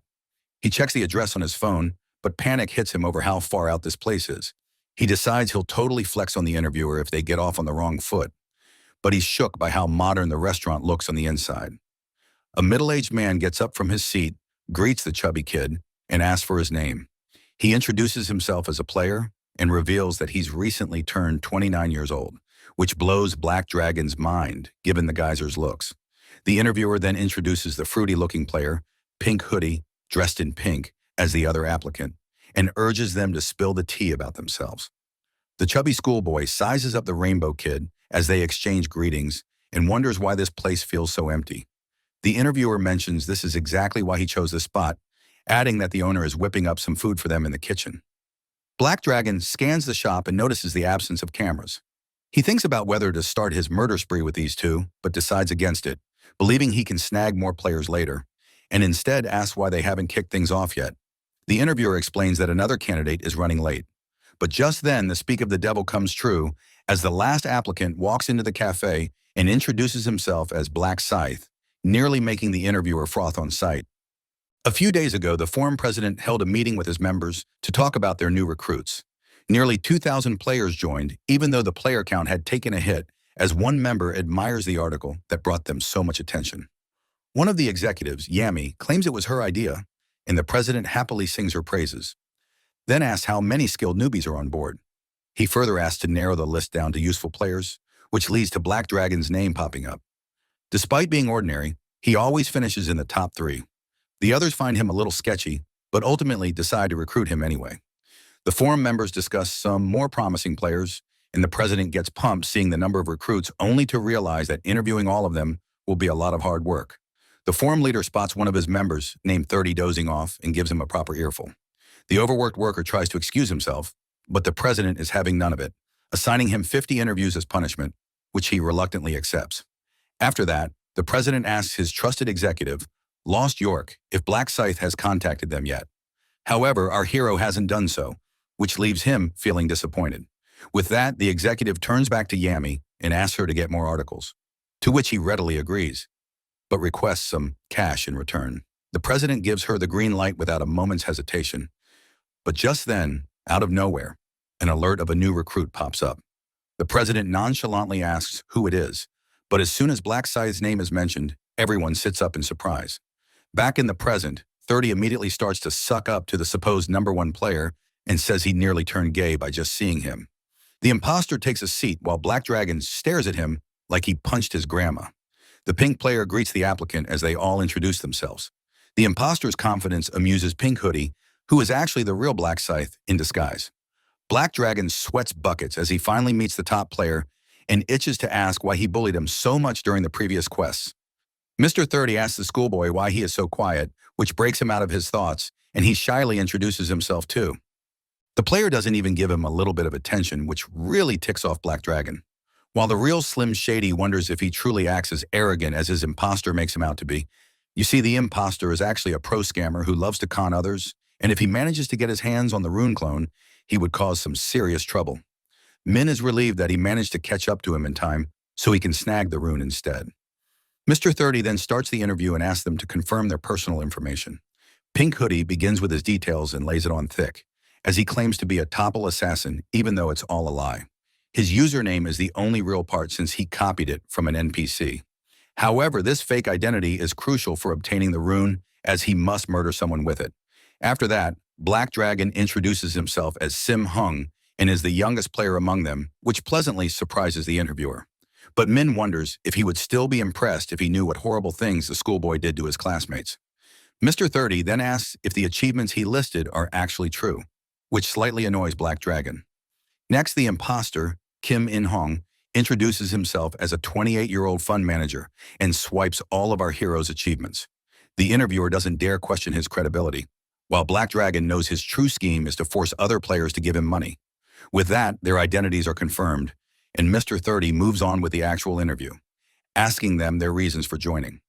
Pink Hoodie pretends to be scared that others will target him and expresses a desire to feel safe. Black Dragon hides his true motives and simply agrees with what Min says, stating that he can't even go to school anymore without panicking. Meanwhile, the imposter tries to act like a Sigma, insisting that he is doing this because he wants to darn it, which the interviewer accepts without a doubt. Finally, the interviewer tells them there is one last thing they need to do to gain acceptance into the group. That is to commit some good old Assassin's Creed in real life. Min acts horrified at the suggestion, which leads Mr. 30 to begin a monologue about how the government has recently started targeting players because they fear them. He insists that players like them need to unite and fight back against the filthy commie government since they're not little peasants who need to follow their laws, and they should show their resistance by not adhering to the regulations. Min delivers an Oscar-worthy performance, while the interviewer insists that they absolutely must commit murder to prove they cannot be controlled. Our hero in disguise pretends to buy into the psycho's yapping as he continues explaining and gives them a choice that they can leave now, but they shouldn't expect to join again later. But Min knows this is just fake propaganda meant to keep the recruits from attempting to leave the organization. Everyone falls silent, which the interviewer takes as a sign of agreement and instructs them to get started. Black Dragon questions where they will find anyone to kill, but the psycho interviewer has apparently already prepared a target for them. As the party rises to leave, the owner suddenly appears from the kitchen and offers them to stay since they've rented the whole place. Mr. 30 quickly excuses them, claiming they are in a hurry, and asks her for a tiny favor instead. He asks the nice lady to bring his car around, and she happily agrees to do so.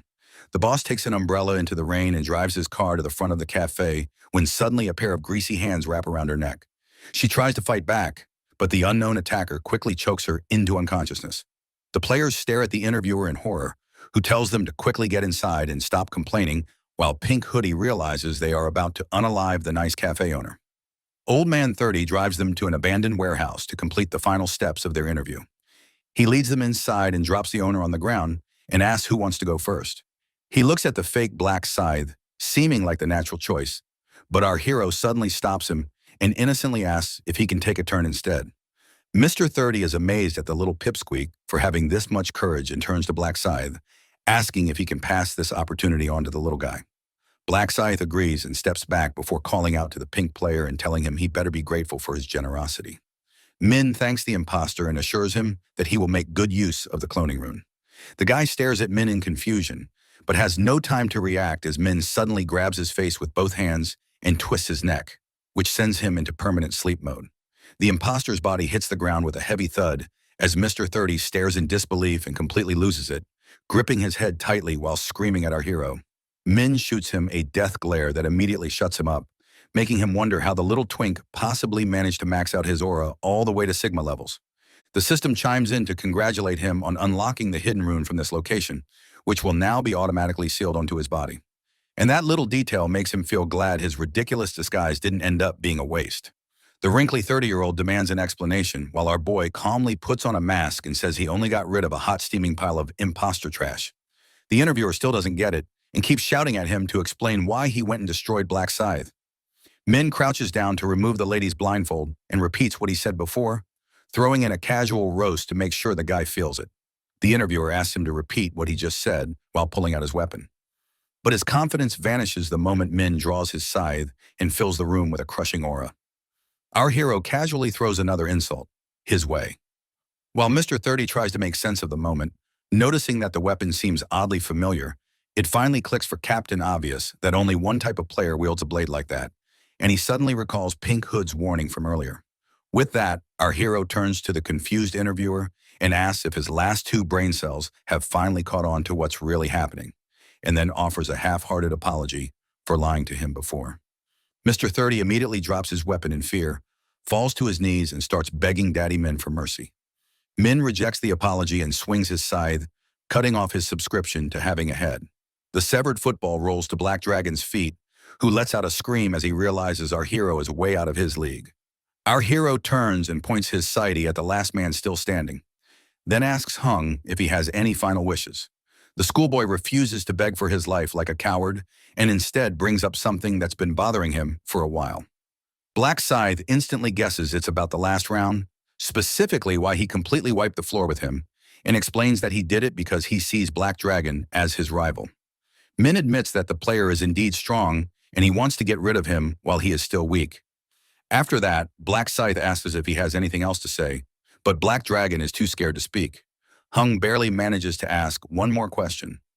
Why does he have to die too? To which Min says it's pretty obvious he stinks worse than poo and wastes oxygen with every breath. The schoolboy reasons with our hero that he is innocent, so Min decides to let Tubby go. Black Dragon lights up with joy, but Min tells the oversized Snorlax to hand over everything he owns if he wants to keep breathing. After a quick inventory swipe, our hero takes a moment to admire the impressive pile of loot in front of him, while the chubby schoolboy insists he doesn't have anything else left. Min doesn't seem to doubt him, but only takes the 2 crystals and leaves the rest untouched since the rest of it is pretty much useless to him. Fat Boy then asks if he's free to go, and Min stays true to his word. As the player begins to spam Bow like crazy, it starts to get on Min's nerves and he tells him to knock it off and behave better in the future. Black Scythe walks away from the pile of bodies and decides to take the woman with him. And when the schoolboy offers to lend a hand, Min tells him to beat it. As our hero walks off, Hongtae takes a deep breath to calm himself, feeling a bit lucky that he only lost some gear instead of his life. Still, the schoolboy feels ticked off that he got robbed for no reason when he hadn't done anything wrong. He glares at our hero with frustration as a sneaky idea starts creeping into his head, one that involves taking revenge. Now that Min looks vulnerable, he figures this could be the perfect chance to strike and boost his stats through the roof. Going against all common sense, he decides he's going to throw hands with the main character because if he doesn't try now, he knows he'll regret it later. The chubby schoolboy slowly creeps up behind him with a weapon in hand and silently prays that our hero doesn't turn around and notice. The moment he gets close enough, he slams his axe into Min's back and sends him crashing face first into the ground. Black Dragon bursts into laughter like a total maniac, celebrating what he believes is an easy win, and starts mocking the supposedly lifeless body while stomping on it over and over again. He thanks the dead body for the free points, but he quickly starts panicking when no points actually show up. The chubby player starts sweating bullets, realizing he hasn't leveled up and has no clue what's going wrong. Out of nowhere, Black Scythe materializes right behind him and asks the school kid what exactly he thinks is happening here. His sheer voice nearly causes Bacon Boy to have an accident in his pants. After that, Black Dragon turns his head with his face locked in fear, while our hero tips his hoodie and mocks him by asking if he's seen a ghost. The poor schoolboy's body begins to shake uncontrollably as he starts wondering whether Min actually has a revival skill. He steps back and glances behind him, only to see that the body he struck earlier has vanished into thin air. So Black Scythe casually explains that what he really did was just erase a clone he created using the rune of cloning. Our hero enjoys the fact that even if it's a sitting duck, the decoy still proves useful, and he decides it made for a fun little prank. Then the schoolboy gets furious that he was fooled so easily, but Min reminds him that he's not the only one who got played here. Black Dragon tries to argue his case, but Min doesn't care as he calls out his own weapon and swings faster than Hongek's mind can even catch up and becomes yet another victim of sudden head loss syndrome. With that, our hero uses Levi's special cleaning skill to wipe away all traces of evidence before heading over to the woman who's still peacefully napping on the floor. He tells the cafe owner to stop pretending and get up since he can already read her thoughts anyway. The poor woman apologizes, gets up, and asks if she can finally take the bag off her head, but Min tells her to hold on just a little longer. Our protagonist stays calm as he tells her to answer his questions and follow every one of his instructions. Then he asks whether she remembers any of her customers' faces. She replies that the only one she really saw was the interviewer since they talked face to face, but the others she can't recall at all. Min taps into his mind readating power and confirms that she's telling the truth. So he tells her to relax and not worry. Black Scythe adds that she should head straight home and never speak a word of this to anyone unless she wants to bring even more trouble on herself. After that, Min tells her to count to 60 before she leaves. That next minute drags on like an hour, but at last she's free, and as she looks around the empty building, she starts to wonder if it's all just a strange dream. Later, the apartment comes into view as Min returns home and finds his brother already waiting near the entrance. One spots that our protagonist is wearing one of his hoodies and instantly demands to know what's going on. Min shrugs off the question and acts tired, But his little brother keeps pressing him for answers. Once food comes up, Min tells him to go wild and order whatever he wants. Though in truth, he's more fixated on the hoodie, since even though it's clean, he's just not ready to give it back. After that, our hero dumps the murder evidence while Juan instantly makes a move to recover his beloved possession. Min promises to get him something way better than that old worn-out piece of cloth. But his little brother still feels betrayed and throws on the saddest puppy face he can manage. The little brother says it's fine anyway, since schools are shut for now, which makes M realize it must be incredibly dull being stuck indoors all the time. So he offers to take Juan to an amusement park the next day, which instantly brightens his mood. Juan jumps with excitement, and Min agrees to take him along if he promises to go to bed early like a well-behaved kid. Moving on to the next day, Juan's face beams with happiness as he sees all the rides again after such a long time and gets hit with a wave of nostalgia. Though Min regrets not bringing him here earlier, our hero feels surprised that the place is still up and running and understands that hope is just as vital as survival. The little brother spots a family in bunny ears and suddenly gets a mischievous idea while Min is still lost in deep thought. One grabs his brother and drags him into the store where our fruity hero ends up wearing a pair of animal ears and asks what he looks like. The little brother instantly begins fangirling over Min and then excitedly runs off to explore the rest of the store while Min proudly flashes his Platinum Express premium card. Once their shopping spree wraps up, Min asks what he wants to do next. One takes full advantage and declares that they're going to try everything. A bunch of rides later, they stop at a petting zoo where Juan nearly gushes at how cute the baby pandas are. While Min is happy, his brother is not depressed anymore. However, being the worrying little guy he is, he asks him if it is all right to be out here when the quest is tomorrow. Min reassures his brother and tells him not to worry and that he will be knocked out for 10 hours this time. One tries to argue, but Min pats his head while silently promising to never leave him alone and asks him if he wants to go on the safari next. Sometime later, the duo gets back to their apartment and out of nowhere, Min's phone starts ringing. He checks it and sees that it's Jury wishing him good luck, which makes him realize she must be feeling pretty anxious. That's when our hero makes yet another promise that he will protect her and sets his phone down as the clock hits 12. After that, everyone ends up in the other world where all the players have been teleported onto some dark plains. A few of the guys start wondering if some players are missing since the place feels a little too empty. Min overhears them and figures it's bound to feel that way because they started with over 10,000 players, though he knows that feeling will fade soon. Just then, the angel shows up and congratulates everyone for making it this far.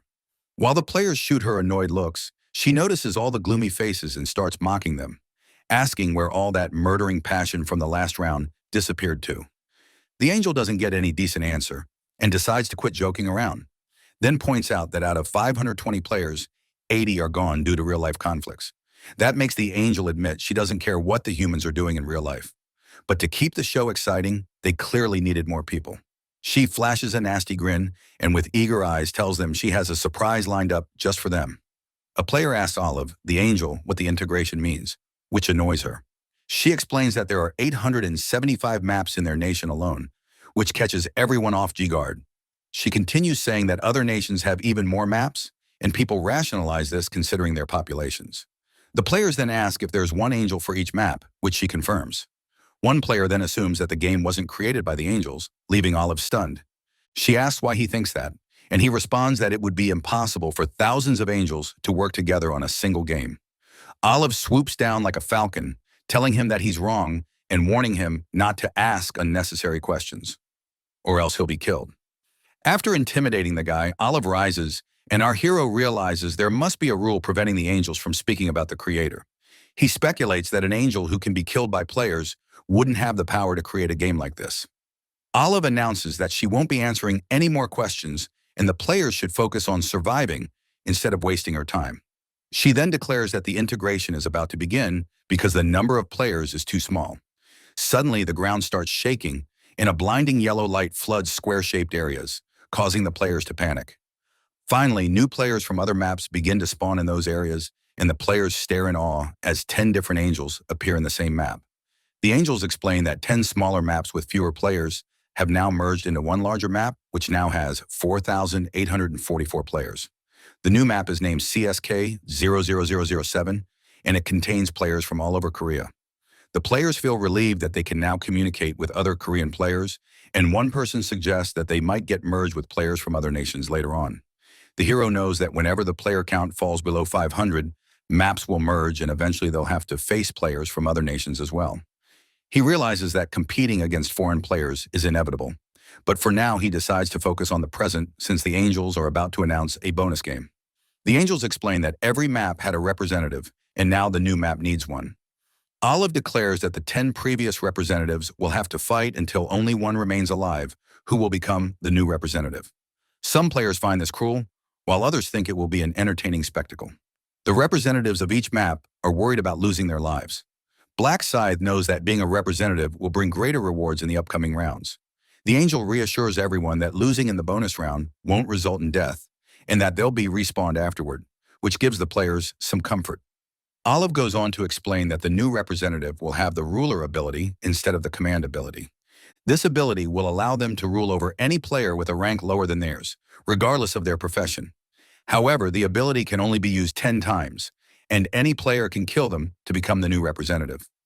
Olive tempts them with the reward, and the representatives seem increasingly motivated by the idea of ruling others.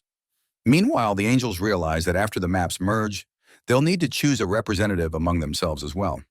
One Angel asks if anyone would like to volunteer for the position, but each Angel hesitates. Since no one steps forward, they decide to brainstorm other ways to select a representative. One Angel suggests they roll a dice, but the others dismiss the idea, thinking it would be too boring. Another Angel proposes they take turns, but the problem with that is the Angels who go last might never get the chance to be a representative, especially since the maps will merge again. Then the Angel Priscilla suggests that they let the map representatives fight, and the Angel whose player dies first will become the guide for the humans. The other Angels agree to this, but Olive has a different idea. She proposes that the Angel whose player wins the bonus round will become Queen of all the Angels. Olive explains that the Queen will have the power to decide which Angel will guide the humans, and the other Angels will have to follow her orders. The other Angels are intrigued by this proposal, while Priscilla points out that Olive has made a bold statement and seems quite confident in her player. She brags that her player has never lost his first rank in the local map since the first round. Olive smiles back, thinking that if Priscilla knew her player was Black Scythe, she wouldn't be so sure of herself. Priscilla and the other Angels agree to the terms, and Olive descends to announce the start of the game. She calls all the map representatives under her. After the players gather, Olive summons an arena from beneath them and explains that the game will continue until only one player remains standing. The survivors will be revived, except for those who die outside the arena. The game begins and everyone summons their weapons. One player notices that no one is making the first move and wonders why they're all being so cautious. He thinks that since all of them are map representatives, they must be extremely talented. At the same time, he overestimates himself because of his rune of dissolution, which skins his enemies alive if his sword manages to touch them. He's relying on his sword moving like an aimbot. The Angels begin to grow frustrated as they wonder why the humans aren't fighting. The player, confused, finally decides to make the first move. Confident that he's the strongest in the arena, he believes that if he makes a strong impression, the other players will be too scared to challenge him. So he draws his sword and searches for someone to make an example of. He takes an offensive stance, waiting for someone to step up. And unfortunately for him, the hero steps forward to face him. The player sees this as an easy target and notices that the hero's weapon is a massive scythe. It's a rare sight since he's only ever seen people with scythe in their names, not wielding the weapon itself. He glances at the hero's nickname, and as soon as he reads Black Scythe, panic sets in. He immediately lowers his sword, wondering if this could be the legendary hero who ranked first in the world map in all the rounds. The Angels watching the player are taken aback by his sudden loss of confidence. They turn to Priscilla and ask if this player is her map representative. Priscilla nervously bites her nail, puzzled by her human's frozen stance. But before she can respond, Olive bursts out laughing. Priscilla snaps at her, but Olive explains that it's simply amusing to see her representative quiver in fear before Olive's human. Priscilla glances at the hero and acknowledges that the scythe does make an impression, but it's not enough to freeze someone in place. She asks Olive if her human is scared, and Olive casually agrees. Priscilla dismisses it as nonsense and reminds everyone that her representative had held the first rank continuously in her local map. But Olive quickly shatters her confidence by revealing that the hero, Black Scythe, has held the first rank on the world map since the game began. Priscilla scoffs, calling it a lie. But Olive calmly tells her to look at the hero's nickname and figure it out for herself. The angels immediately recognize the name, and Priscilla, her confidence faltering, nervously bites her lip, realizing her representative might not even stand a chance against Black Scythe. In that moment, the angels are shocked as the other player is swiftly decapitated before he can even react. Olive declares Priscilla out of the game, and Priscilla stands silent, disbelief washing over her. The players now cower in fear, realizing the vast rank difference between them and Black Scythe. It quickly dawns on them that they can't win, even if they all attacked him at once. Black Scythe begins to move and panic sets in among the players. They start flattering him, telling him they're honored to meet him. But when that doesn't work, they put away their weapons and announce they forfeit, turning to the angels. The angels are enraged by this display of cowardice and consider it disgraceful. One angel threatens to blow up the head of any player who surrenders without the privilege of being respawned. Fear ripples through the players as they hastily summon their weapons. One player, trying to muster some courage, declares that they could win if they work together. Black Scythe looks at them with disappointment, seeing how they are more afraid of the angels than of him. He watches as they prepare to gang up on him, a small smile creeping onto his face as he considers them as weak as insects. The other players, feeling insulted, yell back, declaring that they were the top rankers of their maps too. With their pride on the line, they charge towards him, throwing everything they've got into the attack. Black Scythe swings his scythe with impressive speed, making quick work of all the zone leaders as he rushes through them, leaving other players staring at the scene in shock. Our hero flashes past them, catching fades left and right, while the angels observe in both surprise and horror. The divine beings begin to mutter about how swiftly this fight concludes, while one golden lady crowns Olive the victor and names her the new queen among them. Just then, the red-haired angel, Priscilla, lashes out at Olive and refuses to back down as she accuses her of playing dirty. Olive doesn't deny the accusation, and the red-haired psycho tries to rile the others against Olive, claiming she already anticipated this outcome. Our hero's angel counters that this is exactly why she suggested they hold a competition and points out that everyone joined with full knowledge. The other angels also support her statements, putting the red-haired angel in the spotlight as Olive mocks her for acting like a crybaby. She continues to taunt Priscilla, daring her to take a swing, which would lower herself to the status of a human while threatening to tell the head angel. This makes the red-haired angel shudder as memories of the punishment she faced in the insect dungeon flash through her mind, causing her to calm down almost instantly. With that, Olive issues her punishment and commands Priscilla to guide the humans. Priscilla tries to ask how long this will last, but our zone's angel only nags her further. The red-haired angel flies towards the ground, regretting the bet she made earlier. Meanwhile, the system informs our hero that he is now the new zone representative. While the crowd gathered nearby mumbles about how much more powerful Black Scythe has become, deciding it's best not to provoke him, Priscilla then revives the dead players who wake up confused and start wondering what the heck just happened to them. As they recall their final moments, the red-haired angel fills them in on the current situation and informs them that they will be losing their representative powers now.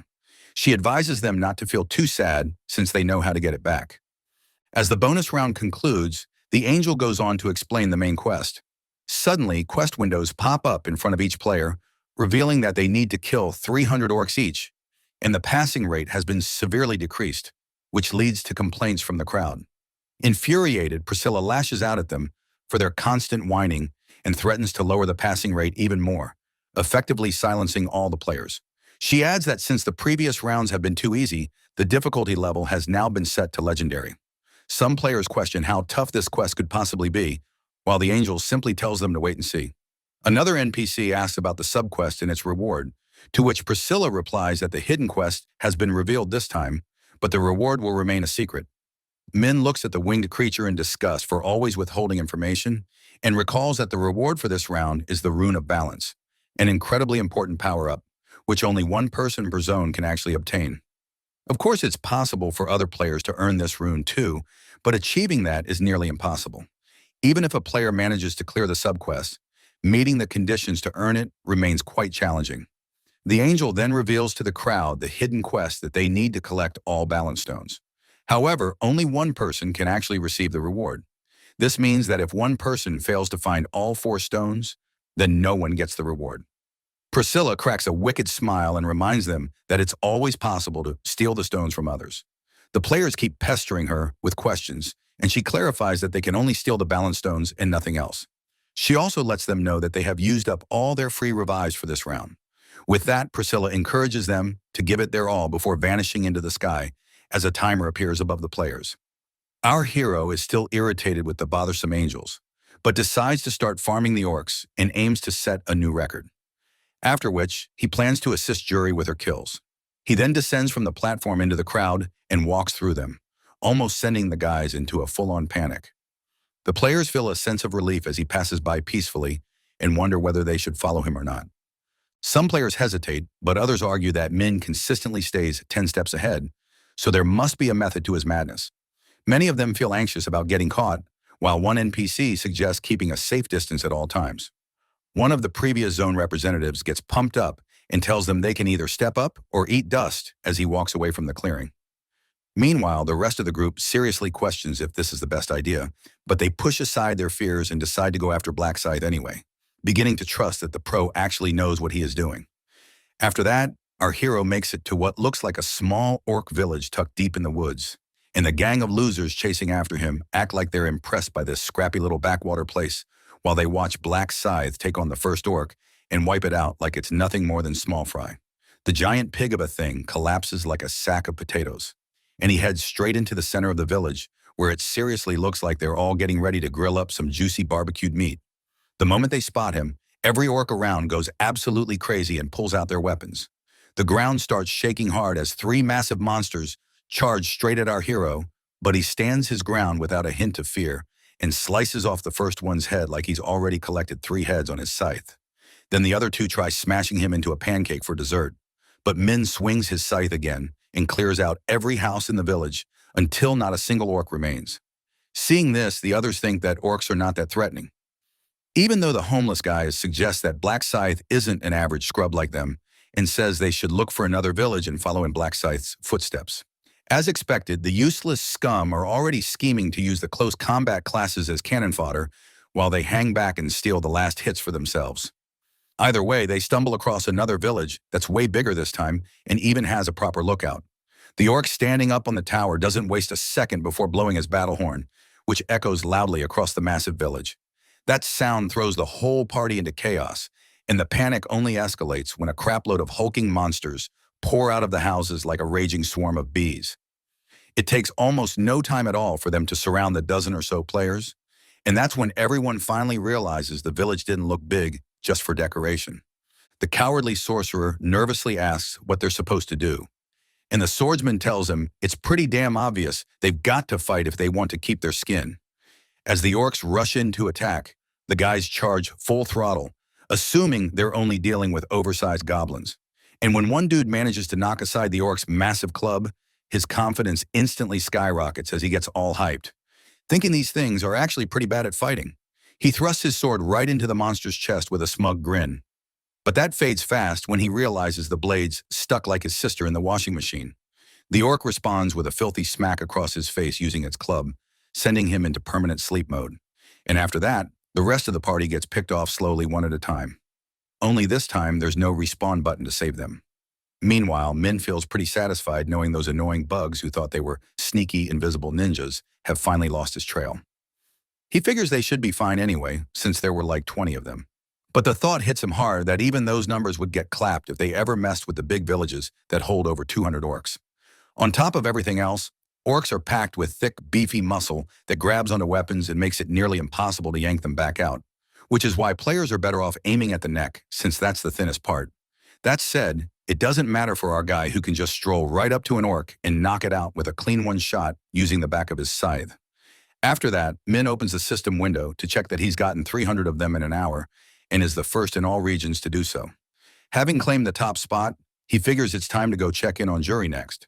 So he activates his tracking skill to find her location. Meanwhile, somewhere else, Bandana Guy turns to his leader and asks if he's doing all right. The slightly smarter party starts to understand that orcs aren't just pigs walking around on 2 legs.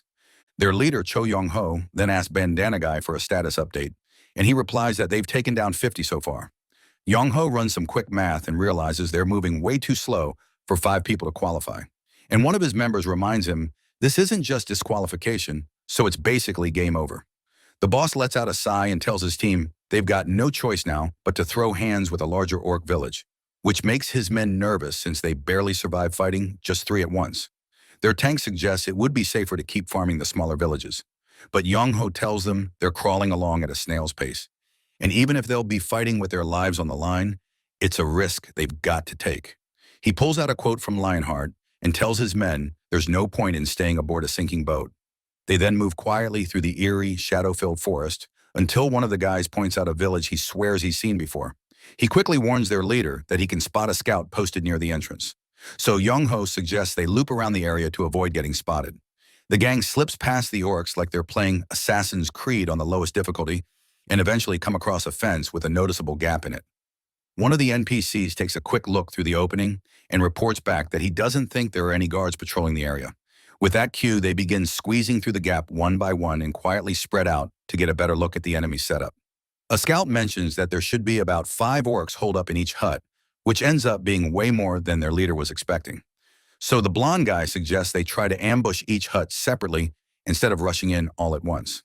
Yong-ho gives him the green light, and the group gathers outside one of the orc huts, hyping themselves up like they're about to kick down a drug door on a cop show. Shaking from head to toe in sheer intimidation, they slowly push through the hanging curtains and reach a massive wooden door.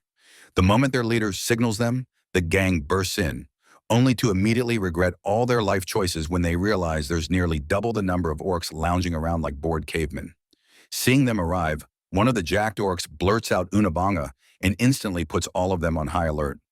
Yang-ho's guy turns to the leader and asks for orders before they all get obliterated, and the leader replies that they should at least try taking one down first. He then leads them in a charge toward the one on the left, so their tank holds back its attack just long enough for the swordsman to slash its leg, letting Bandana Guy finish it off, showing off the kind of teamwork every League player dreams of.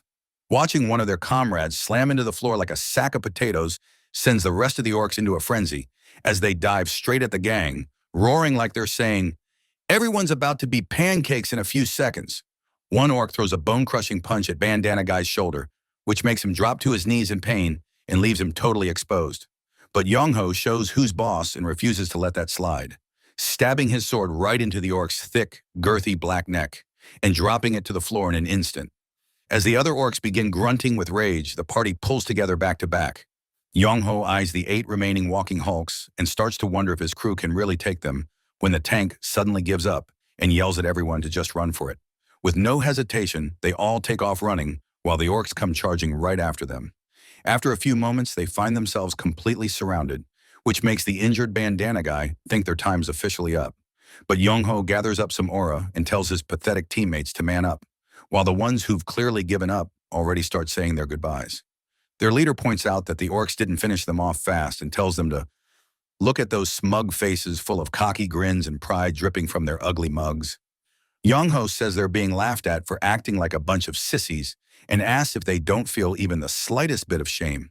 He faces the monster that's twice his size and tells his men to take them head on and fall in a way that at least shows some honor. This lights a fire under his team again, while the orcs start cracking up like they're watching monkeys trapped in a cage.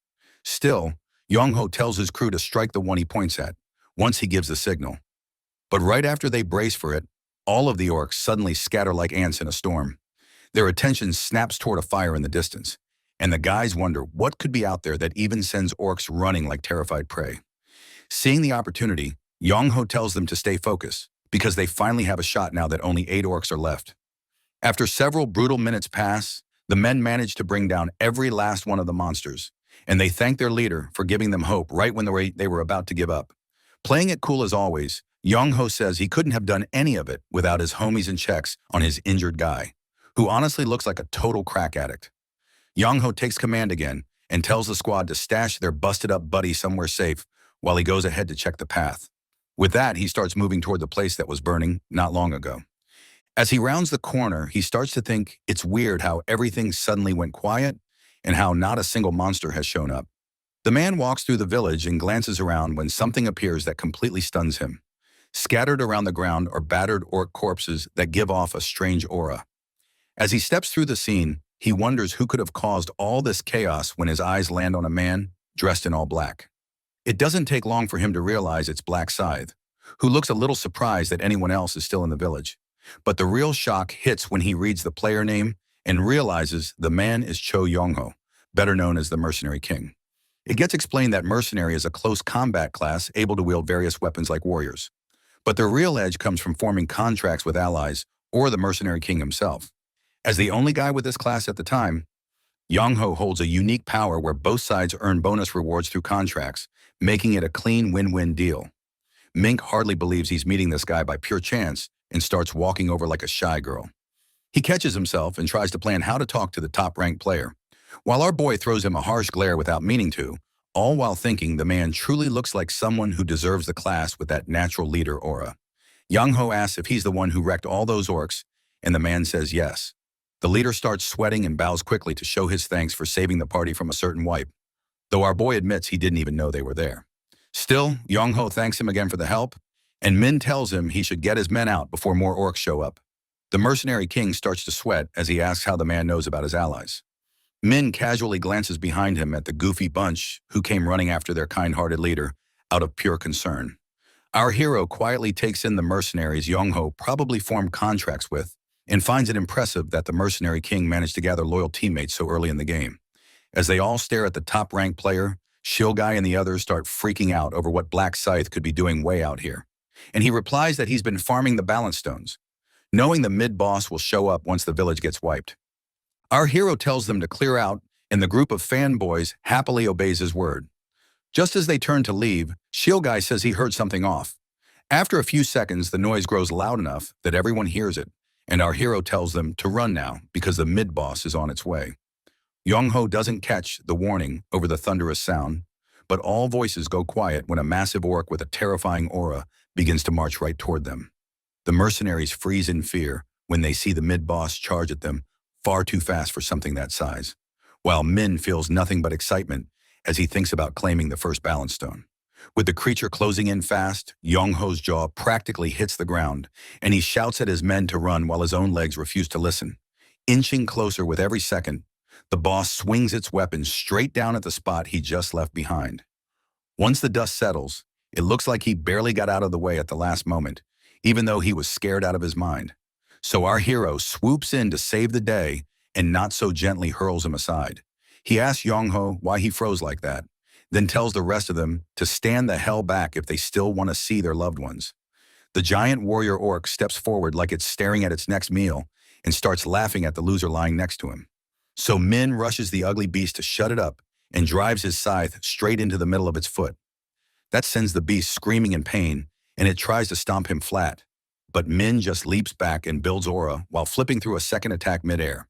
He calls out the administrator for designing a boss that deals massive damage, but can't do anything if someone keeps dodging. As the warrior pig lets out one more angry growl, Black Scythe finally gets sick of the noise and dives at it with his scythe ready like he's out for blood. After he lands the destructive skill, he drops behind it and keeps chipping away at its thick neck with fast, sharp strikes. Our hero finds it wild that the oversized piggy's neck manages to tank 2 full power hits from him. But that thought fades quick as he jumps in again and hooks his scythe around its neck. Black Scythe then kicks off the monster's body and uses the force to slice that bad boy clean off. As he stands atop the body of his fallen enemy, the system rewards him with gold and a fresh pile of experience points.